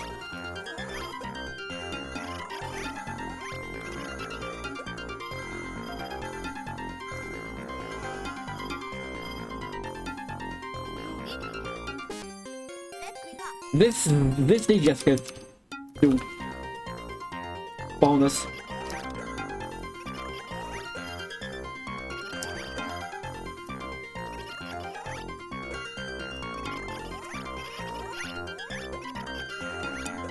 Okay, let's clean up a bit, and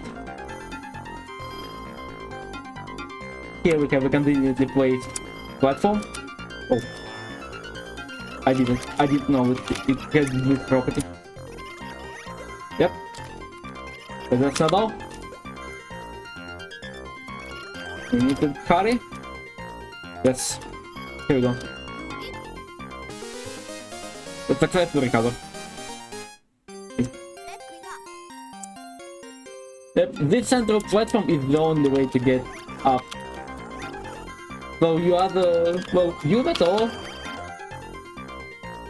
not just use it, risk using it. Or stay down and wait for the enemies to go down to you.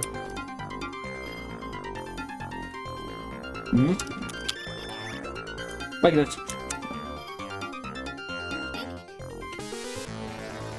Okay. Japan boss is Dharma, so.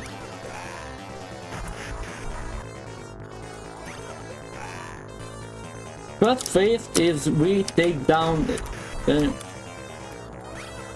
bottom fingers. I think it's a reference to a child game, classical Japanese child game.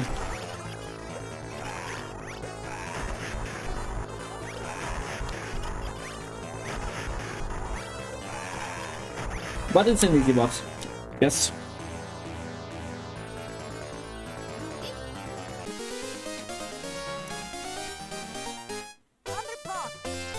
And finally we are going to Russia.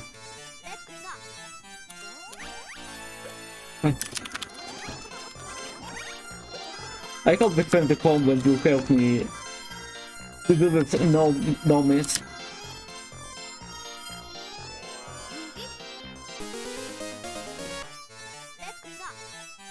Who asked about Carnage enemies being in Brazil? They're in Russia as well.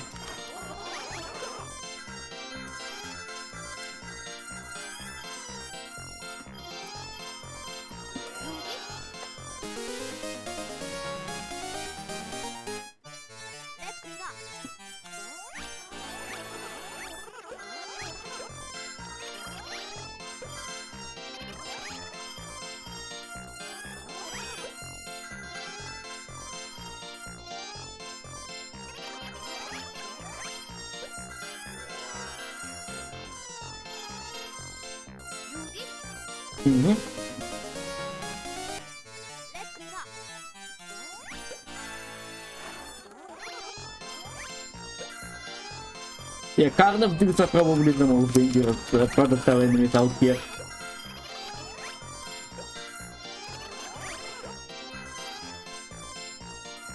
Because the trajectory is really hard to predict.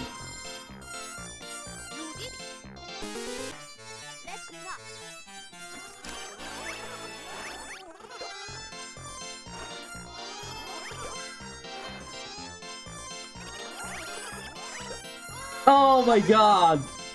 Sniped! But I get out of it at least.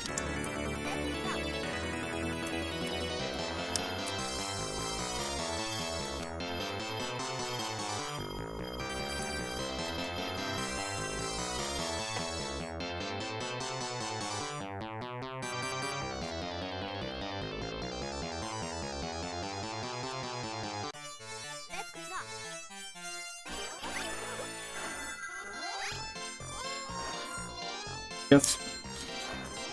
As I said, Carnage enemies are the most dangerous type of projectile enemies.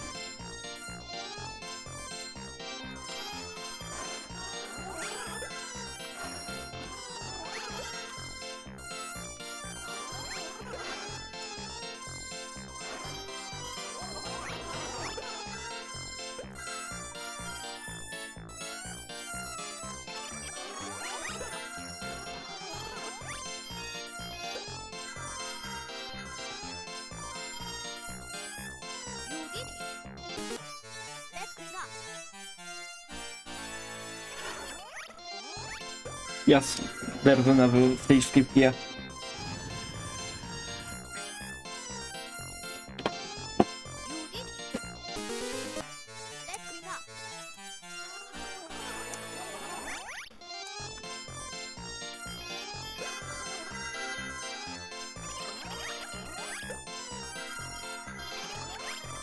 Can I please get some recovery?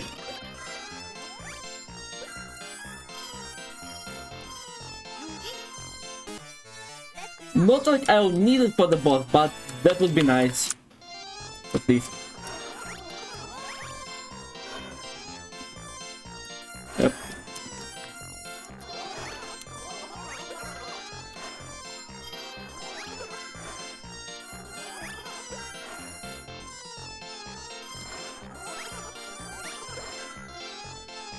Okay. Okay, so nice.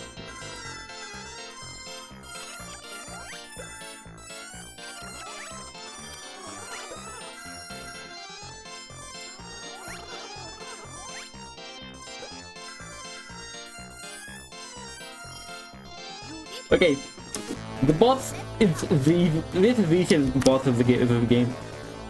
You just stay here and throw bombs at him.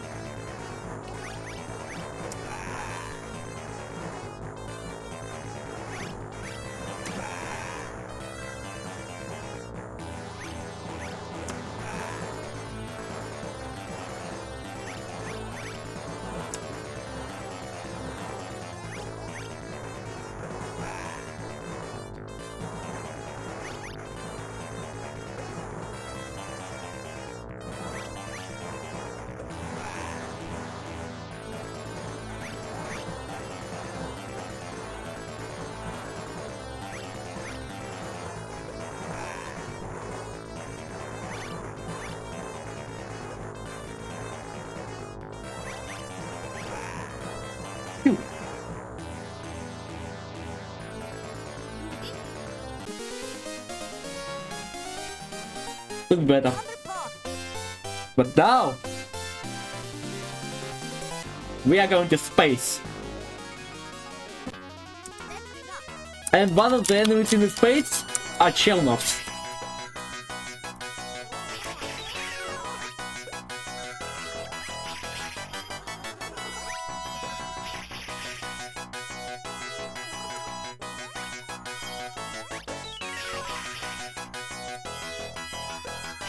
That is reference of the front row in the game.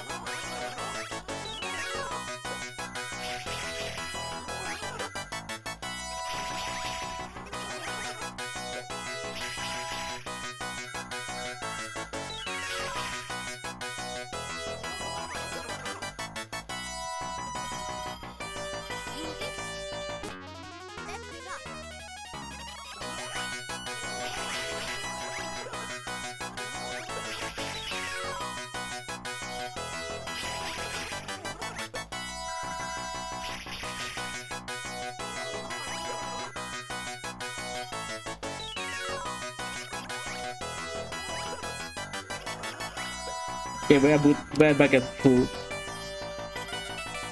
power up.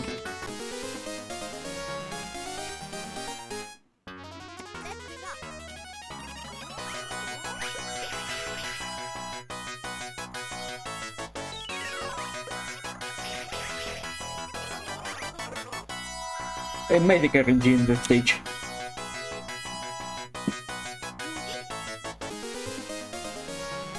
You do not want to deal with this platform on top, like, at all.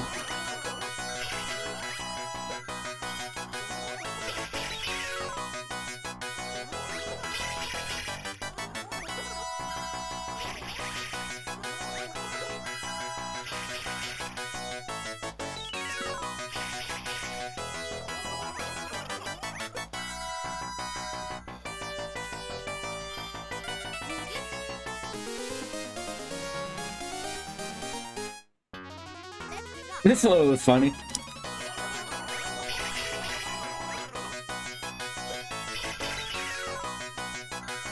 You can dodge the shot by just ducking.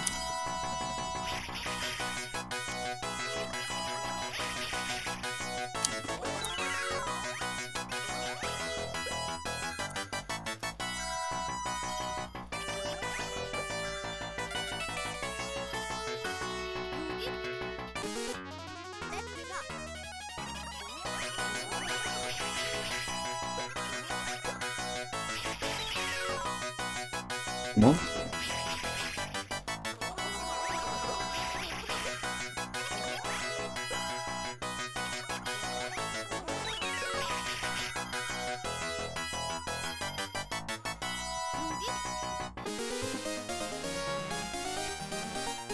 I don't know. Particles? Space debris? Enemies?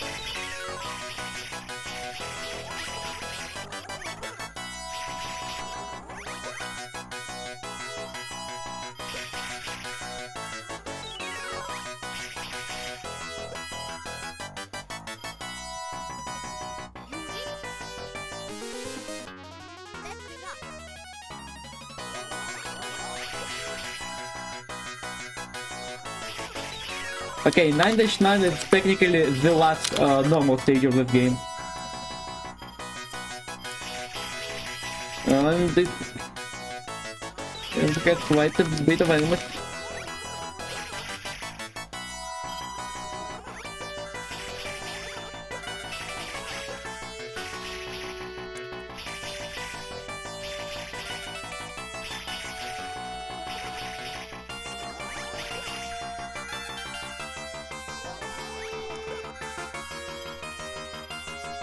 Come on. Yes. Phew.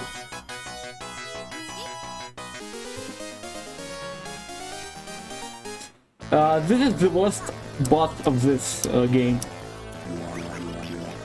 It moves completely randomly and shoots out a lot of projectiles which can hit you from weird angles. Fuck off! Okay. We can use this to our advantage. Like if he's stuck for good. Like this never happened to me before. He's just stuck.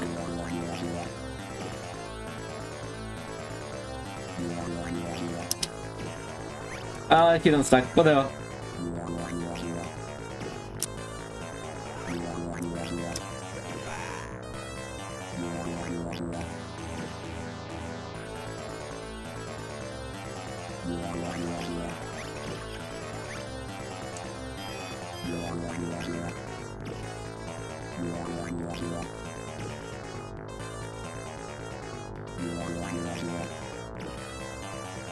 Come on.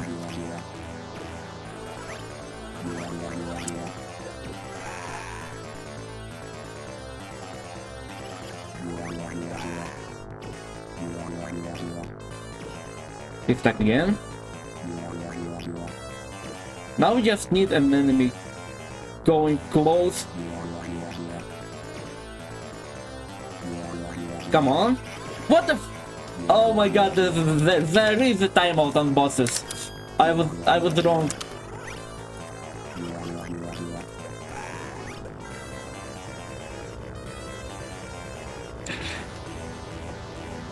Whatever.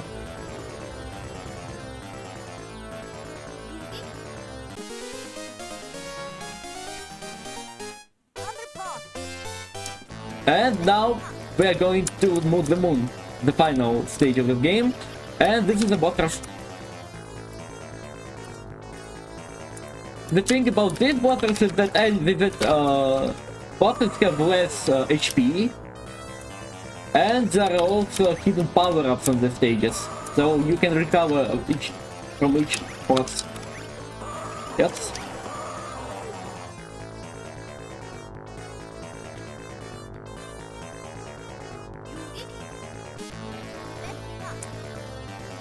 Okay. Almost. fucked up a little bit.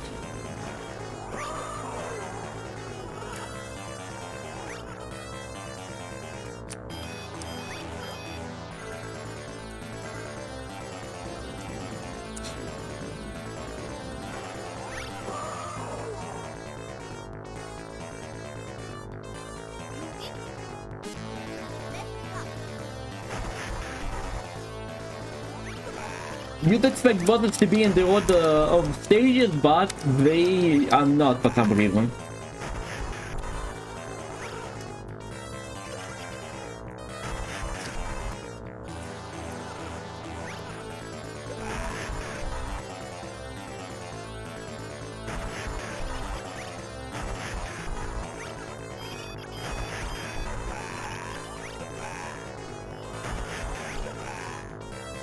Yes, yes, that aced.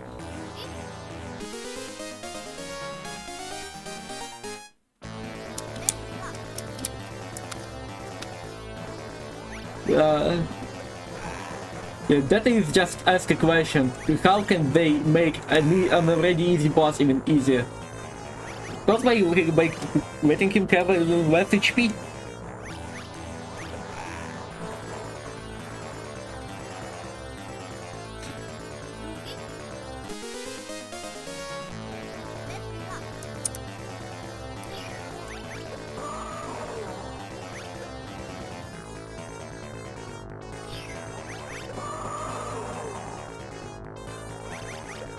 You want to get rid of hands as soon as possible on the boss. Yep.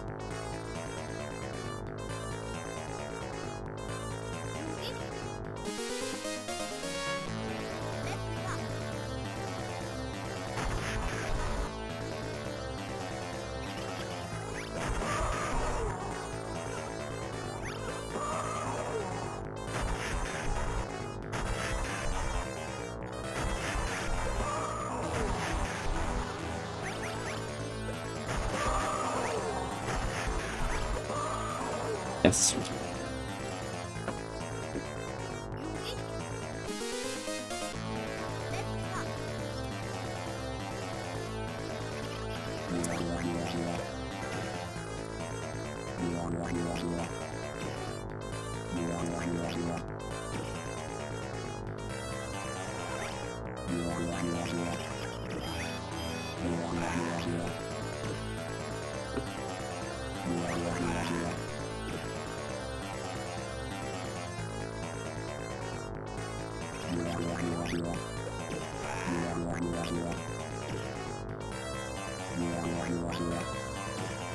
That was unfair. But as expected from this bot.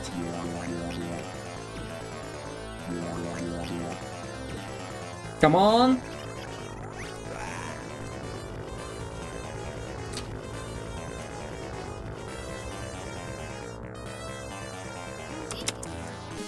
Final boss! A new doctor on his huge robot.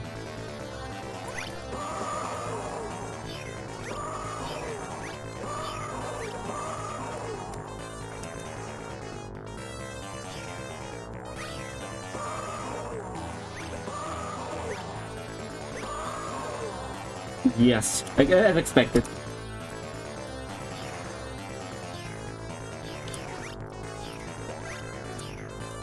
Oh my god. I'm nervous for no reason. Let's just end it. But that's not all. If you feel that that's all, no, it's not. Boom. Let's catch him.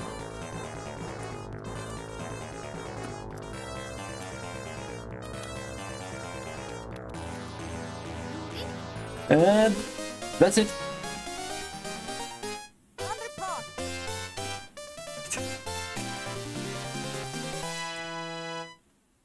But in the end, they're all happy and friendly, I guess. It wasn't the best run I ever had. My best is probably 3 coin clear. But, yes, this is the game. The music is, well, it's here. It works, it's not bad, but nothing remarkable. Artwork is pretty good. I like the artwork of the game.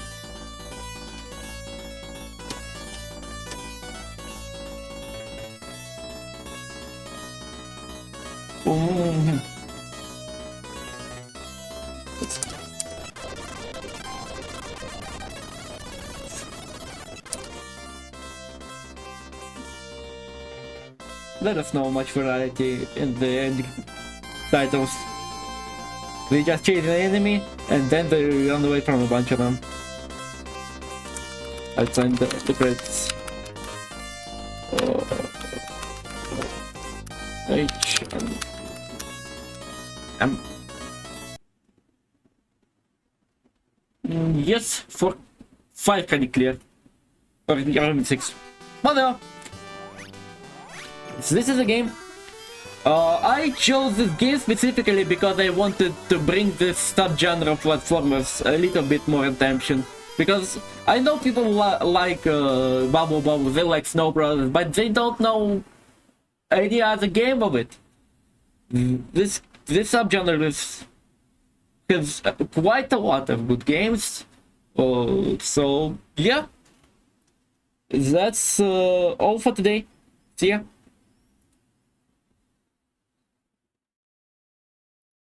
Single-screen arcade games do, in fact, generally rule.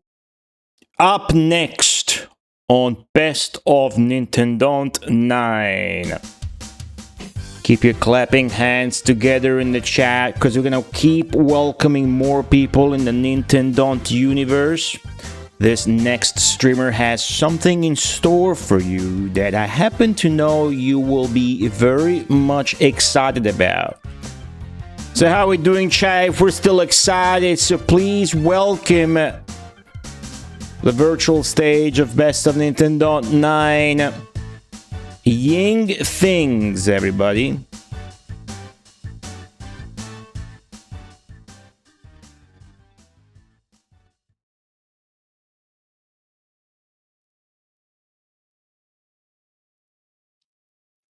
Hey guys, Ying here. Sunday afternoon, things are happening, and they're aimed at you. This is my contribution to the Best of Nintendon't 9. We're going to play a little bit of Ehrgeiz on this the PlayStation. So, let's have a little fun. While this video here is playing, the intro video, I'm going to go ahead and load up the chat here.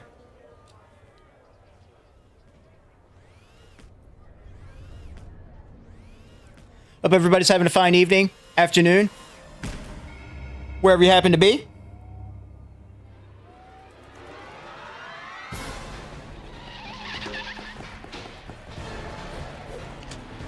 Hell yeah. I'm actually really looking forward to this one. I had this one growing up. First time I played this one, I believe, was actually in the arcade. But I get the PlayStation version, so we got some exclusive characters like Sephiroth, Yuffie, Red 13. But yeah, I'm going to be using Sephiroth this time, and I'm going to be trying to clear arcade mode. And I do want to apologize ahead of time if the audio, or not the audio, the video is a little bit not as pretty as it should be. I'm what you would call a first or an entry-level mystery user. So there's a lot of options to consider, and next year I'll probably either have a better handle on the options, a retro tank, or I'll just say fuck it and do the duck station. Yeah, this is against it in arcades. Back when I was a kid, I live in the United States, and there's a city over near me, Nate, called Ocean City, and they have a boardwalk with a bunch of arcade games, and they totally had this one there, and I beat the game with Cloud. Now, if I recall correctly, I think only Cloud and Tifa were on the arcade versions. This game's a lot of fun. This is another one of the games that I regret trading in. I was one of those kids that I would play a lot of games. I would beat them as fast as I could, trade them in as fast as I could to the game store, and get a new game. Yeah.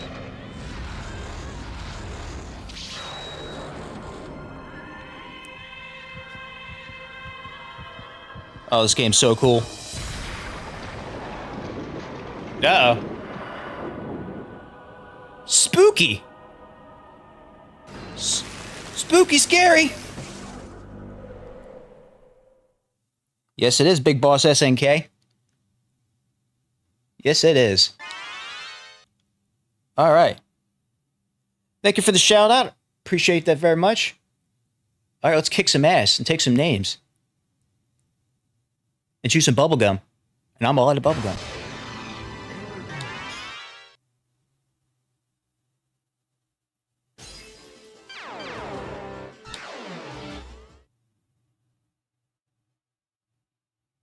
All right. Oh, that's hilarious. Ah, son of a bitch. Motherfucker. Oh. Watch out, I got a sword. Powerbomb. Roadhouse. Ah. Oh. Ass.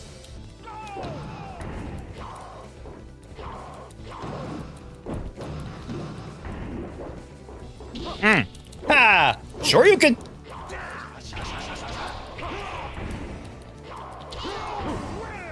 Ha-ha. Boom, boom. I swear to God, they've recycled moves from this game from like Tekken. Another character I was using did like a bunch of Baked Doosan stuff. Fuck.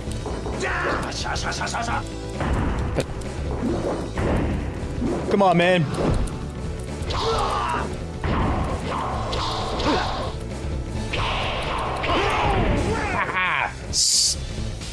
Suck it, Inoba. They probably did. Oh, Tekken 3, huh? My first one was Tekken 2, back when it first came out. I remember reading about it in GamePro magazine. Boom! Oh! Oh no, Joe. Oh! Shit.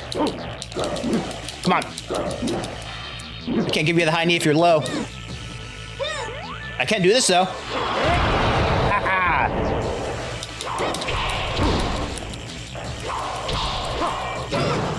Fuck. Hit. No. Okay, now they're definitely borrowing from Tekken 3. Fuck! Furry fandom bait.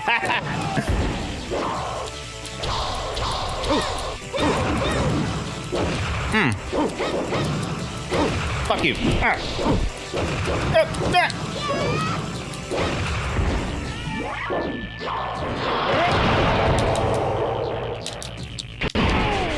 Haha. Sweep the leg. Shit. Oh no, no, no, no.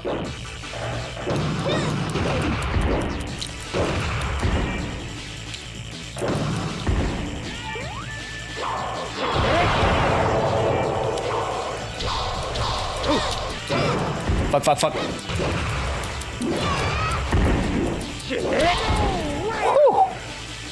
Oh, that was a close one. Underrated game alert. I appreciate that. This game is very underrated. And the enemy hitboxes are super mean. Ugh. The audacity of those hitboxes. I'm offended by them. Boot to the face? Ah, boot to the face.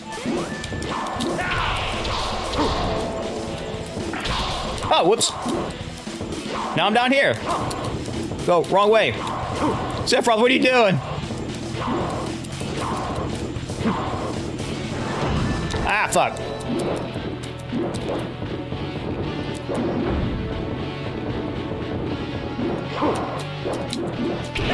Whoa, fuck.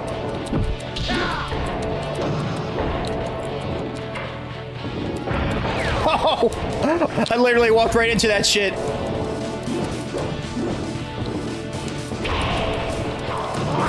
Fuck, fuck, fuck. Ooh, ooh, ooh. Gotcha, bitch! Yeah! Yeah, I can see a lot of Tekken influence here. Now that you mention it.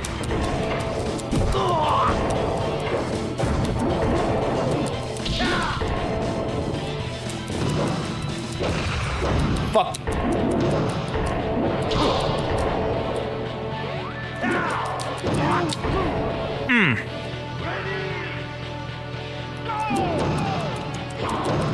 Fuck, fuck.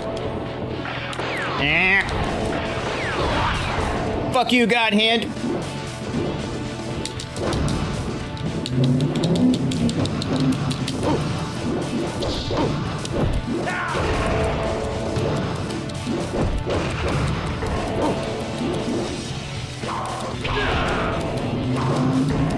Oh, come on, come on, come on. No, no, no, no. That son of a bitch. Chino Kazan. Good. Good, good, good. Whoa! That wasn't very nice of them.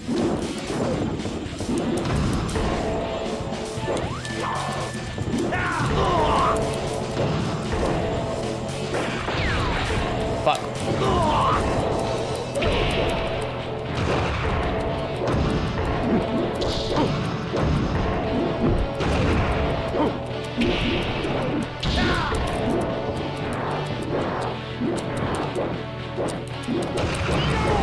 Whew. Yeah, you definitely don't have loading screens the arcade version. And unfortunately, you don't have Sephiroth either. Not that that's necessarily a deal breaker for some people.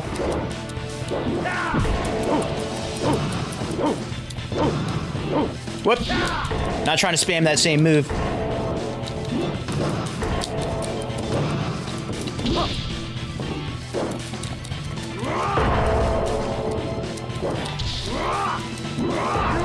God damn.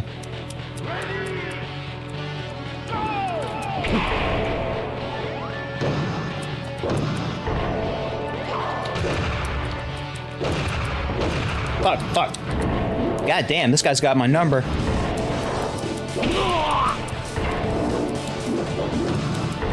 Don't you dare. Oh no. Jesus Christ.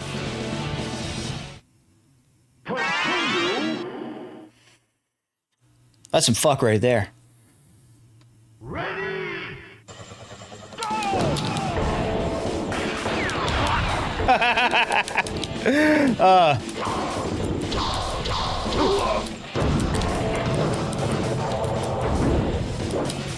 The fuck was that? Was that a Sephiroth Mistle?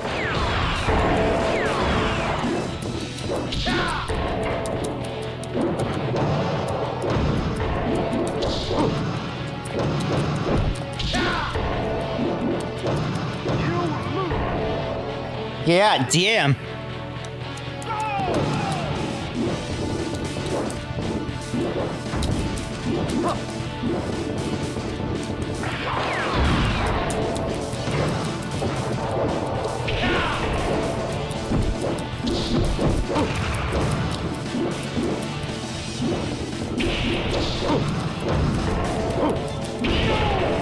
Whew.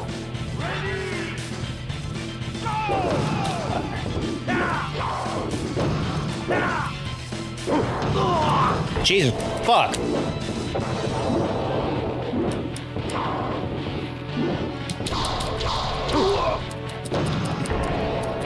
Seriously, this guy's got some Kazuya, yeah. That's what that guy was just saying earlier, that's funny. Jesus.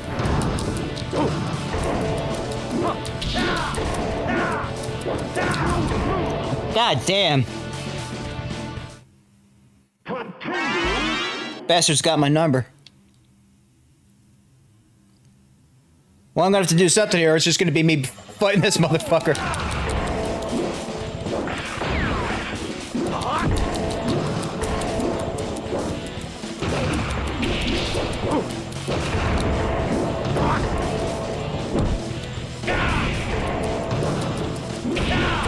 Jesus Christ.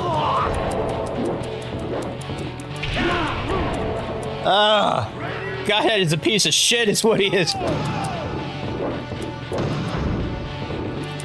I don't want to just keep spamming this shit.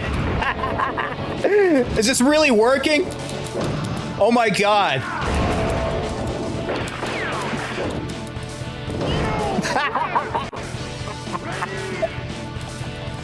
Oh my. Okay, now Sephiroth can breakdance too.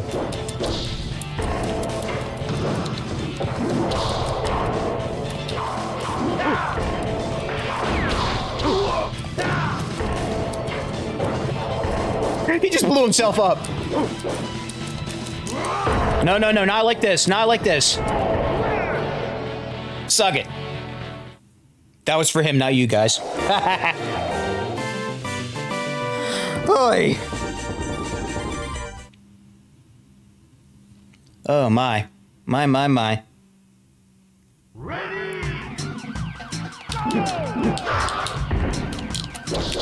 Now Schwen. Or Shuwen.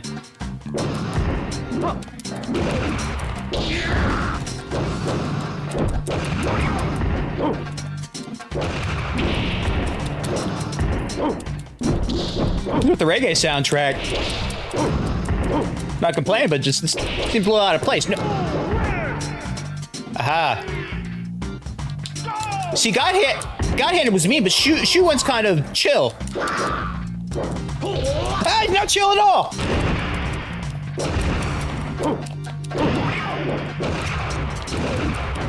Oh!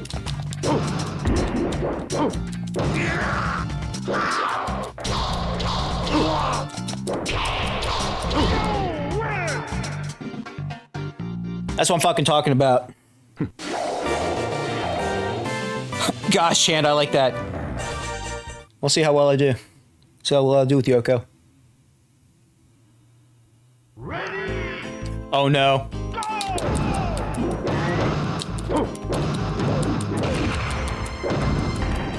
It's a cop with a yo-yo.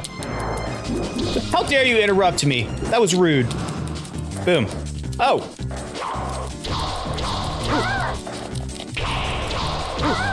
Oh. Hey. Hey. Haha.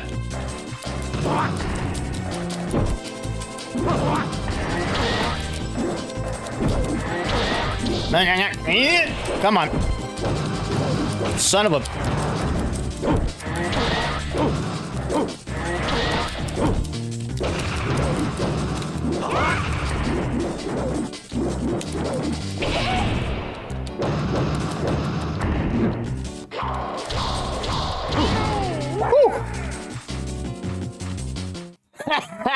Give her the air special. Too soon, man. No. Nah, 39 years, or no, 29 years isn't too soon.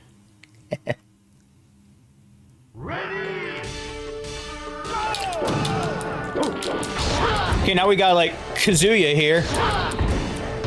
Like, Timu Kazuya.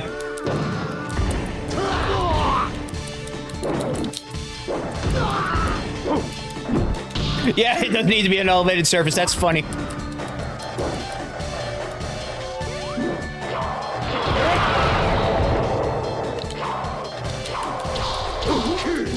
No, no, no, no, no! Fuck you! I think this, maybe? It's been a long time. It may have come with the demo. This guy's throwing fucking Hadoukens at me.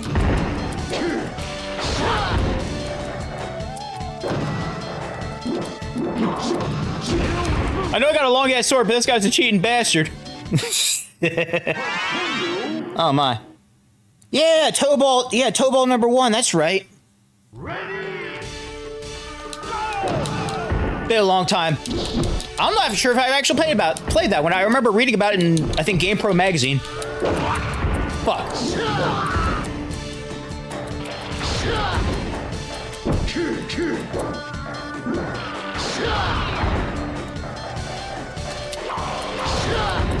Son of a bitch.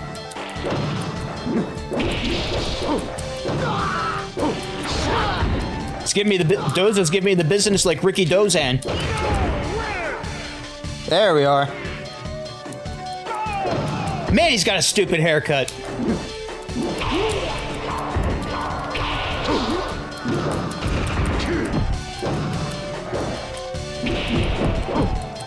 Man, could you imagine running around with a big ass sword like that? Fuck, come on.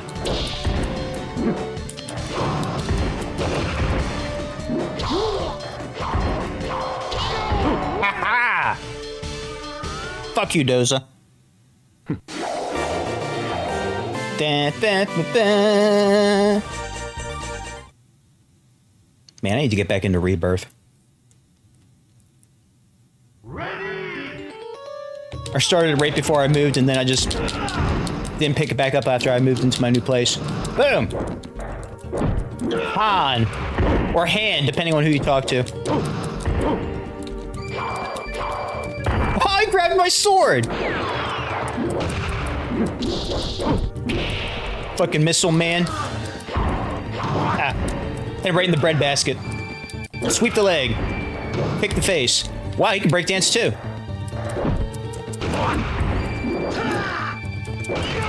It's like if this were a college, all their minors are capoeira.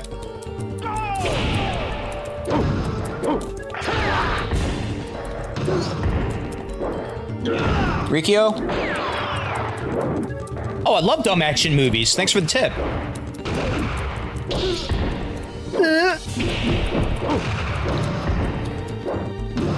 Whoa! No, don't you dare. Ha ha! That's what I'm fucking talking about. Why did they shoot? That is an excellent question.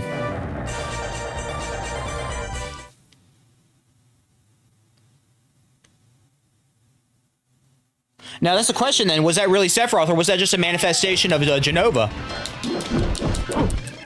Ninja. Got a magic ninja here. Magic ninjas what? Magic ninjas what? Sorry.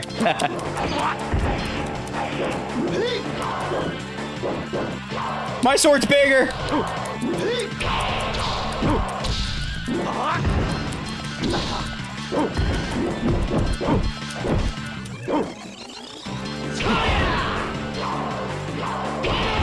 Haha! I am the superior swordsman. Shootings, yeah!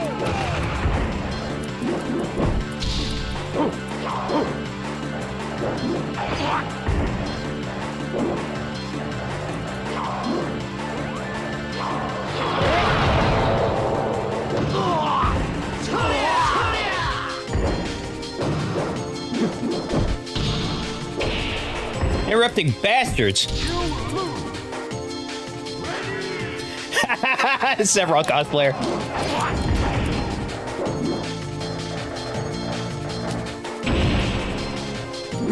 The fuck was that? Stop interrupting me.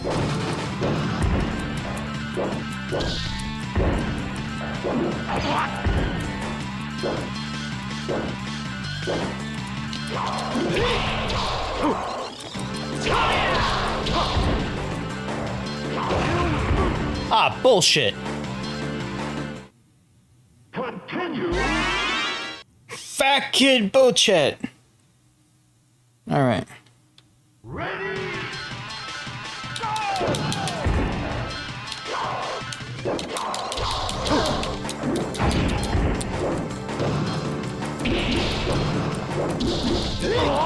Fucking shit.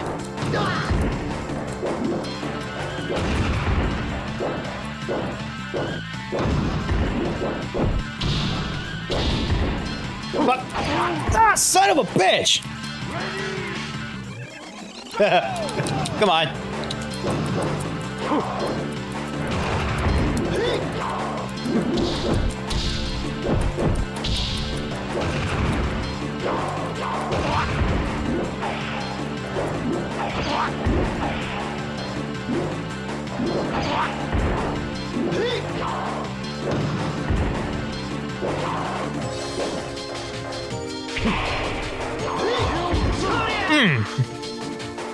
Yeah.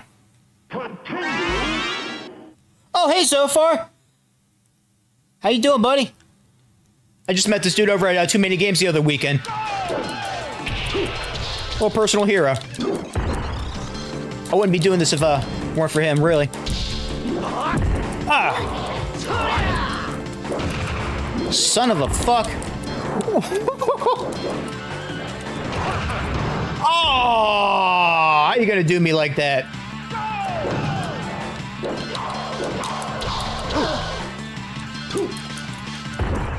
That's some Yoshimitsu shit right there.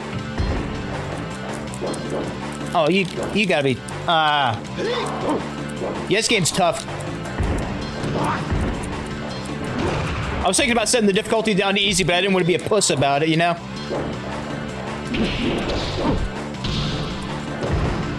Besides, I feel like I remember beating this on normal back when I was a kid. Like 20 plus years ago.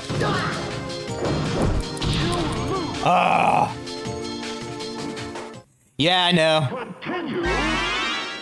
As I said earlier, I do apologize for the interlacing. I'm a, what you would call an entry-level Mr. User.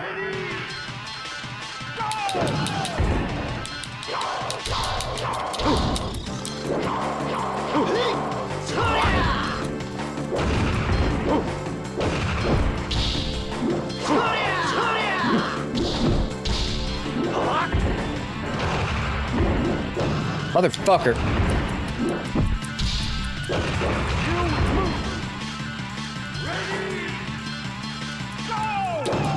Yeah, I came just a little woefully unprepared, and next year I'll do a lot better, I promise.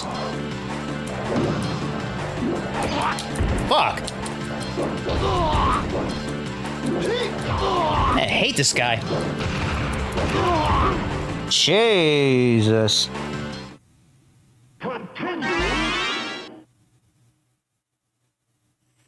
Yeah, I think that the best thing you can do for a mister is probably get a retro tank, and I'm not sure if I'm willing to spend that kind of money. So next year I might end up being Duck Station. This provided I play a PlayStation game. Jesus Christ.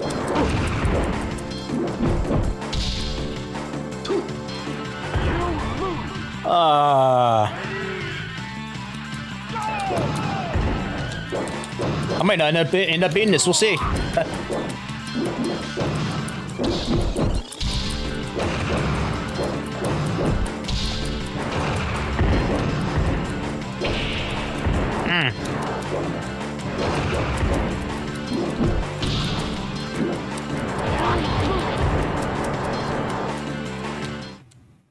Continue.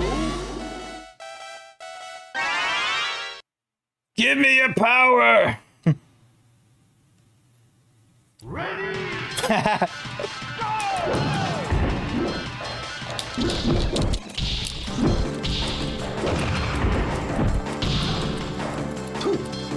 Jesus Christ!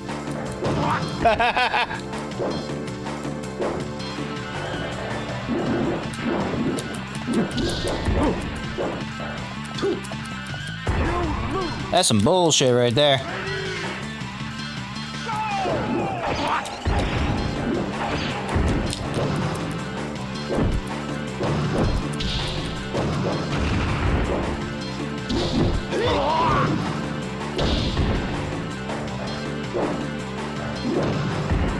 Son of a bitch. Boom. Oh! No, no, no. I'm afraid so. Continue.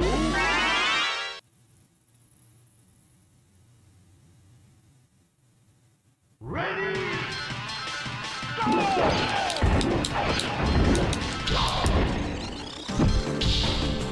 Man, I gotta be running low on time now. Oh.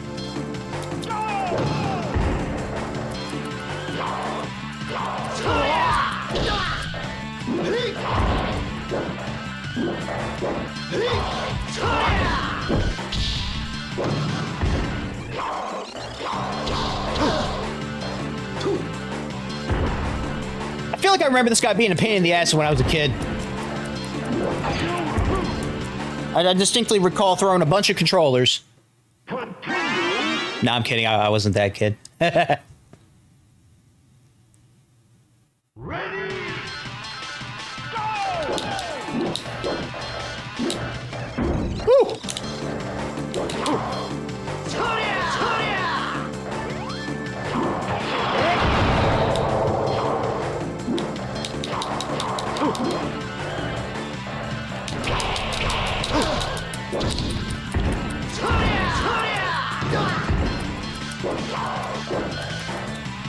Fuck!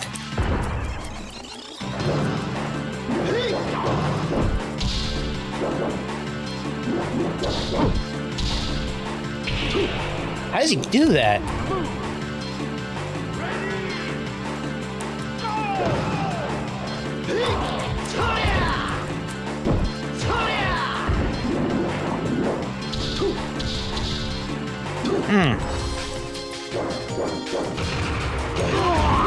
Ah. Continue.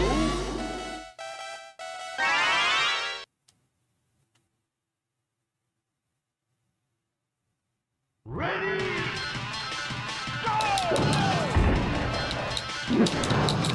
Ah.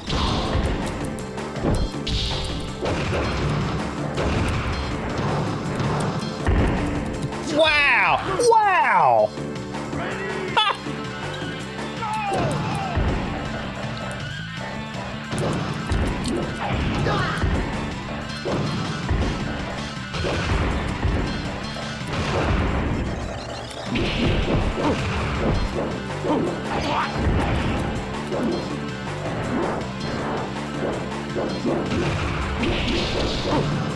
Oh. Woo!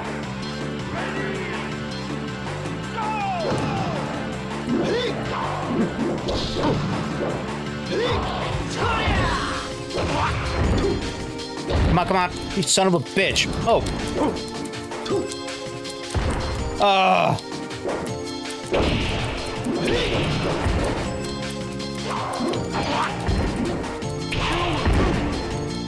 Oof. Continue. I'm gonna give it one more try, and I think that's my time. Ready.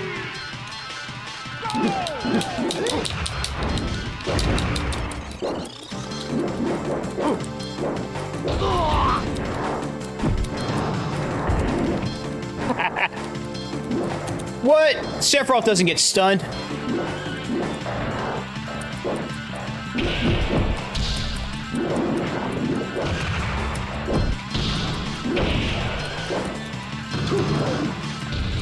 Yeah, that dude was right. This is a Sephiroth cosplayer.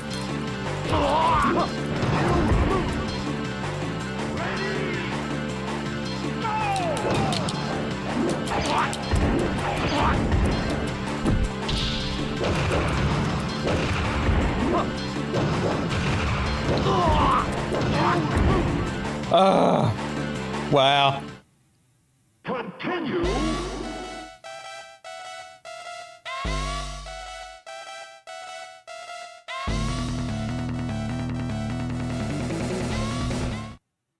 All right.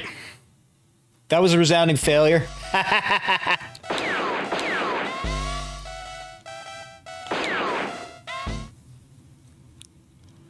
right, guys, that's my time. Thank you so much. Enjoy the rest of the marathon.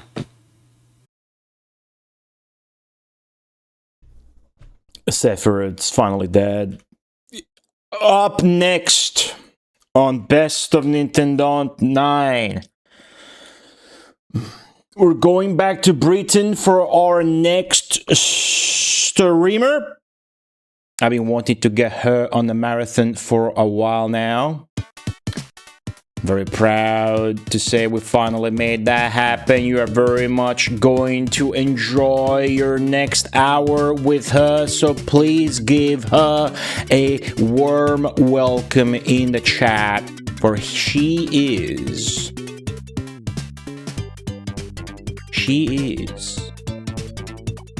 Angelinterceptor.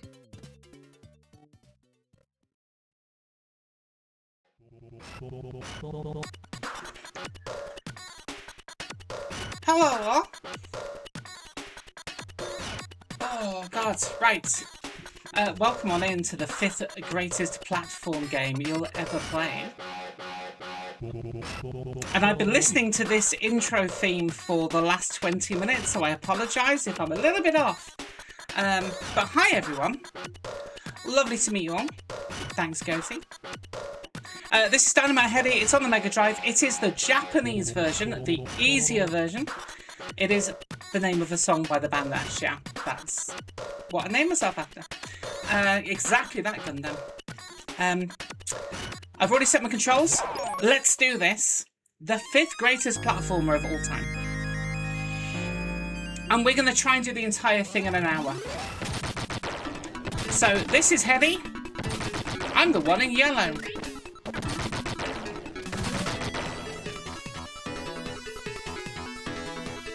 So, we are Headdy. We are a puppet. Do love a good puppet. Headdy is the best puppet. But imagine if you were a puppet and there was an evil puppet master trying to take over the land of puppets. It'd be awful, right? So we're going to rescue all our friends. Bonus points for using the Japanese version with uncut levels and effects. Yeah, I'm not translating it. I was tempted to use... There is a fan translation of this, so... For those who don't know, Dynamite Headdy is very different between the Japanese and the Western version. The Western version is a lot harder. It's a bear, Nighttime Blues. We're about to get our first meeting with Mariana. Who is a bear, not a cat.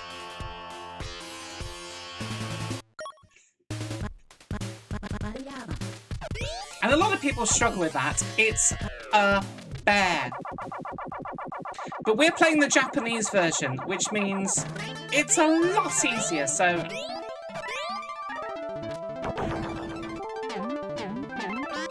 You say bear, but the theme has meows in it. It's a bear.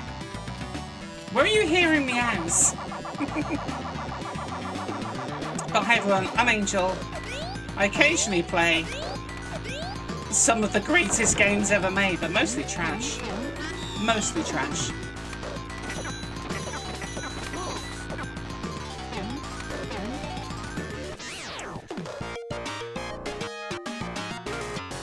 It's a dead easy game.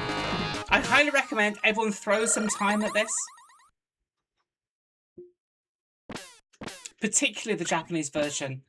I tried earlier to do a run of the Western version, and the difference is palpable. Anyway, so all of these doors here are training rooms. We're not doing the training rooms. We are just going to get through the whole of Dynamite Headdy in an hour. We're just going to have this delightful little wander around here. So you'll have noticed Headdy's main weapon is the head. Like a proto-Raymond. Which I genuinely only played for the first time today.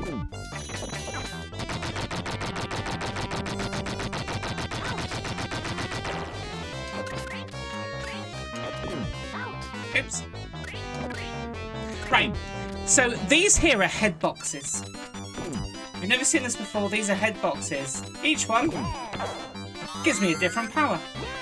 We don't want that. We don't want that, we can get through without. Bit Ristar-ish? Bit Ristar, did Ristar come after this? We've got a nice little speed head, so we can just skip over all of this.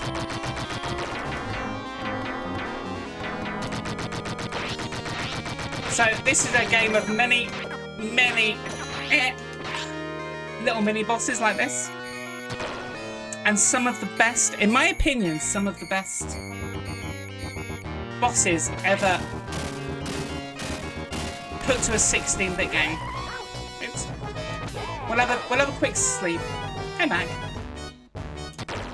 So yeah, this is... Oh, where am I going? This is treasure. We're taking the shortcut. There's a big, long snake boss at the top there. We're not doing that. we are going to take out some tiny dogs. Tiny little clockwork dogs. Is it cruel? Possibly. Yeah, so Ristar was after this. I'm actually trying to remember the exact route of Treasure Games. McDonald's Treasure Lands. Gunstar Heroes and then this? Right, so basically, Mariama is our antagonist of the game. Unfortunately, he's a bit rubbish.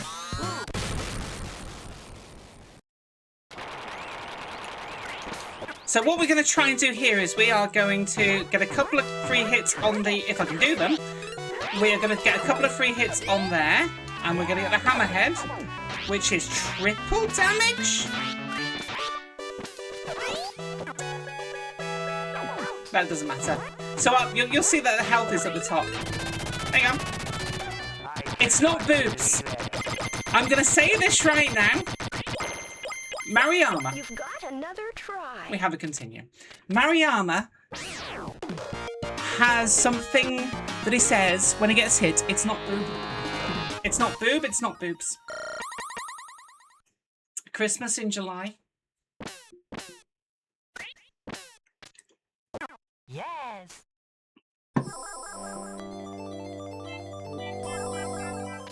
So this is in the Western version. She's called Heather. In this version, I think she's just called Thingamy. I want to say she's called Thingamy. She's a double agent. Don't trust her. Do not trust her.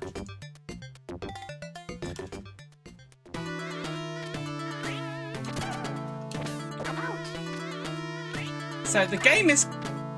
Ignore me. The game is quite forgiving. She says getting hit a lot. You're not having my hat, Goatee.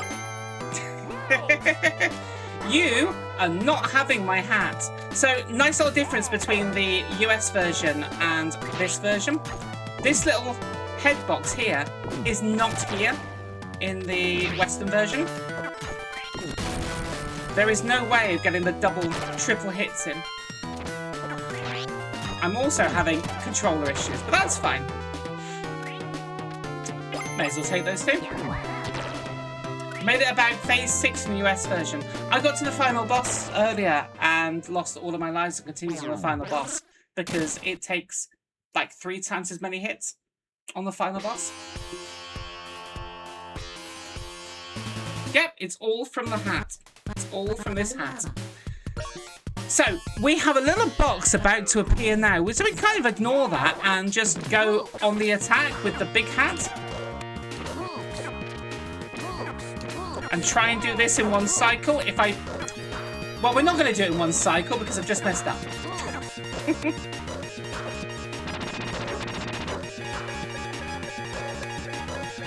I kind of like to see this as like a prototype of something like Cuphead.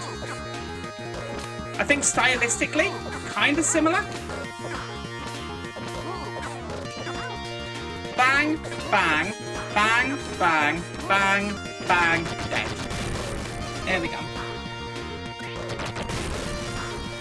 And the reason I say that is it's boss after boss after boss. We're going to have a quick sleep and get some health back.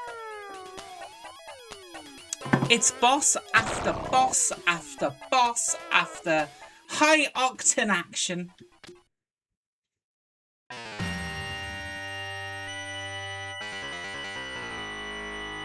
This had the look. Gunstar had the projectile-like things in Cuphead. This is true. Treasure loved their short levels and frequent boss fights. They did.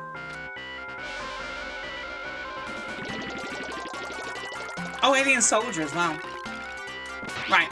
Let's see if I can do this as quickly as possible. Nope, I can't. Oops. Double. Oops. Oh, wow, I'm getting hit. Should not get hit this much. Oh, well. So, each individual part here is separate. So once I beat the bottom half, the top half will then start trying to grab me. And getting grabbed by that is very bad. It takes off like a quarter of your health. The vaudevillian theme reminds me of Cuphead. Yeah, it's just like, I wonder if there is a link to Cuphead in this. Like, one of the creators thought, Dynamite Headdy, that's what we'll steal. But not as a proper platformer. So we want a specific head here, and it's that one. Because now, we can just shoot anything. What we're trying to do is get rid of all of the individual parts of the body. And I nearly did that in one cycle then. Hey, Moon. Now it's a ballerina. A lovely little ballerina. And I was not paying attention. No, we need this to be... I'm gonna die. One death. One death. I got really unlucky then. Moon, it's fine apart from I just died. Mostly because I was looking at your raid. Right, 2, 3. Hello? Would you mind? Thank you.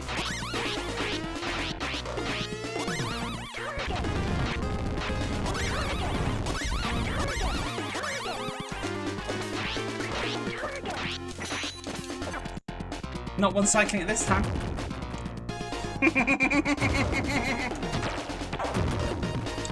No, I'm supposed to be trying to teach you how to play the Western one better. Right, we want... So this is going to come down like that. And now we can just go head, middle, bottom, bang, bang, bang, bang, and dead.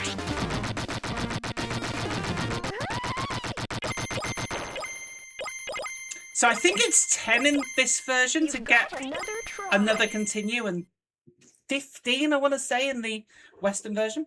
So much harder. But we're making good pace. We are beating the robots. We are taking them down.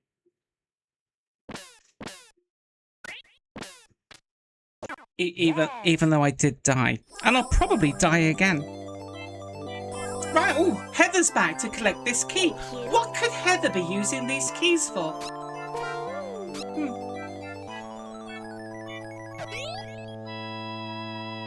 The bonus point here took forever. Is it like the 4th? Is it the 4th iteration? Right, new mechanic, because this game does new mechanics very well. Whoops. We are just smashing hit me balloons.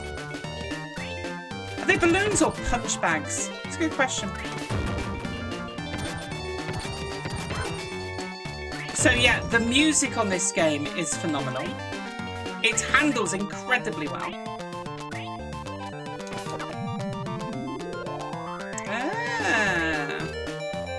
Right, we are going to use a bomb. So, nice little fun fact for anybody that doesn't know about this game. Bosses like this in the Western version do not exist. Because Sega of America did not want to have Headdy hitting women. Oops. Oh, thank you. Which is a little bit silly considering it's puppets. But but genuinely true. Which is why that boss was different. The boss at the end of level 7. I apologise if anybody really likes nice, cute, yellow bouncing things, but they make incredible platforms. Oops. Hey, music. You hate this part? This part's fine.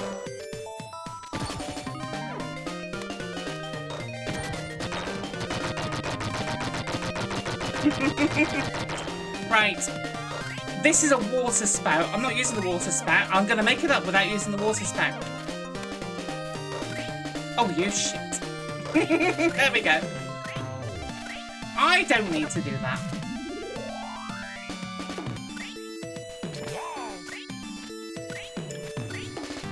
So that little thing there makes all of these go into reverse so we can kill them. I'm going to do this though, so I can go and get this health.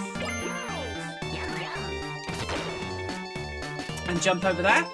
Who's skipping content? So we're just going to go through here. We are not doing the basketball. That B is the Liberty head. It is a basketball head. We are not doing the basketball game. I refuse. Oops, that's bad. I refuse to do the basketball game for the true ending. Mostly because I'm dreadful at it. What we can do though is go whoop, whoop, whoop.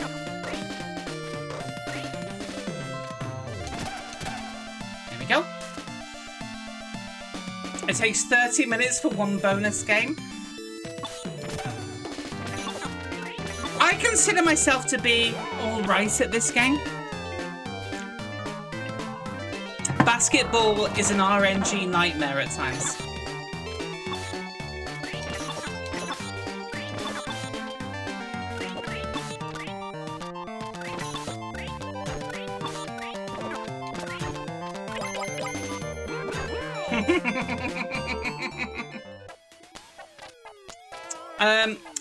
Heather's beating us to it. All we had to do was get to here. That's a secret bonus point, by the way. I just fancied taking down a nice little window cleaner. One more? Not even one more. Oh, come on! There we go. They're meaningless.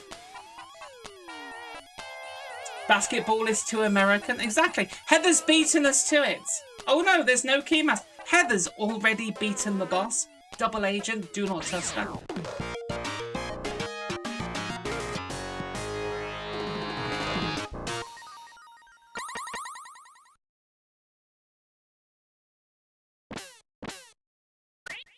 But that's fine because it just means we don't have to do a boss before a really tedious level. It's not a tedious level. In the Western version, this section here is entirely RNG. In this one, it's patterned, which is lovely. So we are climbing this tower with some lovely, revolving, 16-bit platforming. Does this look better than the tower in Mickey Mania, which also revolves, I wonder? Because Mickey Mania was after this. Yep. Right, so in this, it's like 3 or 4 of these movements, and then Mariana comes up and you hit the bear, not the cat, the bear. It's completely RNG in the Western version, so there you go, it's 4 or 3. Is that 3 or 4? Oh. It's also 8 hits, not 4. So this section on the Western version goes on forever. See who did this, Miggy?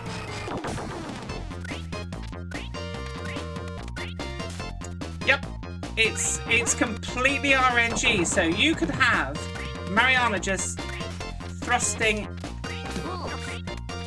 those at the tower like 10, maybe 20 times in a row, and then doing 4 approaches in a row. It's completely RNG. Which makes speedrunning the Western version appalling.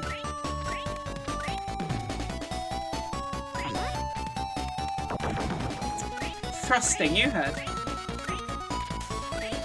Oh, I'm not going to hit you. I'm not... Just missed it.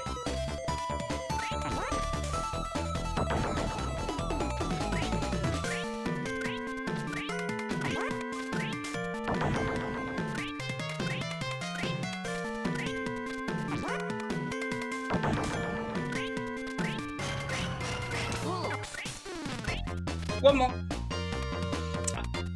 I think the speedrun for the Western version is on a par with the Japanese version, just because I guess if you play it enough, Mariana's just going to come out every turn.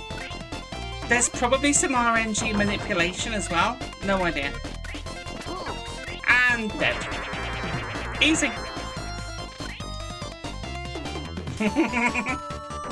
This isn't a speed run, obviously, because I missed that. So we're going to not bother with those balloons at the bottom. We're just going to climb this lovely tower. Like, as I say, mini-boss after mini-boss after mini-boss. 1, 2, missed that one. And that one. Bang, bang, bang, bang, bang, bang, bang. You've got a secret bonus point. We got a secret bonus point for doing it quick.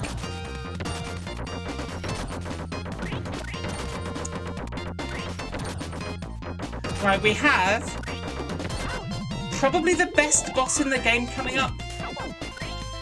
Certainly, in my opinion, again, the most incredible technical feat of the Mega Drive coming up. This is the stopping time head, in case you hadn't guessed. And I missed it. Good. Good. Well done. Well done, me.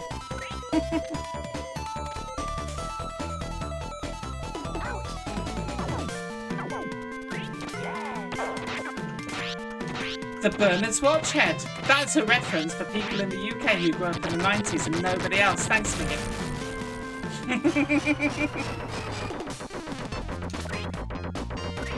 But it's okay. We get a tasty, tasty banana. And, in my opinion, the most technically incredible boss of any game in the Mega Drive era. But it's okay, because all we've got to do is just beat off his head. Yep.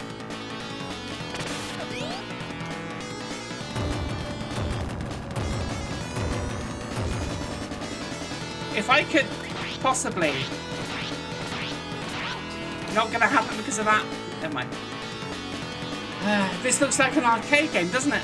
Right, and this is when it gets really impressive. Because now I'm all small on the back.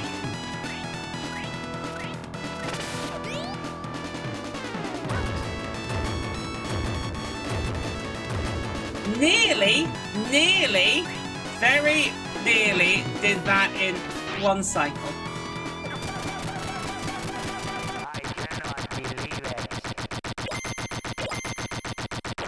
And I'm not going to get a bonus try. No! No, continue. I wonder what they could have done on the SNES. Hey, Apache. I wonder what they could have done on the SNES. Treasure knew how to manipulate the Mega Drive. Yes. Treasure didn't release anything on the SNES. Thank you.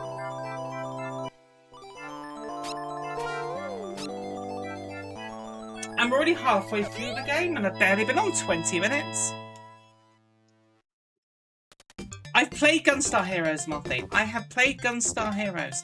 The wonderful, wonderful Gunstar Heroes. Right. Suddenly shoot 'em up.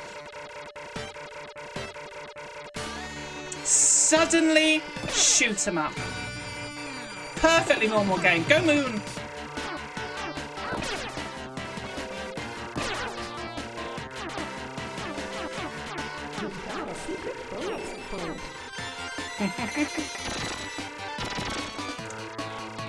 If you're not going forward when these things spawn, you will get hit, so you need to do that.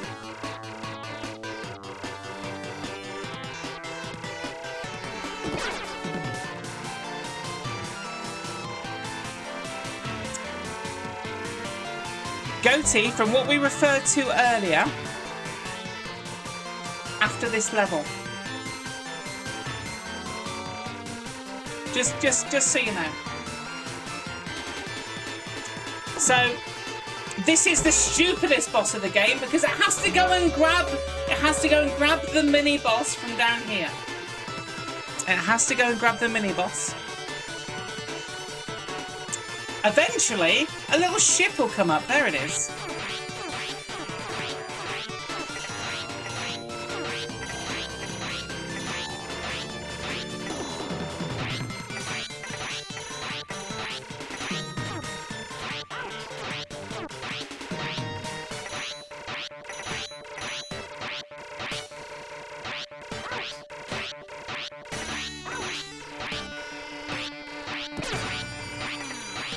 So those, weirdly, the things that come out of this ship's mouth are easier to deal with on the Western version. They have far fewer HP. On this, they're just full of HP and just trap you, and I might die. Actually, might die here. I'm going to try to not to, if I face the right way, but there's actually a chance of death.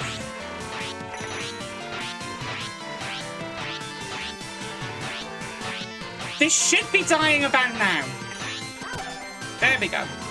Do not get hit by that. There we go. That was really lucky.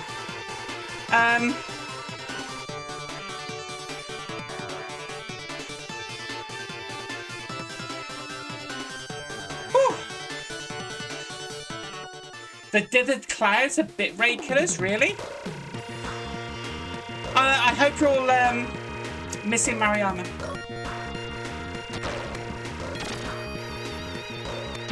Right, there is a lovely, tasty banana here I want. Right about there.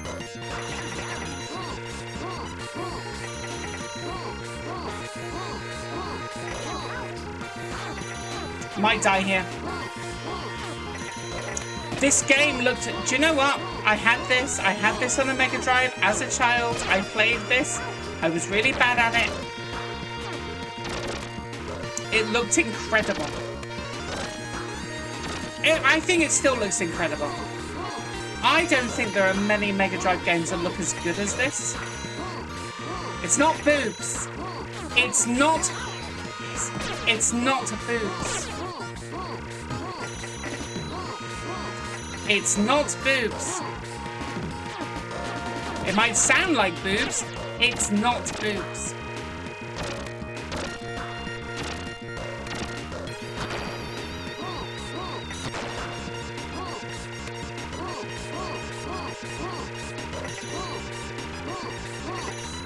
Not boobs! Ow! If I didn't know better, I'd swear it was SNES. See, I have no issue in these bosses, as you say, outstaying their welcome. The last one's a bit of a pain in the ass because it's, well, really long. But, like this one, for example, is quite long, but it's... Once you get the patterning right, and you realise that the worst thing you can get hit by is the big laser beams. I made you play this. I made you play this.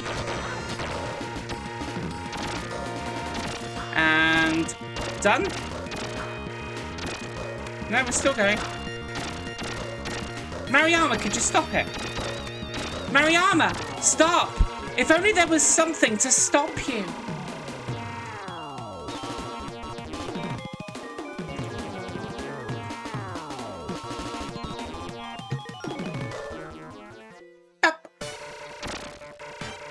Right, can I do this without dying? Probably not, because I just went leg first into a laser.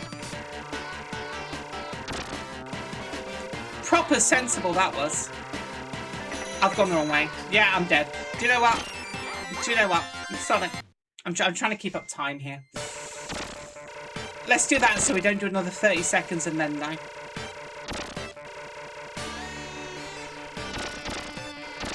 So let's stop without hearing Kim from Kim's Convenience Shop. I worry there's people in Ghostie's chat that I'm not going to get that reference. Wow, I'm really bad at that. There we go. There's a banana at the end of the level before the boss of the stage, so it's fine.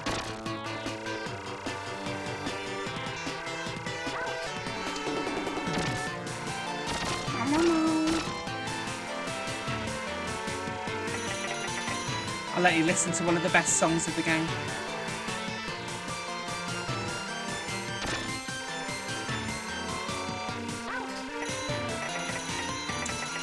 Fun fact, if you just hug the bottom here, the spiders won't hit you. The lasers will, but the spiders won't hit you. And who is ready for the best boss of the entire game, in my opinion, not everybody else's? Babyface! Imagine a small child from birth to old age. Can I just ask, for those that know this game, do I let natural causes take the final phase of this boss? Or do I actually beat off the old man?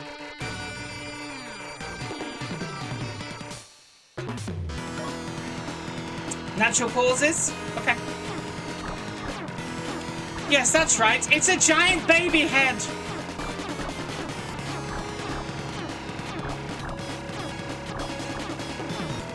What?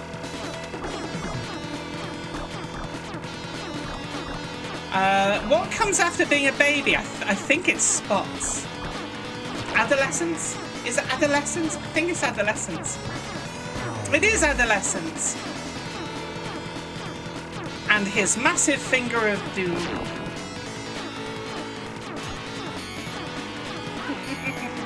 I think it's quite bad. Oops.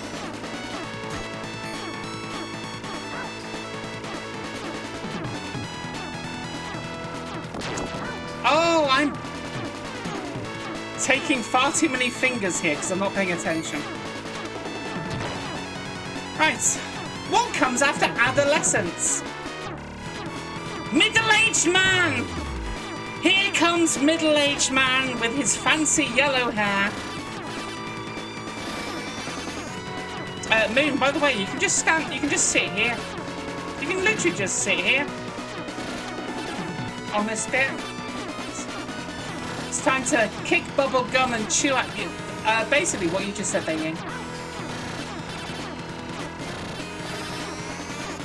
Right, we are gonna let so the final phase of this boss is Old Man. An old man can be attacked. This old man can be attacked. Or we can let after, because we can just sit here. We can just sit here. One attack, and the hand comes up, and natural causes takes its toll. Yeah, it's Mr. Miyagi. F. Easiest place in the game to get a continue.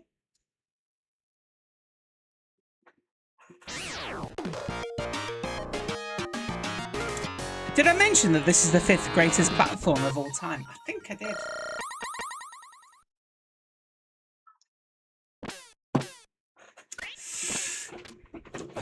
Yes. Oh! Heather's here again to take another... What's Heather doing with all of these keys, I wonder? Just get all for the power down, exactly. What would be my top 5? In the past, I've actually put this at number 1. But because of the difference between the Western version, which you'll see another vision... for those that know, kill the cow, save the cow. Kill the cow or save the cow. One of these cows is a secret bonus point, you can tell. Because it doesn't sound like a cow. Save. Kill, kill, kill. You've got a secret bonus point. Too late. So this boss is a robot in the Western version.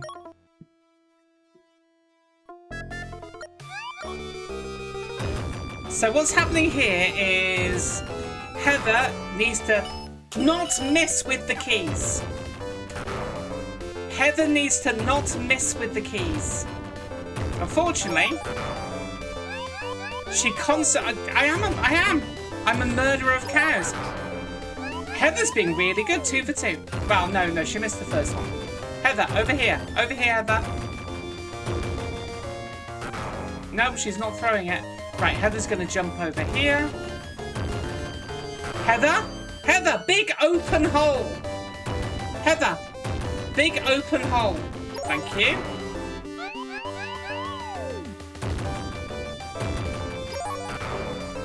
To be fair, this is incredible Heather work. This is incredible Heather work. Right, over this side. No, Heather!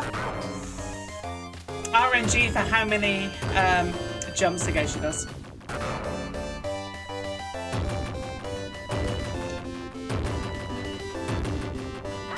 Heather! Heather, I've just been talking you up. Stop fucking around. There we go. That's it. That's GG, right? This is sorted for speedrunning, but normally this adds so much personality to the characters in the game. I completely agree.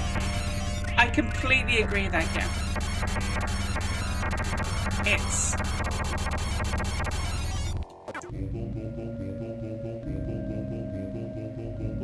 Oh, look! It's the Dark Puppet's castle. Oh, no! Thank you, Goatee. Right, we don't want a secret bonus point. What we want is not to be a secret... Oh, no! A game with a secret bonus point. So what we want... What we want is that claw to come over here. We need that claw to come up here and throw out a bomb. And then to toss the bomb and hope for RNG goodness. We did not get it.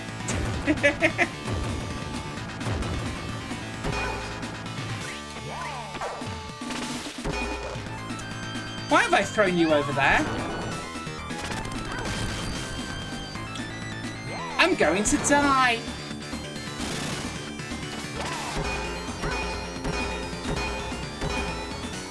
This is not going to be good unless we get the double hit.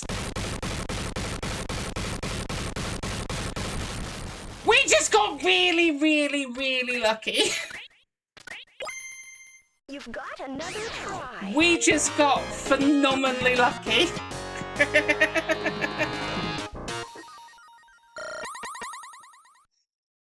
It's all about so that that bomb can go off twice and it can just take the boss out in one hit.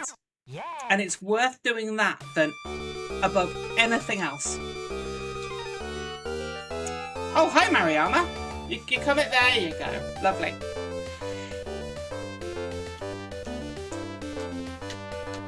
I was also expecting death. Goatee, would you be able to just like hold the fort for a second? Would that be okay? Would that be okay, Goatee? Just to hold the fort for a second. Would that be okay? You are a star. Thank you.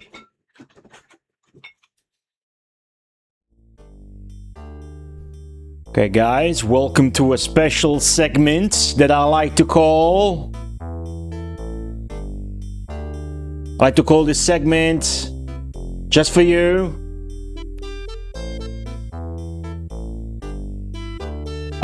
I like to call this segment Brief Dynamite Headdy Intermission. Angelinterceptor will be right back.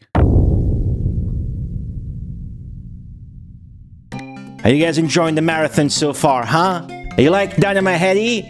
He's an advertisement for Dynamite Headdy. Hold on, I'm right here, guys. Check me out. I'm right. Look at me. I'm here. You good? You good? Dynamite Headdy? You guys ready for more Dynamite Headdy? You good? Cool. You sure you're ready?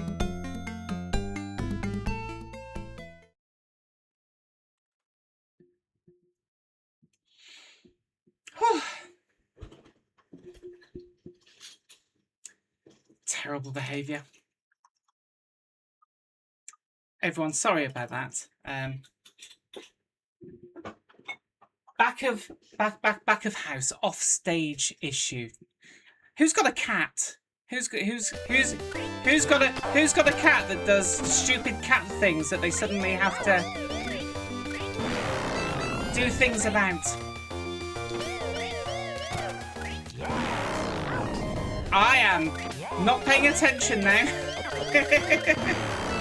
Right, so those rockets are regular and it makes this really hard. Ah! Right, I actually might die here.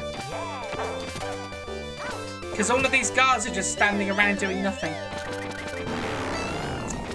Yeah, who knew that a stream cat could cause so much issues by being a stream cat? No, Nintendo is wonderful. I don't think anybody can disagree with that. Uh-oh. I'm determined to not die.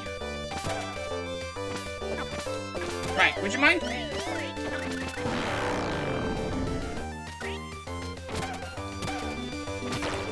And...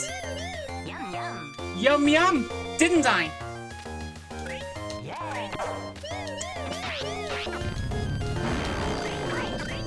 Oh. This is like 12 hits. You don't actually need to jump up that often. No, I've really enjoyed this today. Thank you. Oh, hang on. Don't do that, because you'll die. I think a lot of people think that, Mothy. Right, so these things act like stone when they're on these platforms. And then we get the old-fashioned, I'm going to get that banana. I am going to get that banana. I have no shame in taking a safety banana. Best game. Absolutely best game. Look. As much as I'm not one for subliminal messages, I think this game deserves to call itself the best game. Also, best music in the game. Best music in the game. So you'll notice a bunch of random stuff here.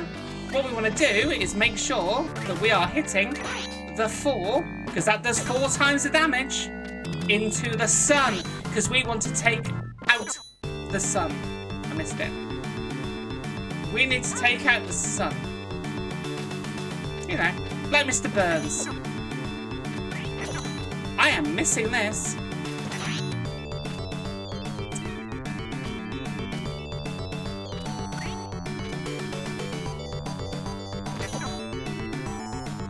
I can play this game, honest.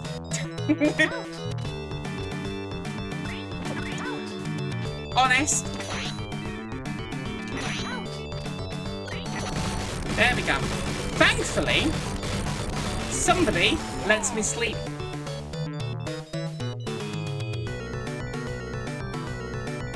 Thankfully, somebody lets me have a nice little nap.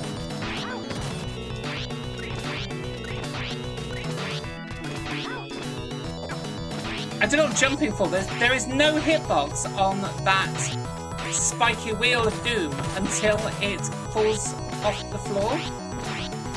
Right, let's have another little nap. Hey, Kim! Just having a snooze. It's Dynamite, Headdy. The single greatest Mega Drive platformer. There you go. The single greatest Mega Drive platformer.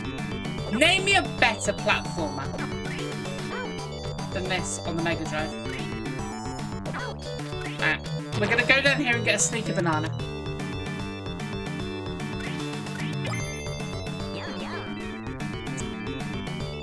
I'm gonna say this beats Ristar. Although this gets frustrating in places if you don't know the game, this one is better. I've never beaten Kid Chameleon. I played on stream. I've never beaten Kid Chameleon. Good call that. Thanks. Let's take you out. See, I have issues with Rocket Knight Adventure.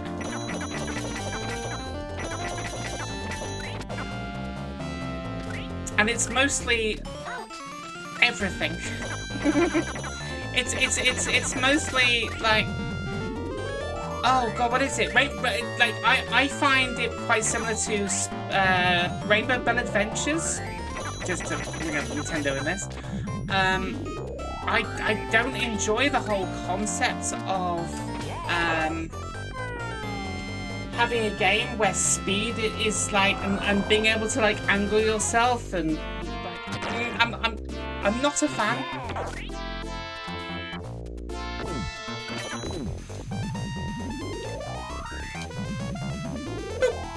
Come on. Right, so we are just hoping that we can lob rocks on this thing's head.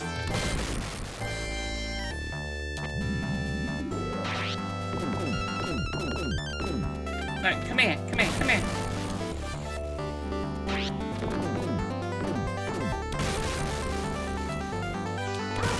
as well take the hit there. Right, I could do with this stopping landing in the middle. Right, could this stop landing in the middle, please? It's not helpful to me. Right, here. Thank you. Oh, but I died? It's fine, I've got 10 minutes. This game can be in the next 10 minutes, it's fine.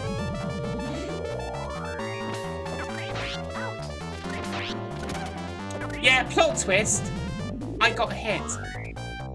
There's absolutely no point in not taking just the hit from the spikes here for time.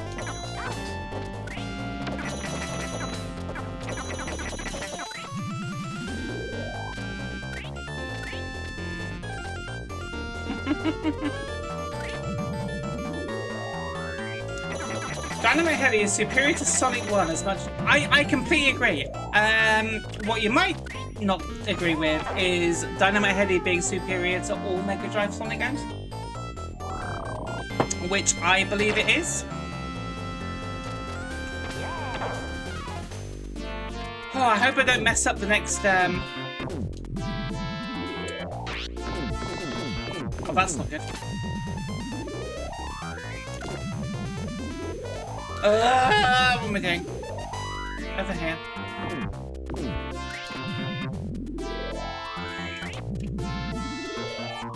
You'll be pleased to hear I'm massively messing this up.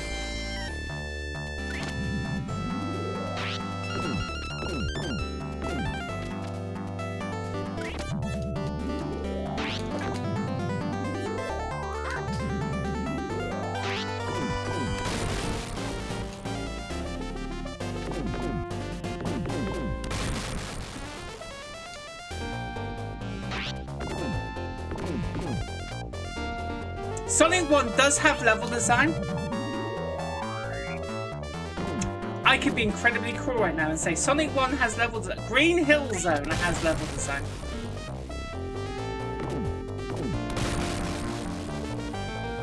Because it does, because it entices you into the game.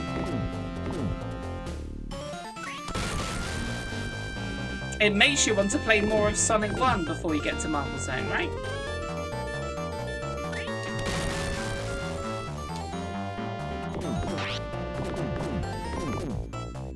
No way, no way, nama. Oh my god. Okay, I'm really screwing this up. Marble Zone is awful. I think everybody knows how bad Marble Zone is. Like, as a concept.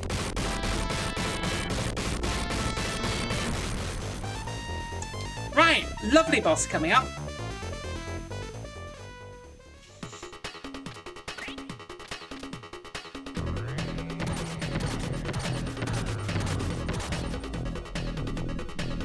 I don't mind Labyrinth Zone. I actually, Oops.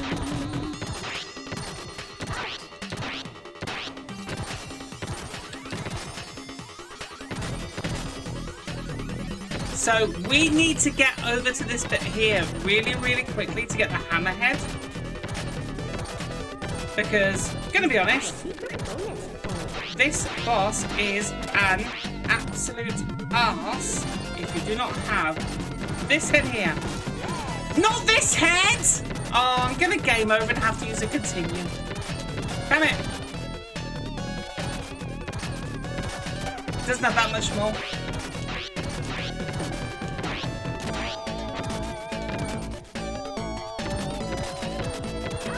Oops.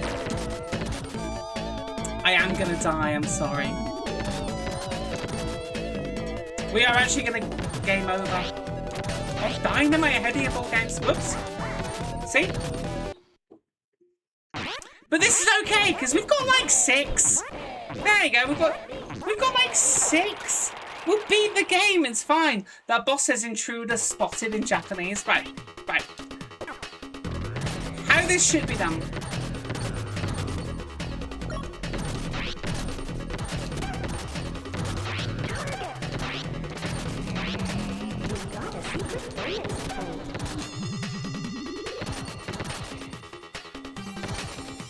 So I can hit this boss when it's green, not when it's red.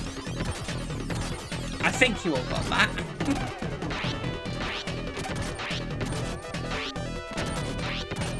Unfortunately, if I get stuck behind those and I die, oh, hang on, I might screw this up again. There we go. Easy game.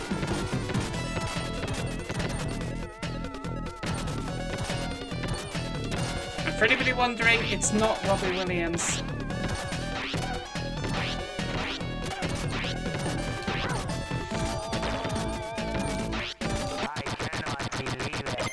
Easy game.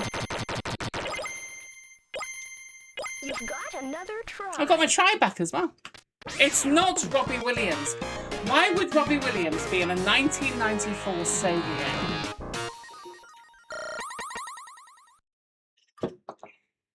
Now I understand that tries in this game and continues, not lives. No. So lives, lives and lives.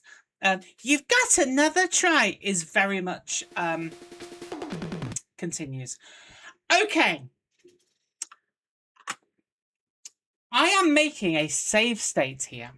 This is the penultimate level. Unfortunately, there is a way of soft locking at the top of this screen. But it's okay, because for those that don't know, this game contains a lovely glitch, which means I can go hands-free.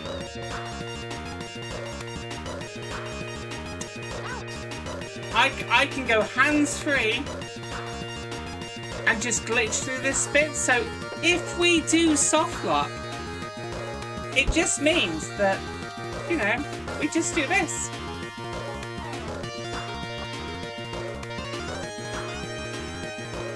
Look, Mar, no hands, etc.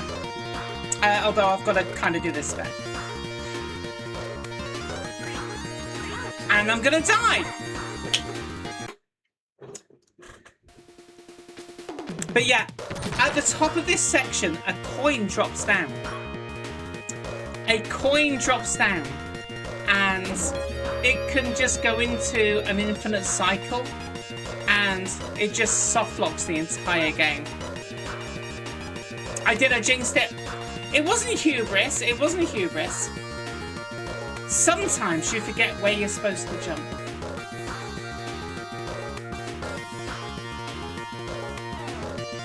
So what we should be doing right now is avoiding all of those spikes on either side, getting to this point, having blasted our way.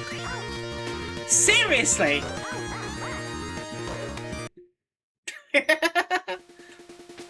Look, it's fine. I've got 6 minutes. Yeah, I'm just causing troubles. It's not a cat, it's a bear. I think it's worth pointing out it's not a cat, it's a bear. I almost asked you all, oh, should I do this normally or should I do it like this? I'm glad I'm doing it this way. It's because I'm not paying attention, Apache. 6 minutes, 6 tries. I got 6 minutes. Have I played this before, streamer? Right. I was just jumping too early. There you go. See? Easy. You watch this soft lock now, so I have to do this again. Oh no, sorry, Mr. Bear. It's a bear, not a cat. Please don't call it the British Rainbow.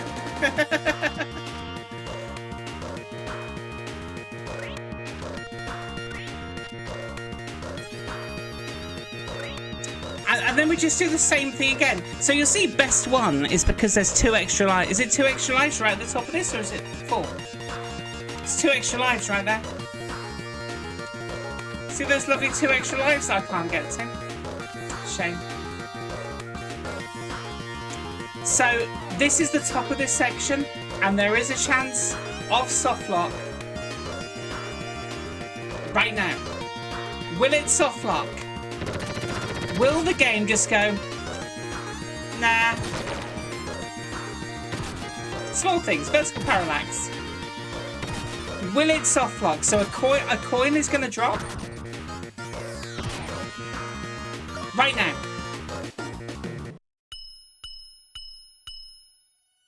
I didn't softlock it. I really wanted to softlock it. I really, really wanted to softlock it. We haven't softlocked it.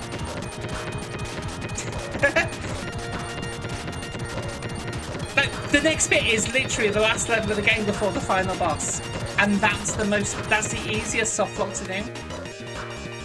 I'm really disappointed, I'm sorry. Right, so here, our little friend Mariama is terrified because of this machine.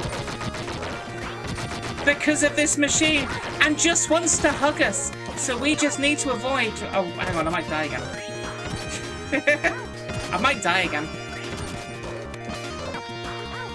I actually might die again. It's gone rampant! Not the word I would have used, but I understand.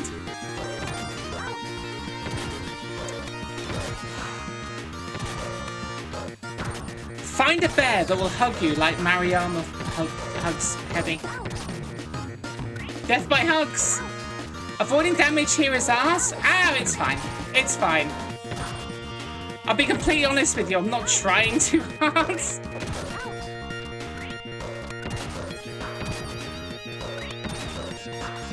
Oh no, I'm being hugged again! Actually, I might die. I didn't want to die. I might die. That'd be dreadful.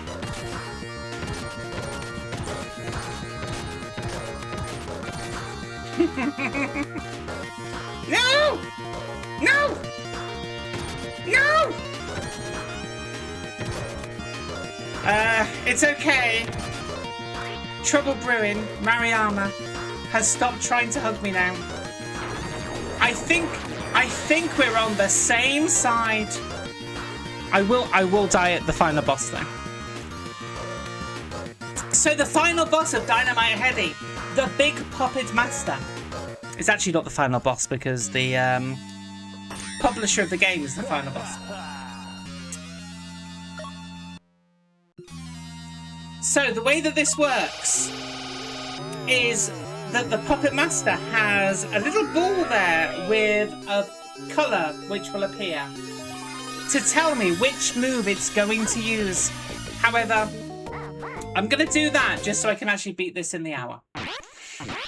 It's fine. I'm doing that just so I can beat this in the hour.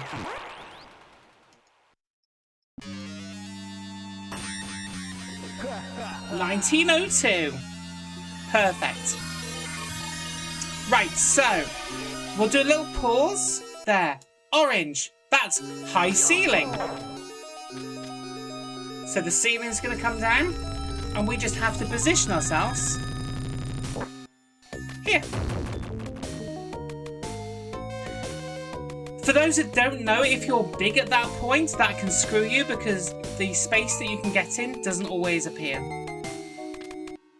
Green is big things from below. These things cause a shitload of damage. There you go, gone. What next? Let's just do that. Let's just do that. Oh no, there's big orange bats everywhere!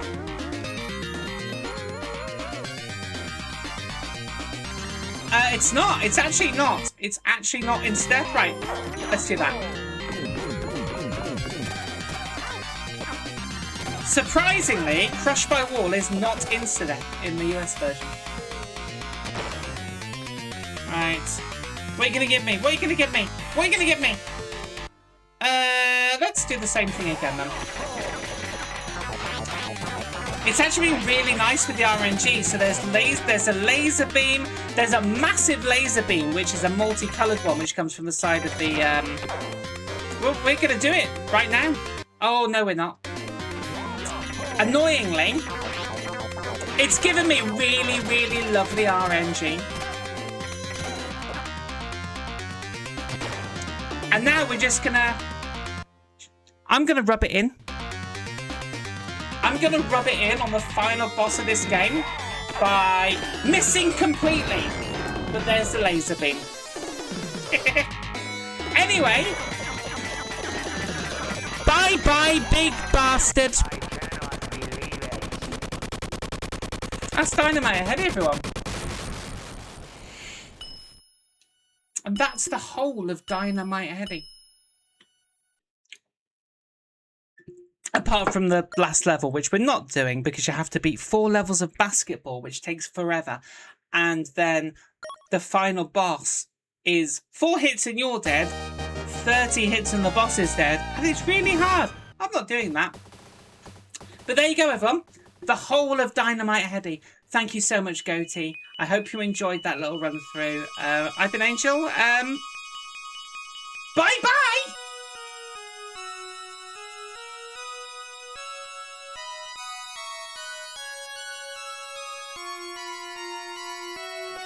It's kind of an hour. It was kind of an hour.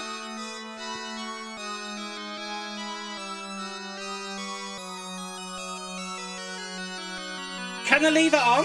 Yeah, of course you can. Oh, do you want to leave my face on your... Okay. I'm not saying bye yet. It does have some great music. Gonna need some aspirin after all that head bashing. I may have been shouting a lot as well, and I apologise. I get very excited by games. But yeah, Ghosty, just tell me when you're coming off, it's fun.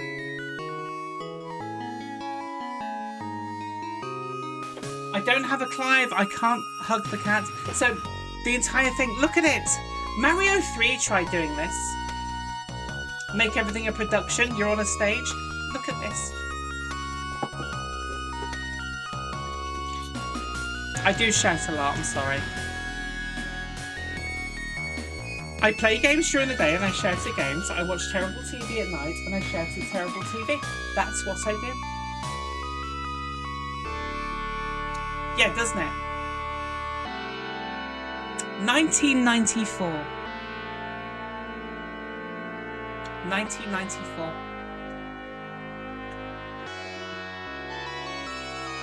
Thank you for Forgotten Footsteps.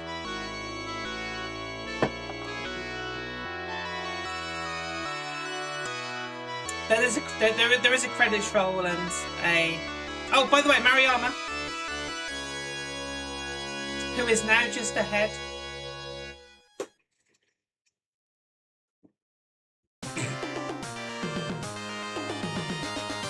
Ah! Oh God, my entire screen just went.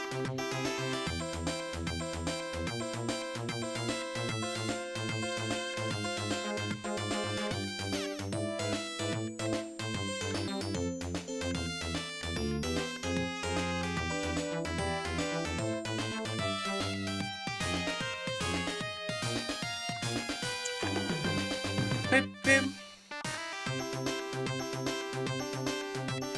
But yeah, highly recommend, if anybody wants to play this for the first time, play this version, not the Western version, then go to the Western version.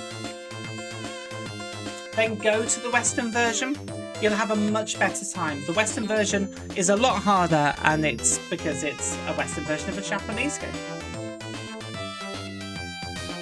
Oh yeah, the enemy cast and everything.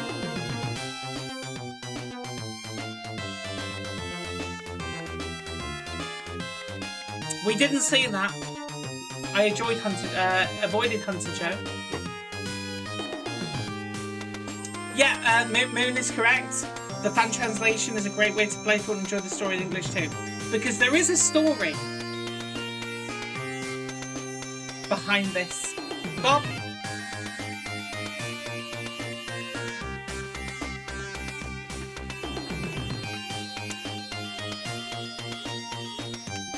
Rebecca.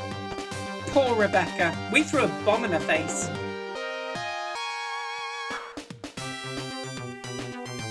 The intro kind of explains it visually. You're a scrapped puppet fleeing the garbage collector. Goatee, did you ever get the, over there, the UK TV show Raggy Dolls? I think this is why I enjoyed this as a child, because I loved Raggy Dolls. And Mariama's a bounty hunter, yes. Noted. Raggy Dolls is great. It's a cartoon about a bunch of dolls who get scrapped.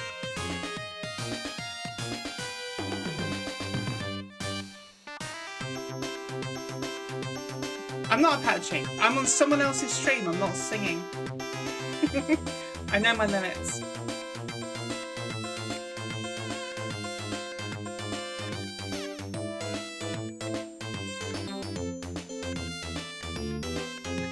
So I said that this was top 5 platformers. I would probably put Super Mario World above it. Sorry, Nintendo. I would probably put that above it, just because of what it is and its length. But I think this is more joyful. This is certainly the most joyful platformer of all time.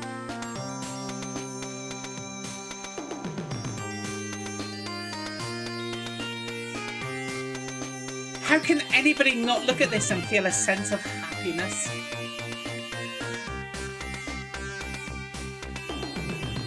Absolutely does.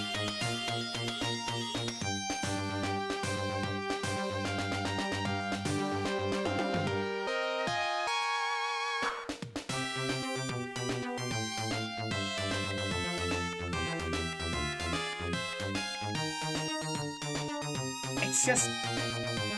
Oh yeah, sorry everyone, Mario. Sorry. Nobody wanted to see Mario as part of Nintendon't. I'm sorry. It's making you angry?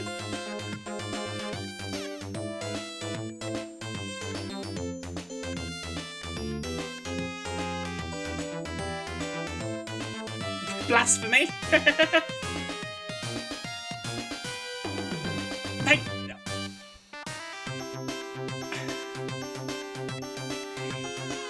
Can somebody name a game in the last 10 years with this much creativity with such limited resources?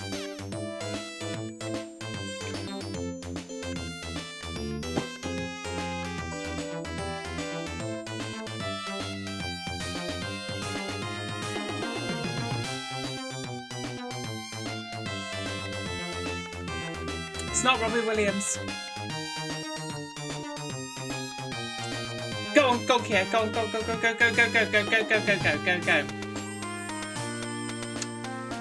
With these resources, as in, you've been given a Mega Drive dev kit in 1992, probably. Invent a game for me. Freedom Planet 2. Oh, okay, right. Make a note of that one, thank you. Thank you. It's still going, Goatee. It's almost like when a game doesn't have just a color palette swap of the enemies. No, UK Retro. No. Goatee, thank you for letting this play out. Sometimes this beauty just needs to be shown, right?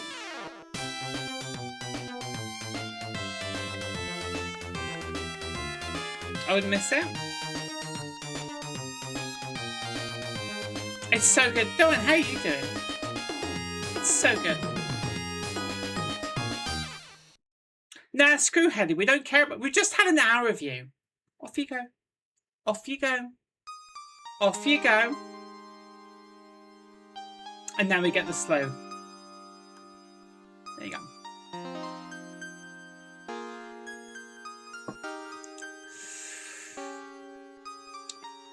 From the system that gave you Last Battle.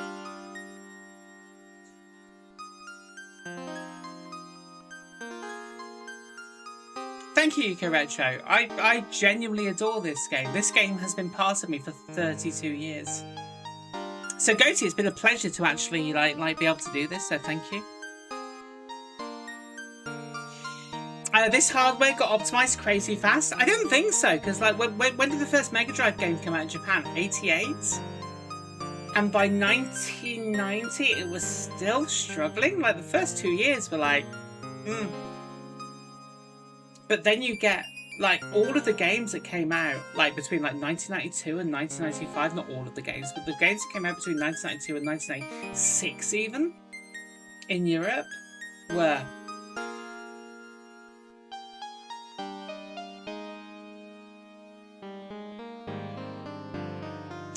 first Mega Drive game ever was Super Thunderblade. I didn't know that. The leap from 90 to 94 is a bit mad. It's amazing what happens when people learn what they're working with and push it.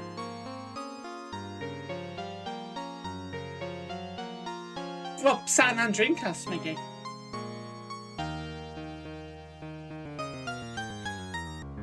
Yeah, so I think there's a distinct jump in technical quality in Europe, at least, where the Mega Drive boxes were not that black background with Mega Drive at the top.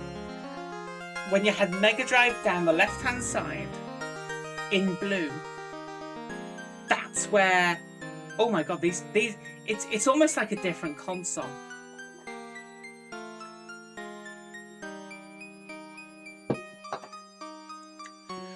I mean, Smiggy, I think Rayman from 95 that I played earlier looked great. I think it plays like a horse. It does Forgotten Footsteps, that's a thing. And that's always been the way, dare I say it, with art, that the less that you have to work with, the more that you have to put in creatively to make it something. It worked, like, not just video games, across everything.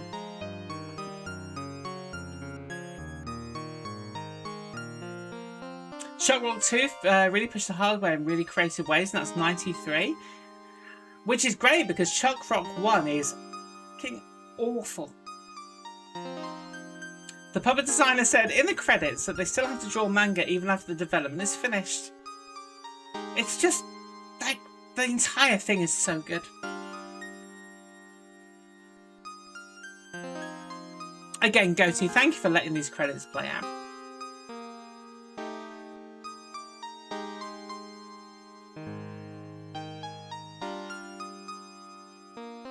Of course, it does mean that I could have done the basketball and we could have done the actual final boss, but never mind. It does. It is the 5th greatest platformer of all time. Limitation is the enabler of creativity. Exactly. You missed this era of platformers. Yeah. I miss this era of Mega Drive games. I miss working during the summer in a video game shop in the summer of 1995 and being able to play all of these, take them home at night to give them a test and play like every Mega Drive game I wanted to play. I miss that. Thank you, Goatee.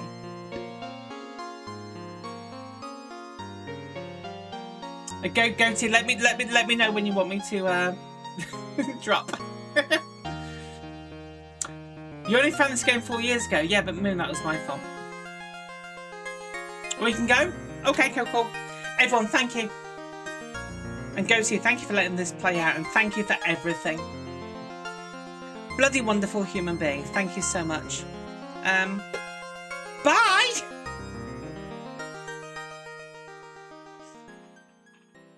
Yeah, she's complimenting me because she doesn't want me to steal her hat. I need that hat. No. All right, that was Dynamite Headdy on the Mega Drive by Angelinterceptor. How about that? Amazing game. Amazing streamer. You've seen her. Go follow her. And coming up next on Best of Nintendon't 9.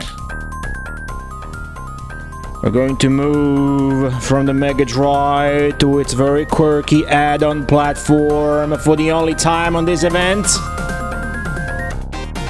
We've got our next participant to thank for that. Now let's strike a deal, chat. I will take care of the thanking if you guys take care of the welcoming, and by welcoming I mean spamming some clapping emojis in the chat. Put them together for your next streamer. DickDebonair.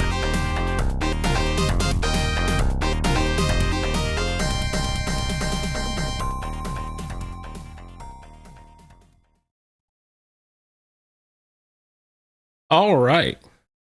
Hi. Hello. Welcome.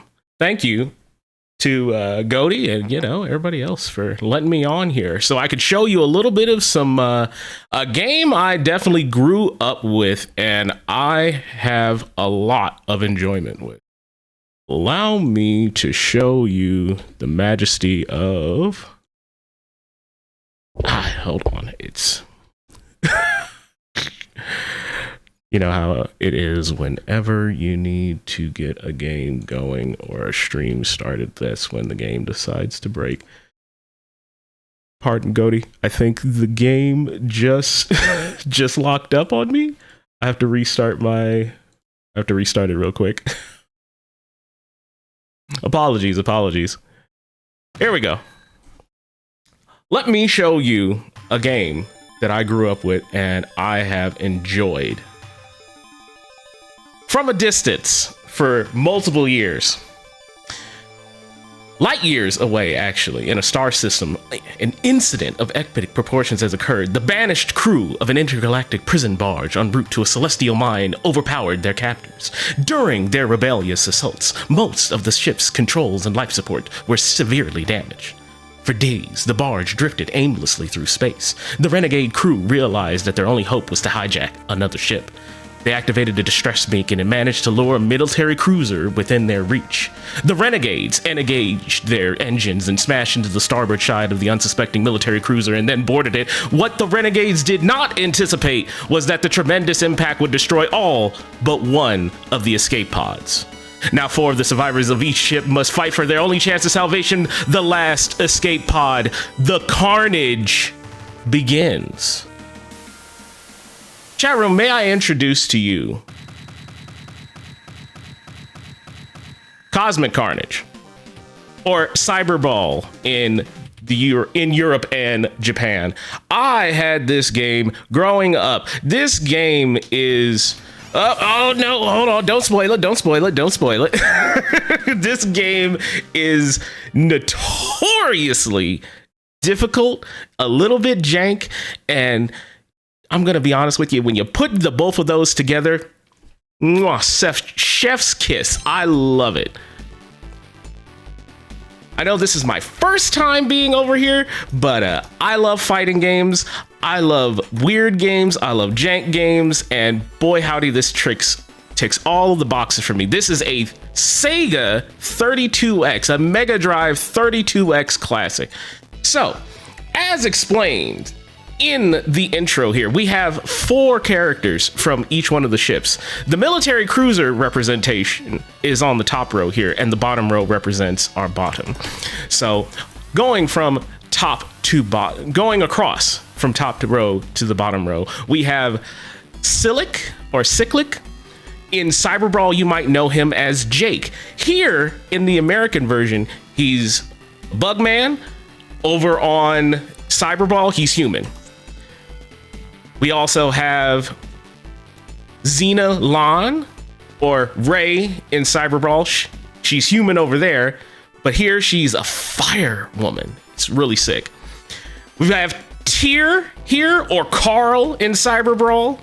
Big man, big bodysuits, big charging, heavy set character. Big Cho Anarchy vibes from this man. Really love him. Excuse me, that was this is Tyr. Excuse me, I'm reading off my list and not looking at the screen directly. This is actually Naruto. And yes, literally Naruto, just like from the manga, the anime. Big sword guy, cool martial arts moves, things like that. Circling back around, here on the bottom row, we have Talmac or Bolt.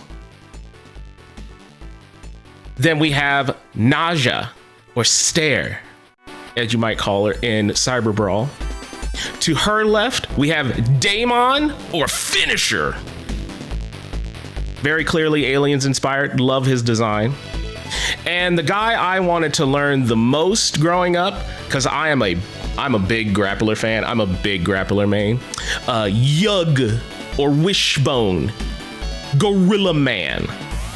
Love it. Love it. However, this game is very specifically interesting, and I would like to show that all for you guys. So, the main key takeaway on this game, and I'm gonna just pick a character real quick to just, well, actually, let's hopefully get lucky. I'm going to pick our main character for our run today, who is going to be Naja. I'm picking her because I actually can't defeat her in the main like arcade run. She's very difficult for me to beat. I don't know why. Perfect. So we're fighting one of the military guys. You saw flashed on that secondary screen there for a second. I had nothing, but the enemy, the renegade guys, or the military guys, they get to choose armor loadouts. It does affect how much damage they take, and more importantly, it affects what kind of special moves they get attached to that set of armor. It's very cool. Also, as you guys can clearly tell, there's a little bit of blood here, a little bit of presentation, some super scaling. Oh man, he's throwing the crap out of me. Breakable armor. He got me. I'm still trying to explain too much of the system, so he's taking advantage of me a little bit, but that's okay. I asked for the amount of time that I needed so that we could properly show off how cool this game is, and I could show you guys how awesome this is. Now, Cyclic here, he's our very like Shoto character. For those of you who don't play a lot of fighting games, he's your Ken Ryu type, fireballs, spin kicks. Continues are penalized very hardly. So if we get beat up a little too much in this first fight, we might reset.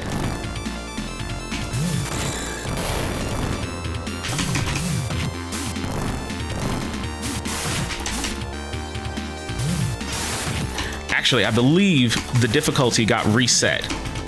So this is actually a perfect representation of showing you guys kind of what I was talking about also. This game is very notorious for input reading. It's very difficult. This game also has a ton of blood. It very much earns the M rating that it got. So, like, if you don't hit continue,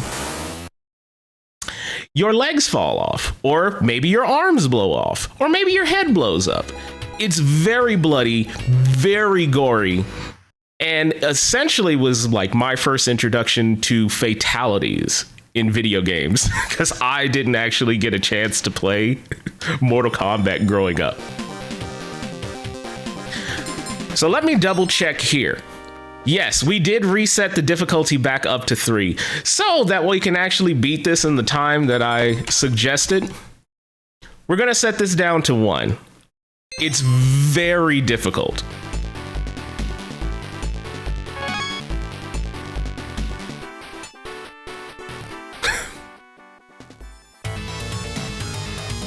I love the music in this game. I love the control scheme of this game, which I'd like to tell you a little bit about. So, some of you may remember that the Mega Drive, the Sega Genesis, your standard issue controller, had 3 buttons.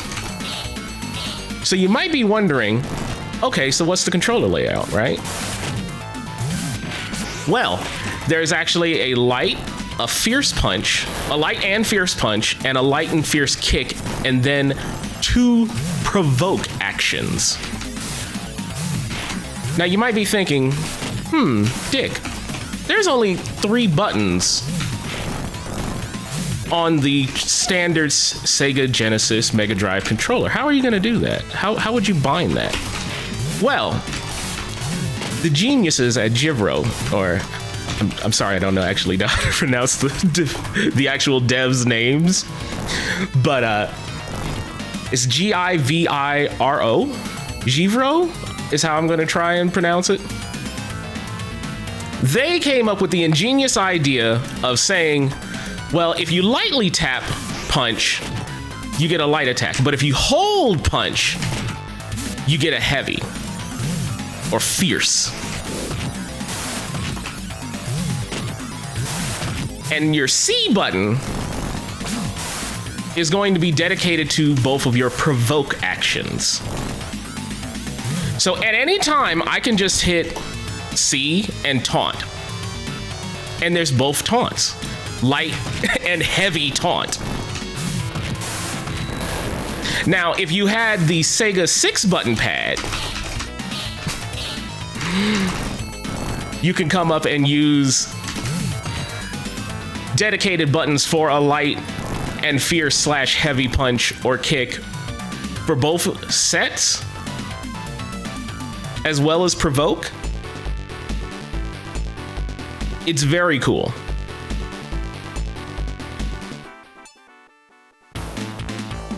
But yeah, we just defeated Daemon, our very Aliens-inspired character, as you could tell by his stage back there and how he looked. Very cool guy. I love his design personally.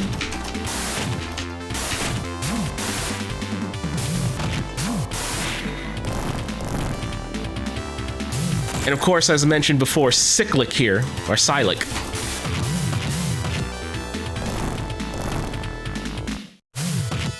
Very standard, cool guy, big punch boy character. Love him.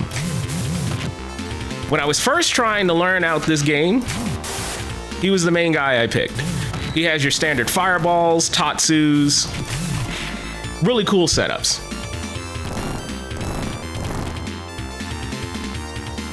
So you're probably also wondering, hey, Dick, you mentioned there's like fatalities in this game, right? Well, that's done by breaking off armor. And what you need to do is essentially end a round by landing a special attack with broken armor, or on a spot with broken armor.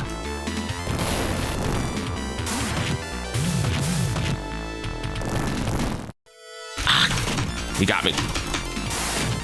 It's easier said than done.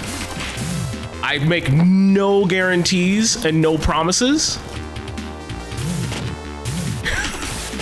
on getting a lot of like fatalities. I went for throw and he got me. Ah, he threw me after I went for the throw on him. Ah. Oh. Get him off me, get him off me. Oh, there's his fireball. Oh, and I caught him. I was going for my kind of dive attack. Didn't come out. I was a little under pressure. Wanted to make sure I didn't lose. As mentioned earlier, this game does very negatively treat you if you end up using a continue. Oh, Yug. Okay, so as you can clearly see, Yug, big gorilla ape man. He is our grappler of the game. Unfortunately, his grapples and throws are the grappler's worst nightmare. He does have this really cool lariat. Does a lot for him, allows him to walk through a lot of projectiles. It is horribly unsafe.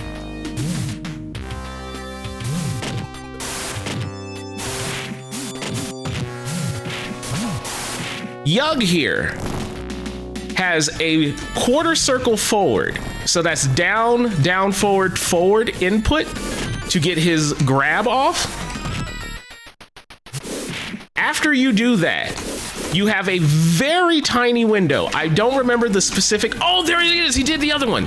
He has 3 different things he can do out of grapple, which is choke you, which is where he can get a pretty good amount of damage. Throw you up into the air and slam you back down, which does the most damage, but is also the hardest to input. Or back throw you, which was that throw he just did there, which does probably a medium amount of damage. The choke slash grip you a little bit move does the least amount of damage regularly. Also, a number of characters have moves that will constrict slash hold slash grab you, hold you, do choking damage essentially. There is no breaks on throws. You can't really mash out of them. It is up to the grabbing player to get as much damage as possible, and then the game will just essentially separate you two. Oh, there we go. Oh, and he's half off screen for the fatality, but I got the fatality.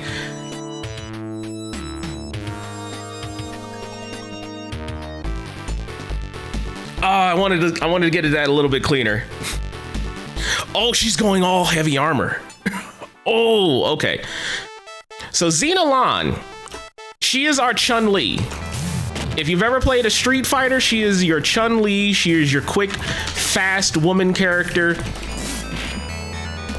But she's going full heavy armor, which is very interesting.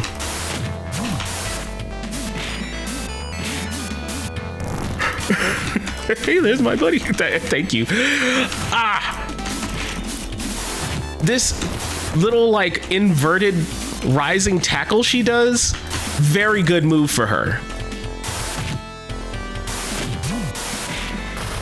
Oh, she countered me with it. But Xena Lan, very cool character. I love the idea of a fire-based fighter. Ah, she got me with it. It's really good. So because she's wearing those shoulder pads, she's able to get that specific kind of ring move. Otherwise, oh, and her back body that gives her that big back charge.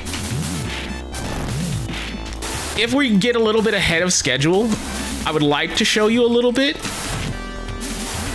how well and how cool the armor system is. Again, we're playing Naja because I don't have a lot of confidence in myself.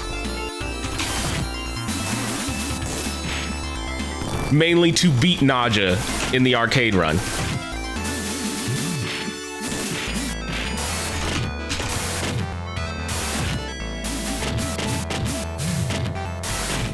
Ah, come on.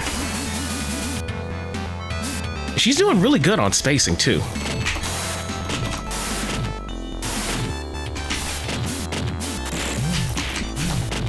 Let's see, can I get the fatality?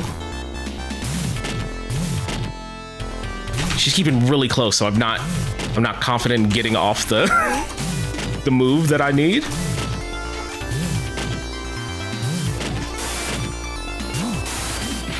Ah, and it went through mine. Oh, really good. Time is over. Well, you know what? I like Xenolon, you know? I'm glad we didn't kill her.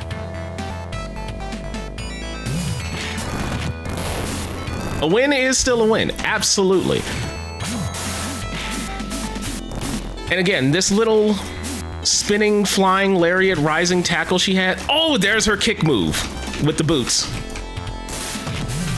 If you're ever curious, I do encourage anyone to look up the moves list on this game. This game has a very strange input method because you might read it and say, oh, well, I understand how to do this. I've played fighting games before. These are very interesting.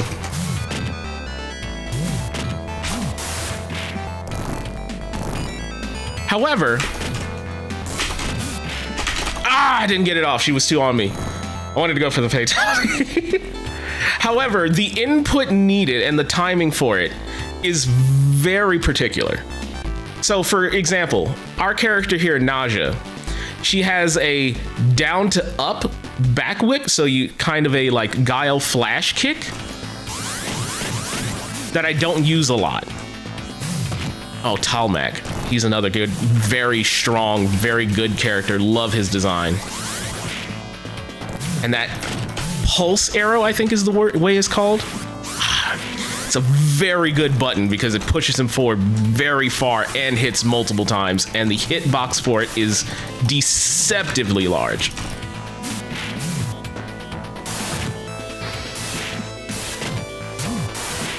There we go. Talmac might be the only guy I think I definitely want to get a fatality on.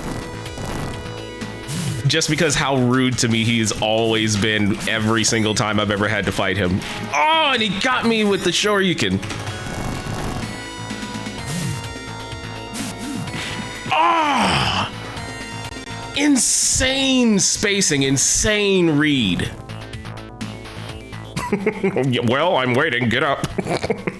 Oh, this guy.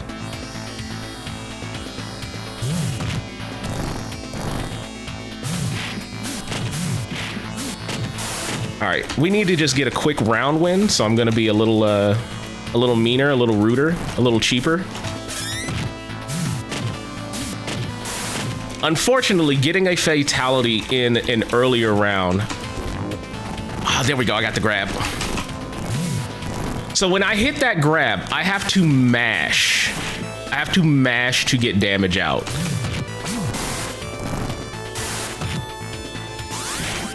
Ah!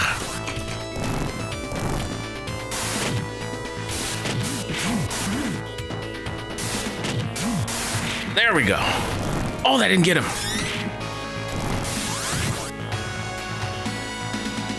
There we go. So we got the round. We're doing well. I think we're doing great so far. All we got to do is follow through. Ah, the hitbox on that.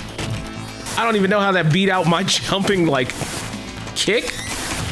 Hard to say kick when I'm, you know, a snake woman.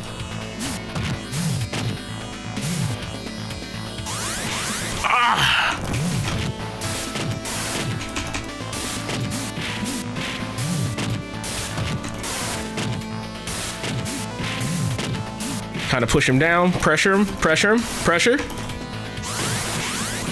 Ah!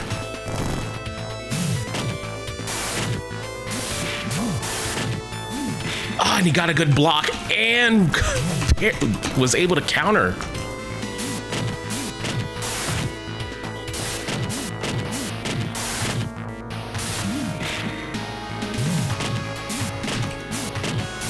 And I'm a little nervous going for the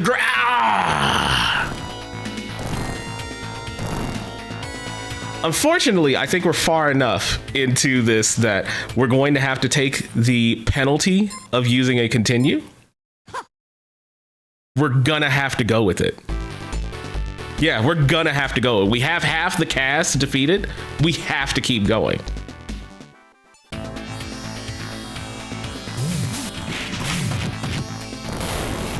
Part of the reason of that penalty, as mentioned before, is the game does like to notice your tendencies as a player.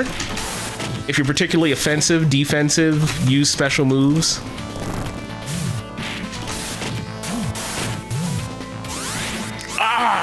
He snuck that in.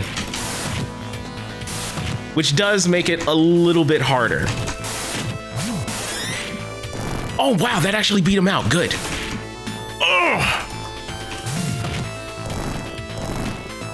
Oh yeah, no, the graphics on this game are kind of what made me fall in love with this game as a child.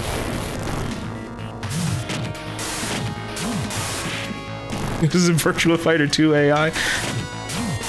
You may be right. However, all I'll say is this game is just incredibly difficult. It feels like it's trying to play smartly against you. It feels like it takes advantage of systems and things underneath the hood that the average player has clearly no way of ever knowing or understanding. And instead of doing like how most home console ports of fighting games would do and say, oh, well, we'll take it a little easier on the player if they're, not particularly doing well. It just kind of gets harder.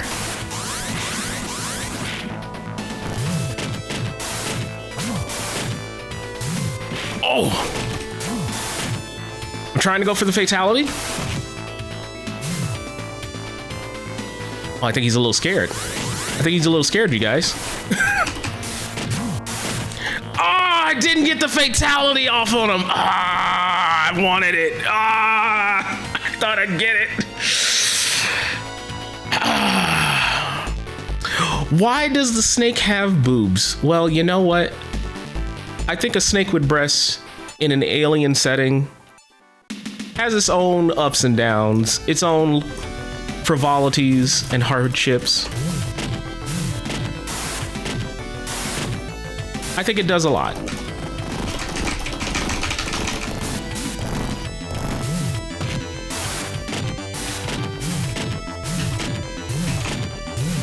And she's rocking that brassiere. Can't knock her. My man Tyr here.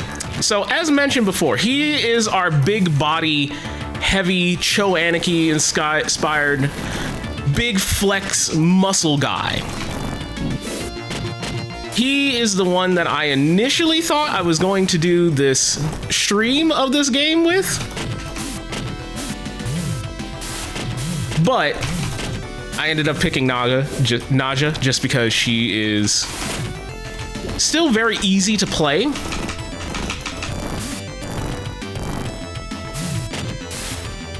While also having, again, problems fighting her in the roster. Oh, let's go.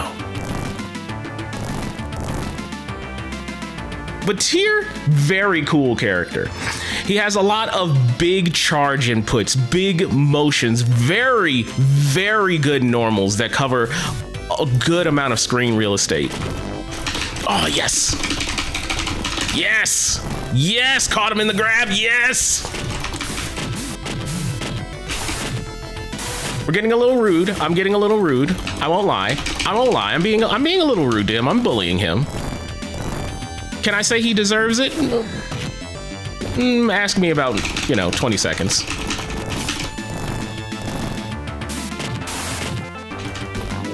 Oh!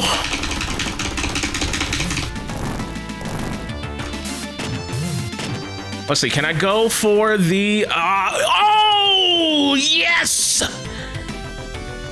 Clean fatality. So, as you can see, I wanted to show that off. As you can see, you can still get a fatality. Even with the armor still intact, it has a much lower chance, but it is still possible. And all right, we've got to fight Naruto, chat room. I need you to believe in me, not Naruto. He is our final fight today.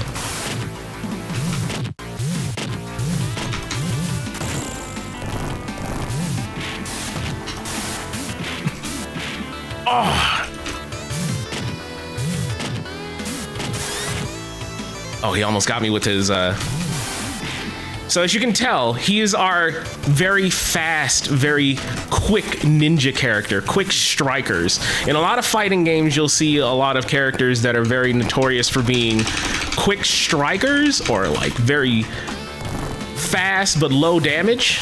That's Naruto here.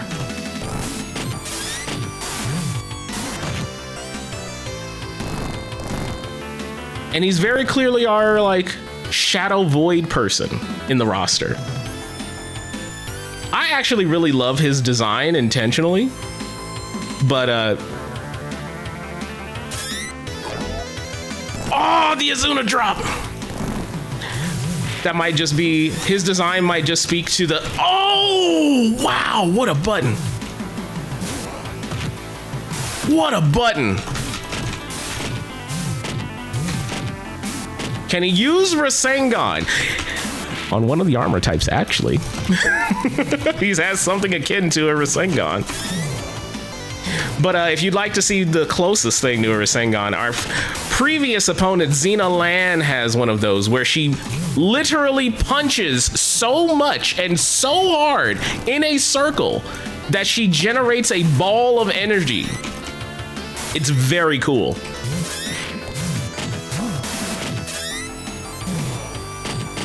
I'm a little nervous. I'm a little nervous with Naruto here. Because he got a lot of big damaging moves. He got a lot of big damaging moves that round, but you know what? I've got faith. I've got faith. Talk no jutsu his ass. Unfortunately, I don't think Naja is going to be much of a talker.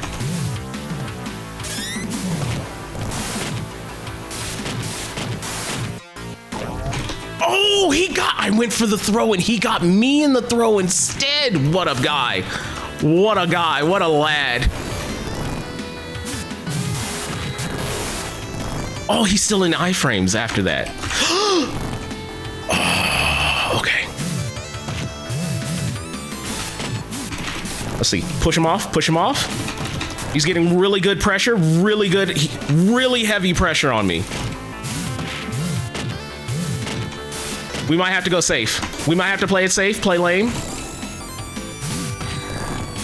Oh, chat room. Oh, chat room, the fatality's calling to me like the Green Goblin mask. I don't know. I don't know. It's calling to me. Oh, I shouldn't go for it. Oh, it's calling to me. He caught me! He caught me on the back half of my special!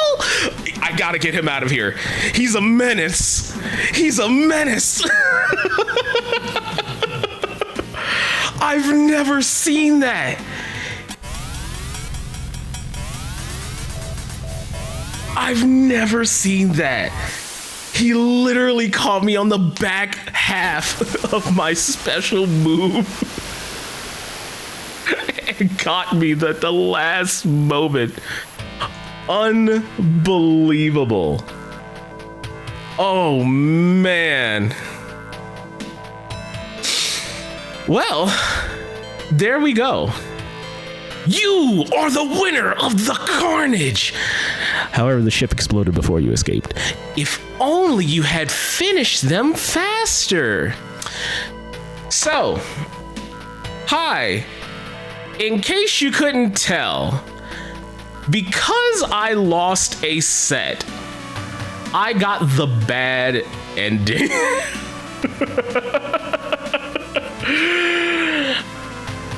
You get the bad ending in this game if you do not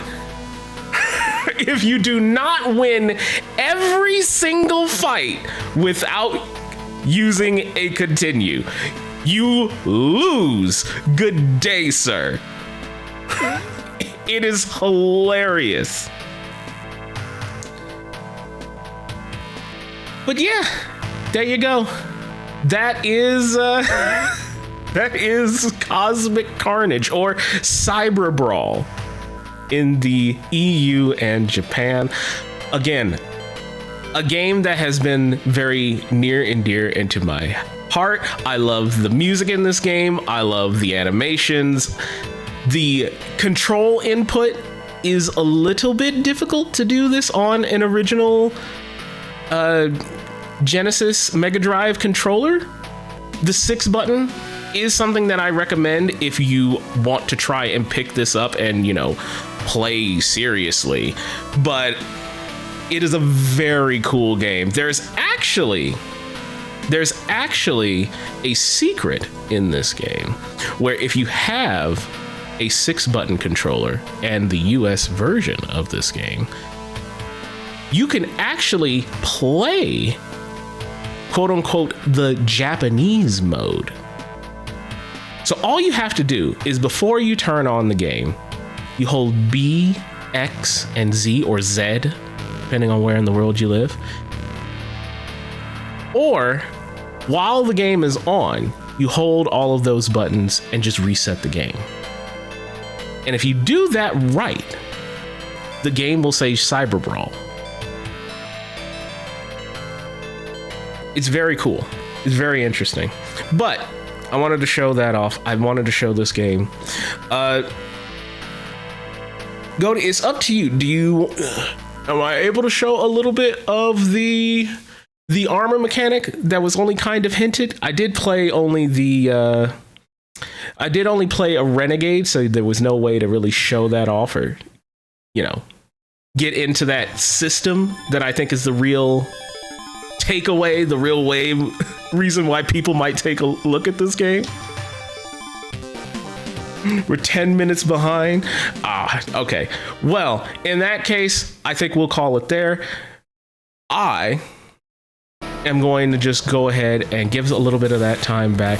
Please do place Cyber Brawl / Cosmic Carnage. I think it's very cool. Highly recommend it. As you can see here, at high level, this is really cool. I highly recommend it to anybody who's just interested in cool, obscure fighting games. Thank you all so much for playing this with me, though. I'll catch you guys another time, and thank you for watching.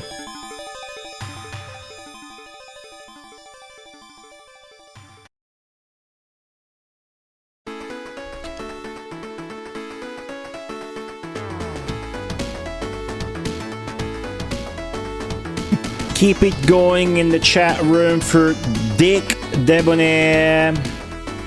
And do not stop. I said do not stop with the clapping, because I want nothing but that in the chat for your next streamer coming back with yet another like-in game for you.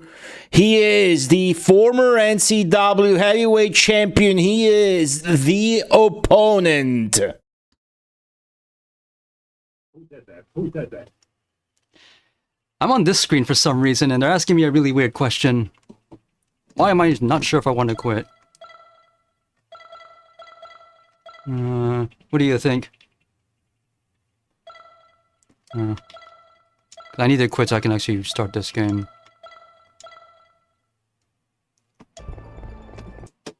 Come on now. Anyway, this is the opponent, and for the best of Nintendon't 9, I'm running the Die Hard 2 Die Harder portion of Die Harder Trilogy, released by Probe Entertainment on the PlayStation 1 1996. It is the only light gun portion of the game, and I'm using my custom-built open fire build, which is built inside of a GunCon 2. And it kind of looks like Virtua Cop. It is just low-rent Virtua Cop. And it's got some depth to it, though. I'll just get into that. So it's loosely based on the 1990 Bruce Willis movie, which I haven't actually seen in full, but you can barely see what it's about here behind this FMV in the giant text. So gotta start a new game immediately, though. Come on, thought I started it. Okay. Start outside IAED, and a bunch of people all waiting to get inside the airport, but immediately from the beginning, there's a hidden bonus here. If we shoot down this helicopter here, gotta be fast about it, make sure my aim is right.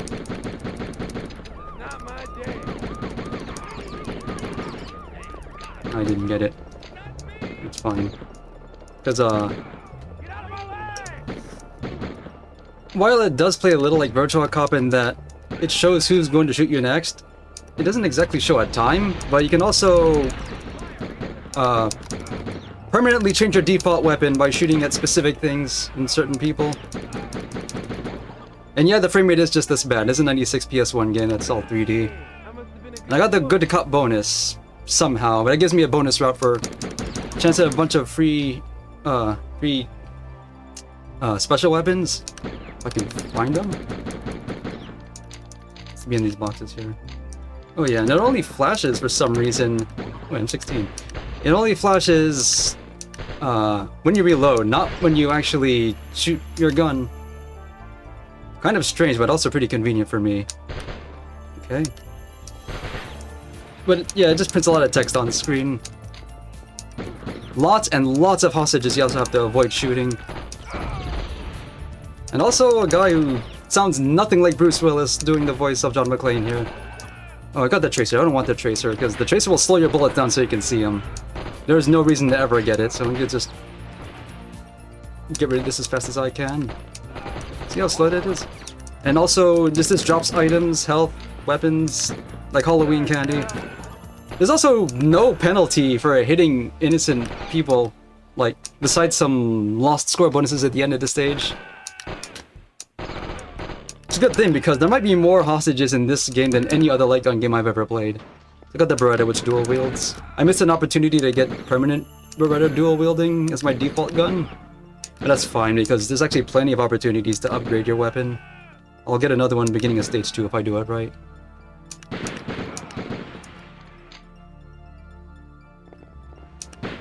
Music's pretty low. There's a little bit of music here. Some enemies will die in more than one shot.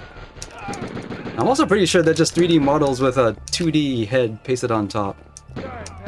I hit somebody, I didn't even see who. I don't want the shotgun. The shotguns are actually not good in this game, so I'm gonna just inject it best as I can. Not even shotguns, it's more like a rocket launcher, and it's slow. Last thing you want in a game with a frame rate like this is a slow gun. Someone's shooting at us, I can't see from who. So, it's another opportunity to bonus route here. If I can shoot down every single enemy who comes at this screen. Throw a grenade there.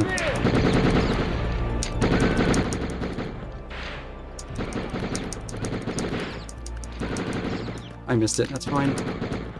It just gives us some bonus stuff. There are some secret objectives which almost always amount to either shoot one specific guy who doesn't look any different from anyone else, or shoot down all the enemies and none of the hostages in a specific area. There's actually a lot of those in this game.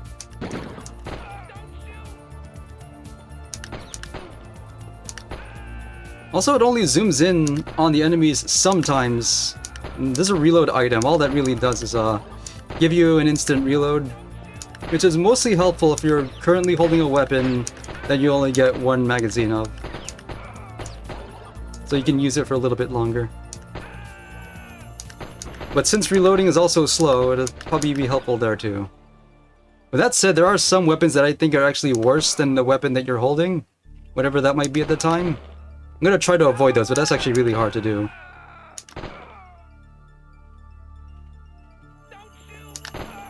Don't want that shotgun.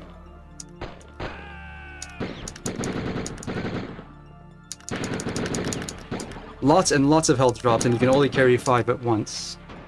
Don't want that shotgun. The Beretta is just the dual wielding, which at some point I've upgraded to dual wielding. Oh, sorry. And when you take damage, it becomes safe, which is the exact amount of iframes you have, which is nice. Yeah, you just upgrade stuff and you don't even know it because it prints text in the middle of the screen. And it's easy to miss, even though it's colorful and really big. Say the thing. Said the thing. And this is everything you've accomplished. Oh, oops. Okay, so I want to I skipped that. Don't worry, you'll see that next screen because... So I have to kill one specific guy right here, and I should... No, I missed it.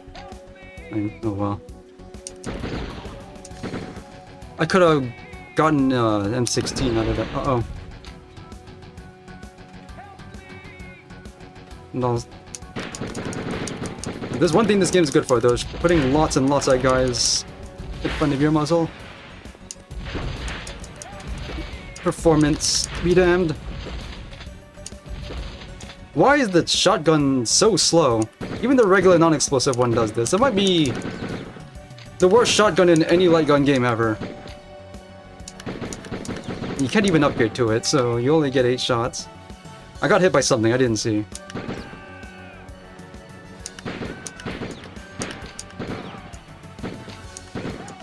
Uh-oh. Another liability of using dual wielding is that you're forced to fire 2 shots for every trigger pull, so you might accidentally hit something you don't want to. That guy's just gonna do his dance there. I think he's trying to run up a down escalator. Or down and up escalator. No, he's not. The shield doesn't last all that long. Try to get the shield. It gives you a couple of seconds of invincibility, and they usually give it to you in places where there's no enemies. There's the M16 of my dreams. Now I have a machine gun as my default weapon. Oh. Oh. Oh. Gotta be careful. I don't want to shoot that explosive barrel there. It'll kill a civilian. And I'll feel bad about it. But he's gone now, so... Another M16 upgrade. This is the MP5. I think it's actually worse than every other machine gun, because there's like 4 of them. I think this is the worst one, because it seems to not do a lot of damage. You can't kill a lot of enemies in one shot.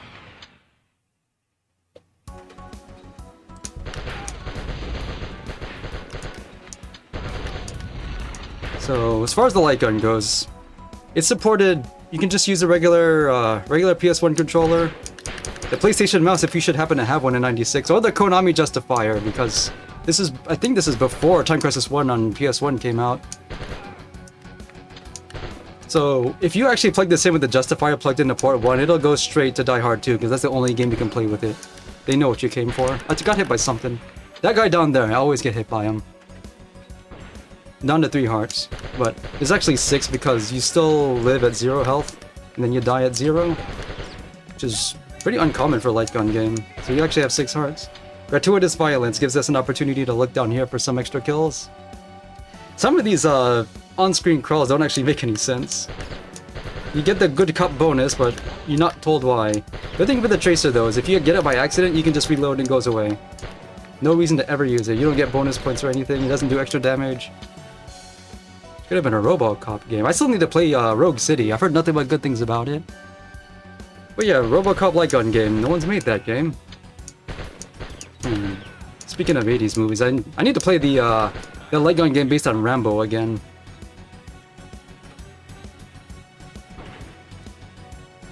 Oh yeah, this is the SWAT guys who hopefully is on our side. I'm gonna get rid of this. No one escapes. Pretty easy opportunity at a bonus screen here. All you gotta do is just kill everyone going up the escalator and you get a bunch of rockets, which we'll need for the end of the game. Extra heart in here too. And another M16 upgrade. I missed the first 2 upgrades and now I have M16s for days. Okay, some of those boxes are just empty. Now, careful here. It's okay if you get hit. Take that shield. Missed it. Okay. I think, isn't the scene later where it revealed that the SWAT guys are actually working for the bad guy? Because I know that comes later. But if you shoot at them, then it's revealed that all of them were actually working for the bad guy and they start shooting at you. Uh-oh. But there's a button on the back of the Justifier that fires your special weapons. You have grenades, which you throw in an arc, and you also have rockets, which supposedly launch at the point that your gun is aiming when you press that button, but it never seems like that when I try it. Head Honcho just takes more shots to kill. Closest thing this game has to a boss. And he's not even at the end of the stage. We're close to it, but this isn't the end. Here's the scene where they're trying to get a satellite to communicate to the plane that's currently stalled in Washington airspace because the evil colonel guy is preventing the plane from landing so he can get his old war crime buddy. I accidentally skipped this earlier. But and this is how they tabulate your bonuses. And your penalty.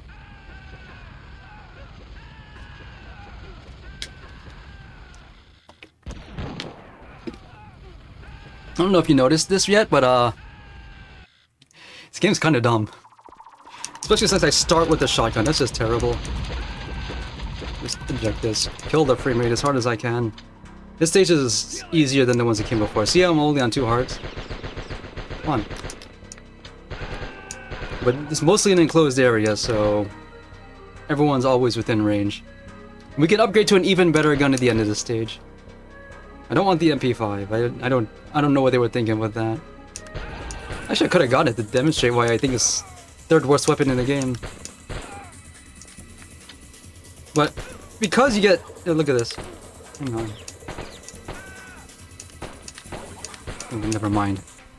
But it feels like either enemies start having more health at the end, which makes the MP5 less effective, or it just does less damage overall, and I can't tell which. Beat it, will you? Yeah, get lost. Trying to save the world here.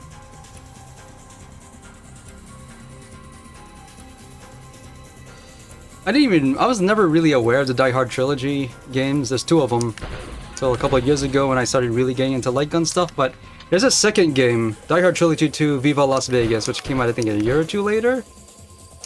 And it has an original plot, and from what I can tell, I don't think the 3 gameplay styles, which is third-person shooter, light gun game, and driving game, I don't think they're separated. I think you alternate between them throughout the game, and I don't know anything else about it. Except that people don't seem to like it as much as this one. Because this is a fairly early PS1 game. Uh-oh, can't do anything about those. Look out! You can't even shoot those down or anything.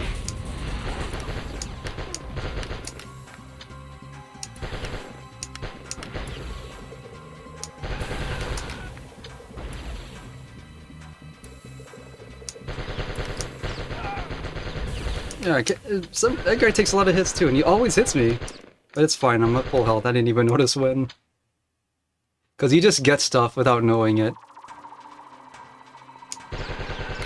I've upgraded to the Beretta, which I can't even use. Gratuitous violence, which means something. That box there you can't break. It looks like you should be able to, but you can't. And then from this point forward, this stage, guys just run right in front of your gun sight. Once I upgrade to the stair at the end of the stage, I don't think we'll need to worry about keeping hostages safe at all. I'm not playing this for score. You can, actually. Because there's hidden stuff if you know where to look for them.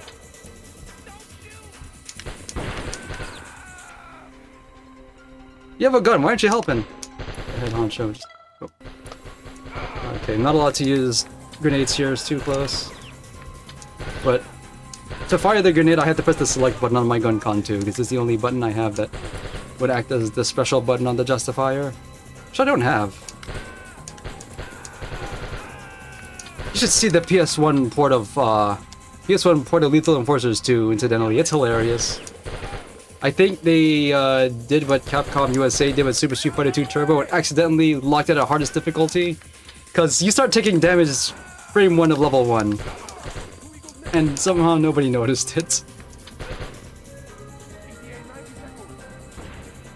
I'll be telling they start with more than 5 lives by default in that version.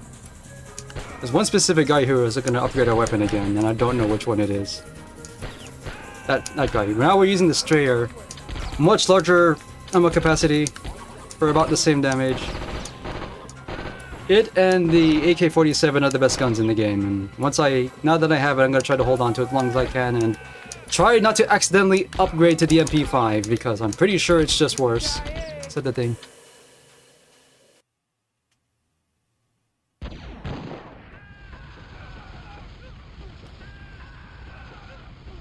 This is the kind of scene that makes you think they made this game up for a television show.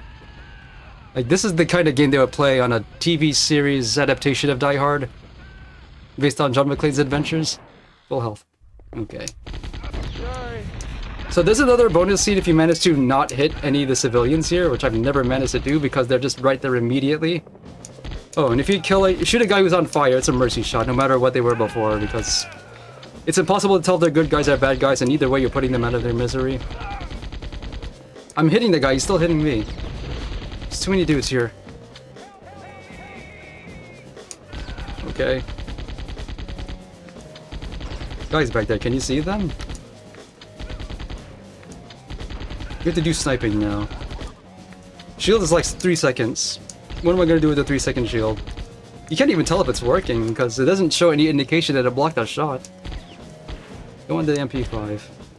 Although it might be worth getting because it's just one free clip. So you can hold the trigger down without reloading for one reload. Look how slow this is. I'm taking hits. I don't need to. Look out.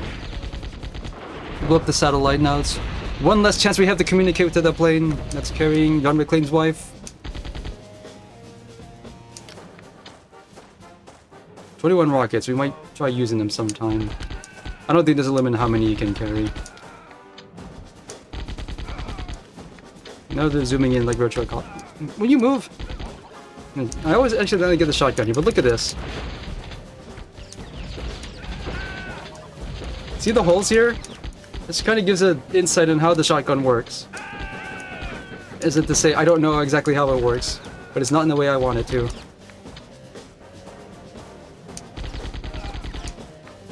Oops, sorry. Oops. Can you imagine if you got penalized materially if you accidentally hit one of the 500 hostages in every single stage? I swear, it feels like in some stages it's more hostages than terrorists. And sometimes an enemy just walks through the wall.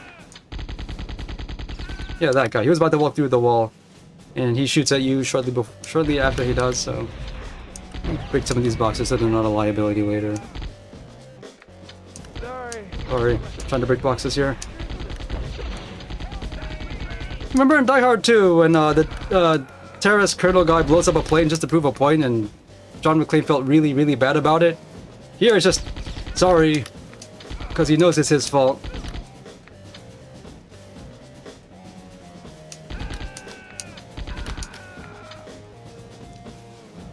Okay.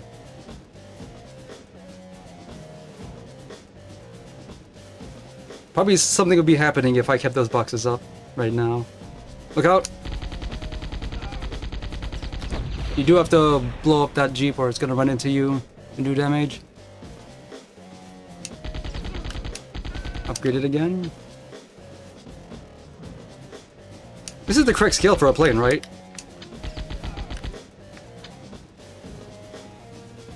Okay. Lots of stuff to blow up here. Oops. Guy's skull is so nice.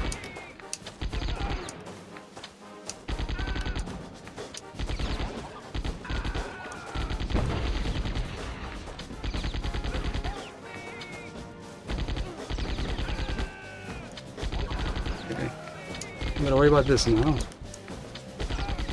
Actually, nice long-lasting shield here.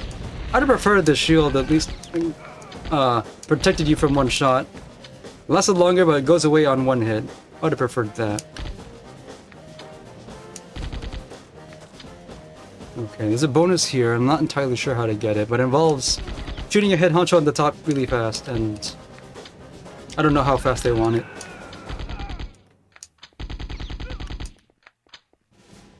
This terrorist cell has too many head honchos. No organization.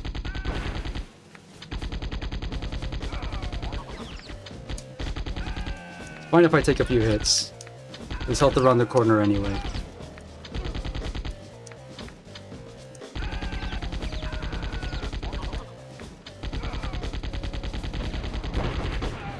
Okay. AK-47, best gun in the game. We got the good to cup bonus. Beautiful, yeah. Literally around the corner. This is a secret route for killing those guys quickly enough. On the roof. Otherwise, we'd go around the other side and the stage would continue normally when we get a bunch of free crap here. Reload explosive just converts the shotgun to an explosive shotgun and makes it even slower and gives it splash damage that messes you up. Get rid of it. I got hit by something.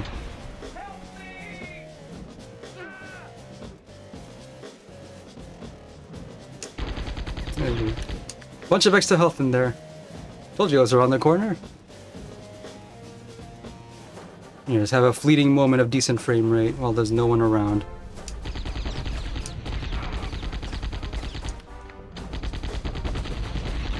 Reload explosive does nothing if you don't have a shotgun, incidentally. And to the next stage at full health, that would be swell.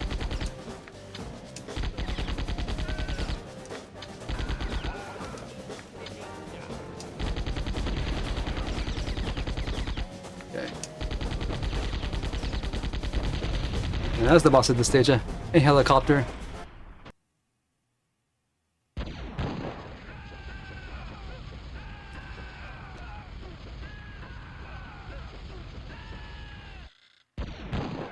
Well, you know how a lot of games will just go out of the way to invent gun names? They're just allowed to use real gun names here somehow. That's gotta hurt. Yeah, knife took a hit for that.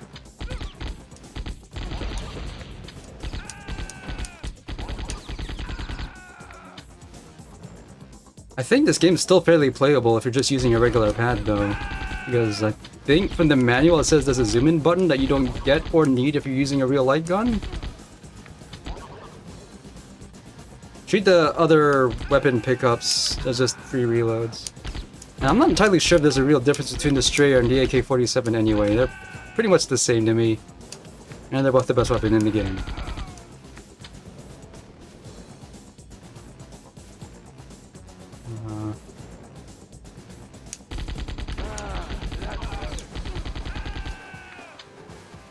Never commented that whoever is doing the voice of John McClane sounds nothing like Bruce Willis, by the way. So I think this is supposed to be where they think they have the bad guy cornered. But it was only like halfway through the movie said they don't. All this spoil. We don't actually see the Cold War evil commandant guy in this game.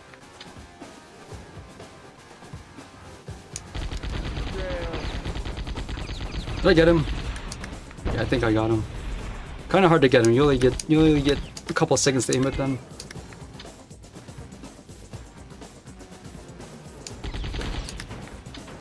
There's a reason I'm hoarding all of these rockets, by the way. I sound more like Bruce Willis. I was thinking of cosplaying him, but he's wearing a leather jacket, and I'm not doing that in this weather.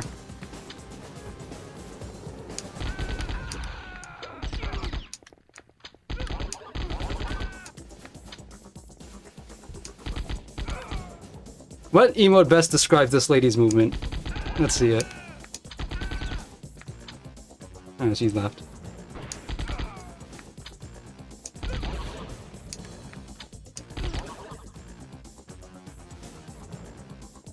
I think the free reloads would be more useful if they were more plentiful. In a game with already way more items than any other light gun game I've ever played. Careful here. Free upgrade to dual wielding, just in case you're starting over. Because, you're not allowed to continue in this game unless you saved in advance, which you have to do in the pause menu. You know, I think you only get one save file anyway, but if you start over, you start with the basic gun. Okay. Pretty sure they expect you to just use some explosive to take out all those guys in the back, because that's your only chance to shoot at them. Strangely, probably for the best at, they grade you on total enemies killed, hostages rescued, and this life you had at the end of the stage, but not accuracy. You'd think they would. Even when you have a machine gun at all times.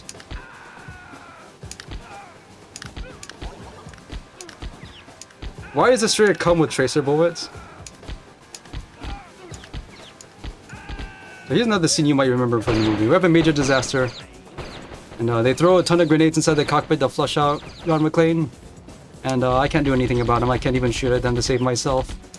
Uh-oh. We should probably evacuate. Look out. There we go.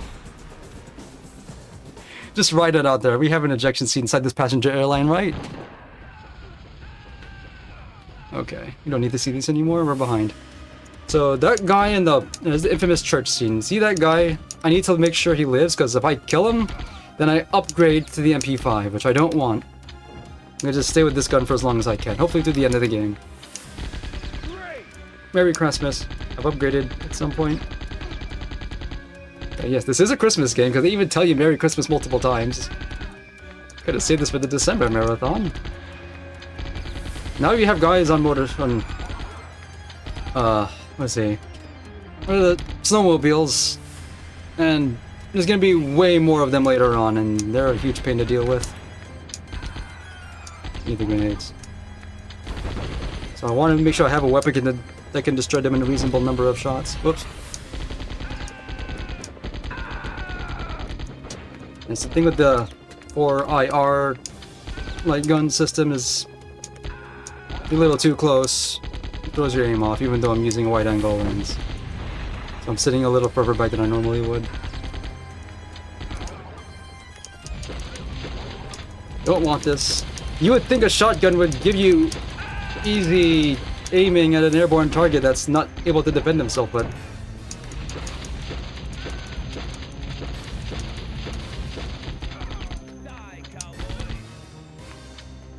okay, more rockets. Upgrade to the Beretta again. You never have to deal with single shotguns ever again.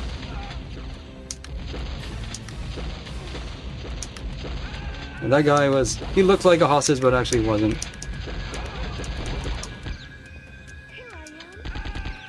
I'm astounded this building is still standing. We're not even halfway through the stage yet.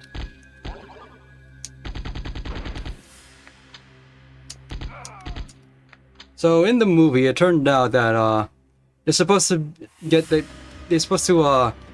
call in the cavalry and take out a big group of the villains' forces, but it was all staged and they were using blanks. No, this is all real. Not pretending here. Then you have the scene where John McClane shoots at the actual general guy to prove that the guns were filled with blanks. Because they couldn't think of any better way to prove his point there. See how the MP5 is not killing them in one hit now? See? And that's the last upgrade. So I have to make sure not to hit enemies that'll force me to have it. Even then, all that said, I think this is a really easy 1cc. I said this is a 1cc attempt in my application, but this is a pretty easy game if you have experience with the genre. Not least of which because they give you so many resources all the time, but even then, if you're unlucky or not paying attention, because the sound of you taking damage is exactly the same as the sound of enemies dying. And the game's not great at communicating information, except to tell you that you're such a good cop.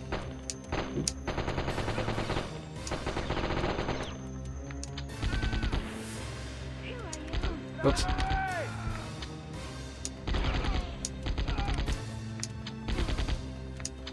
But for 96, it's not a bad game. Not that there were that many. Until, yeah, I'm a good cop, even though I accidentally said whoops. Last thing you want to hear your barber say?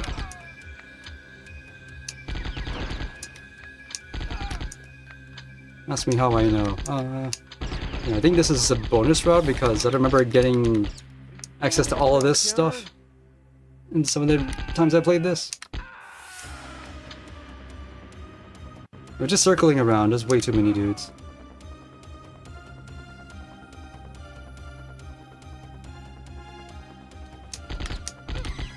When we actually fight the boss, I'm gonna start taking damage because he got really good cover and I don't.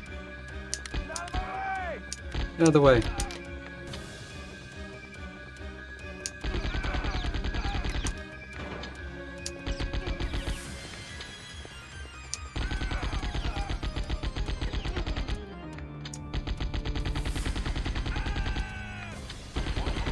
More crap. I'm pretty sure I broke these boxes earlier. They respawned for me.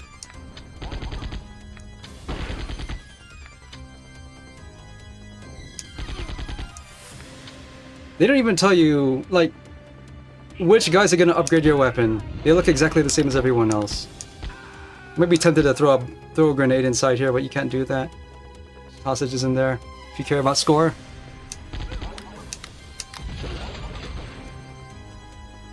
I downgraded to the regular shotgun because he dropped the regular shotgun for killing you with my explosive shotgun.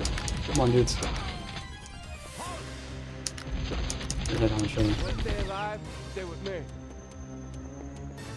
Everyone move out. I'm gonna kill that guy. He dies in one shot.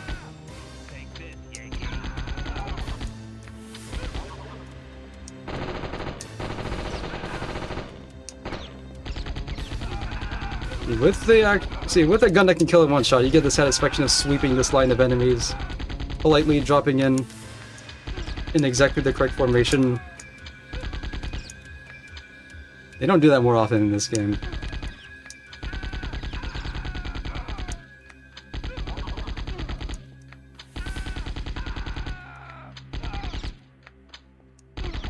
Whoops. I didn't even see who I hit. Hit the head honcho. I need to start using explosives here because he has way too much health. It's really hard to hit him. To throw a grenade, you press the select button. But to throw a rocket, you hold down the trigger and then press the select button. I don't know why the rocket is so inaccurate though. See, I'm hitting him. There. Upgraded to AK-47 in case you lost it earlier. No one escapes. That's gotta hurt. Come on.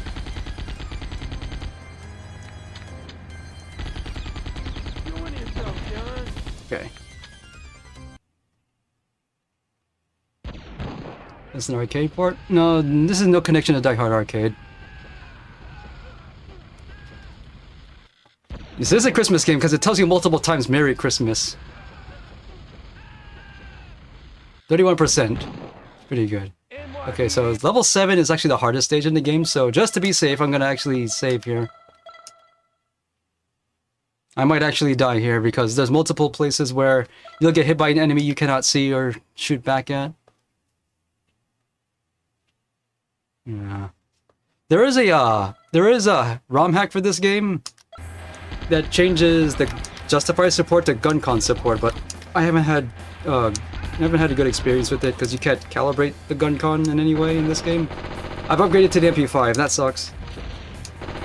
I don't want it. I don't know how or when that happened. I think there's a secret route here. And I don't think I'm gonna get it because... Break that. Can you get this? No. It is possible to destroy that train car and the guys standing on top just float there. Go. I took a hit anyway. Man, my gun feels so weak. Just because they give you larger bullets. I think it's possible to go back to the stair later on. Yeah. Take hostage. Doing that now.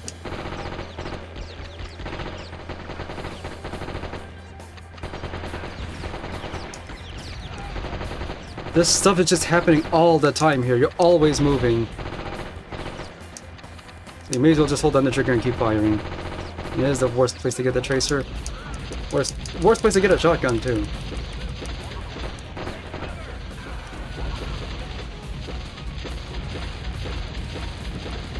These things should die in a single shot and they aren't.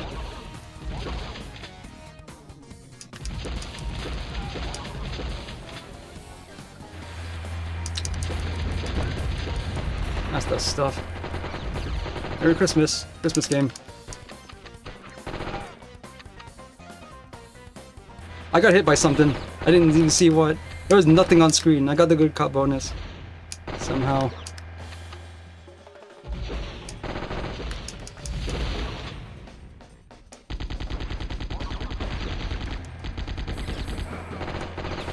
There's actually several places where enemy will be off screen and be able to hit you.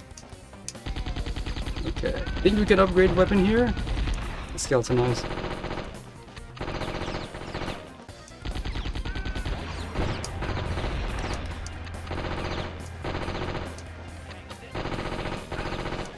Pretty dissatisfying when you have a high-powered machine gun and you can't kill anything in one hit. Go. There we go. But I still took damage anyway.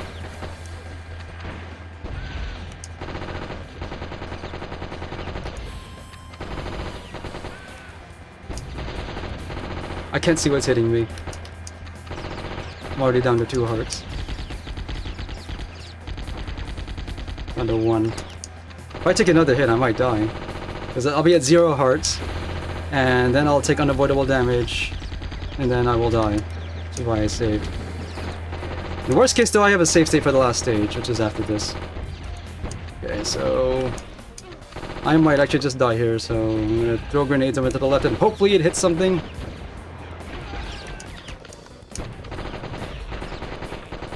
Oh, I'd love to have a... No, I got hit. I didn't see what hit me. I'll just redo this. Sorry, I saved. I was hoping for 1 CC and it didn't go. Well, that's the bad ending. Oh, we don't need to see this. Oh, and here's what the high score screen looks like, but... No, we don't do that yet. Gotta get back in. Continue. Try again. I have to deal with this now. If I fail here, I'll just restart. I'll just use a save state for the last stage. Because I knew this might happen. At this point, any weapon will do.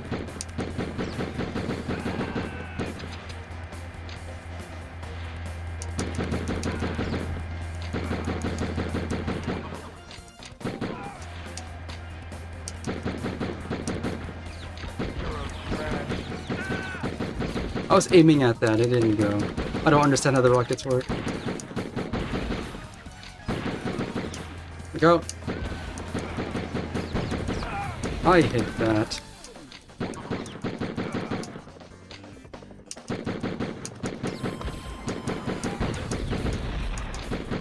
Really low on rockets, but I don't know, I'll make do.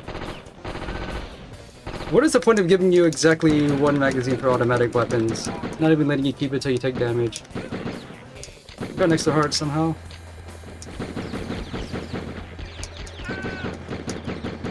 My Kingdom for an upgrade right now.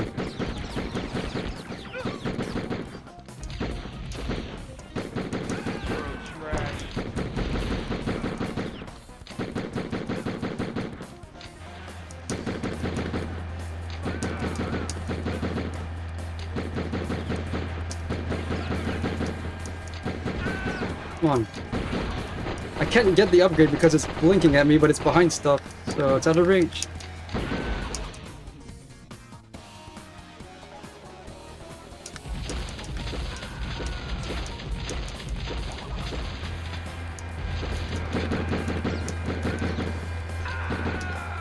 Ran into me. And this really sucks. When you do this at minimum power. Cool. Keep it.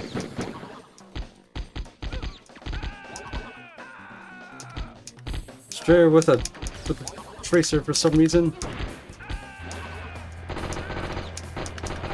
I could have sworn there was a weapon upgraded around this house.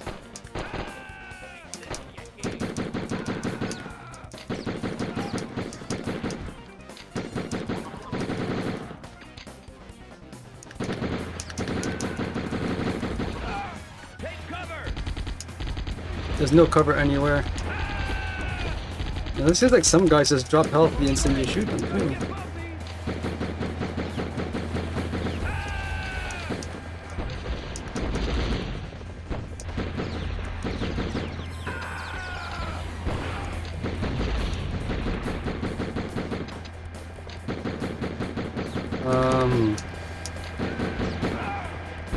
I don't got time for this.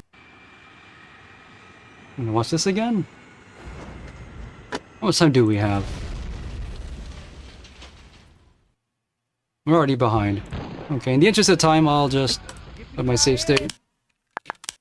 I think it was this one? So...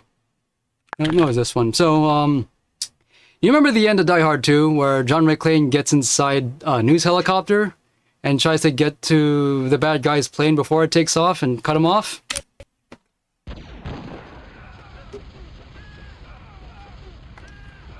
Speaking of leaping 10 meters high, it was supposed to be the big climax, and eventually he gets on the plane and fights him off, and then blows up the plane.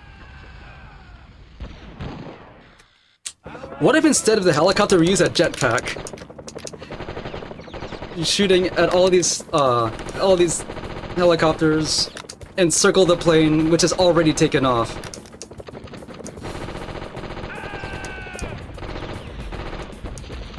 Yeah, this is just the last stage. We're just skipping the stuff that happens in between the snowmobile chase and the ending of the movie. And I'm using the MP5 here because this is what I have. They're not even telling you which ones are shooting at you.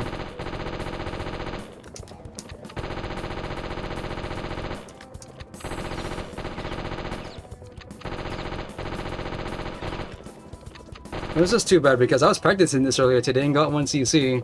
I just got lucky. Speed up the plane a little bit. Evil in there. As many rockets as we can, because. So, is this the correct scale for a plane? The thing's only like 50 feet long, right? And we can be up here with no sign that we're in a vehicle or ourselves.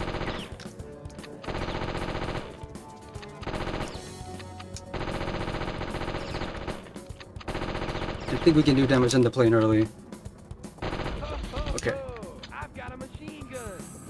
That's not the line. Come on now. It's like they didn't even watch the movie. I still haven't seen the first one myself, actually. I need to.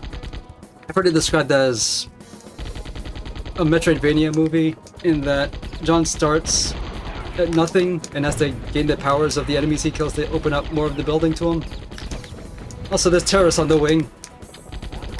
That's what happened in the movie, right? They spawn on top of the fuselage to start shooting at this crazy American who's flying around in a jetpack. And then they parachute out and hope they don't get shot themselves. And then occasionally they somehow manage to hit him, and I got the good cop. That totally missed. South up there. This is actually pretty easy. Also because tons of crap drops, and even though you're flying around, they don't move around all that much.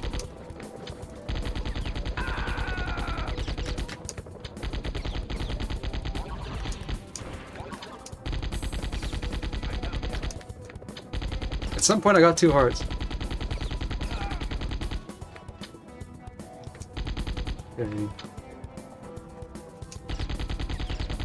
Just vacant parachutes. They're just there for show. How many helicopters does, what's his name, Colonel Stewart have? I forgot the name of the actual guy that the evil dictator is trying to save from extradition. Come on. And here's why we saved all those rockets. We're gonna just try to recreate the movie closely we can by firing everything we had at him. Because in the movie, he throws a grenade inside, or he throws his lighter. Merry Christmas. He throws his lighter inside the engine right before it takes off, so it explodes. So best we can do is just fire all of our rockets that we've been carrying all this time. Kinda do that. We're just gonna keep doing this until they tell us to stop. That's gotta hurt.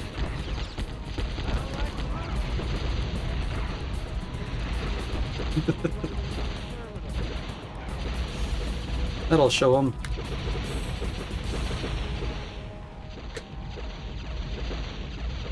And there's the plane that contains John McClane's wife. They've been circling around I-80 for 40 minutes or so. Game complete. They used the wreckage of the evil terrorist plane as a makeshift landing strip.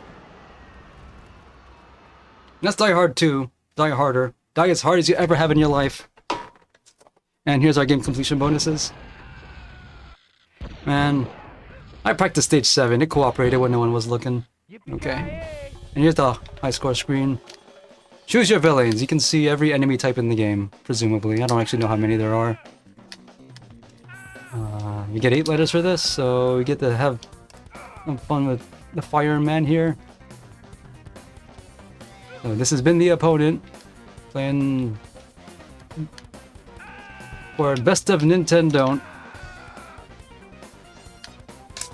Stay tuned, and enjoy the rest of your Sunday, everyone.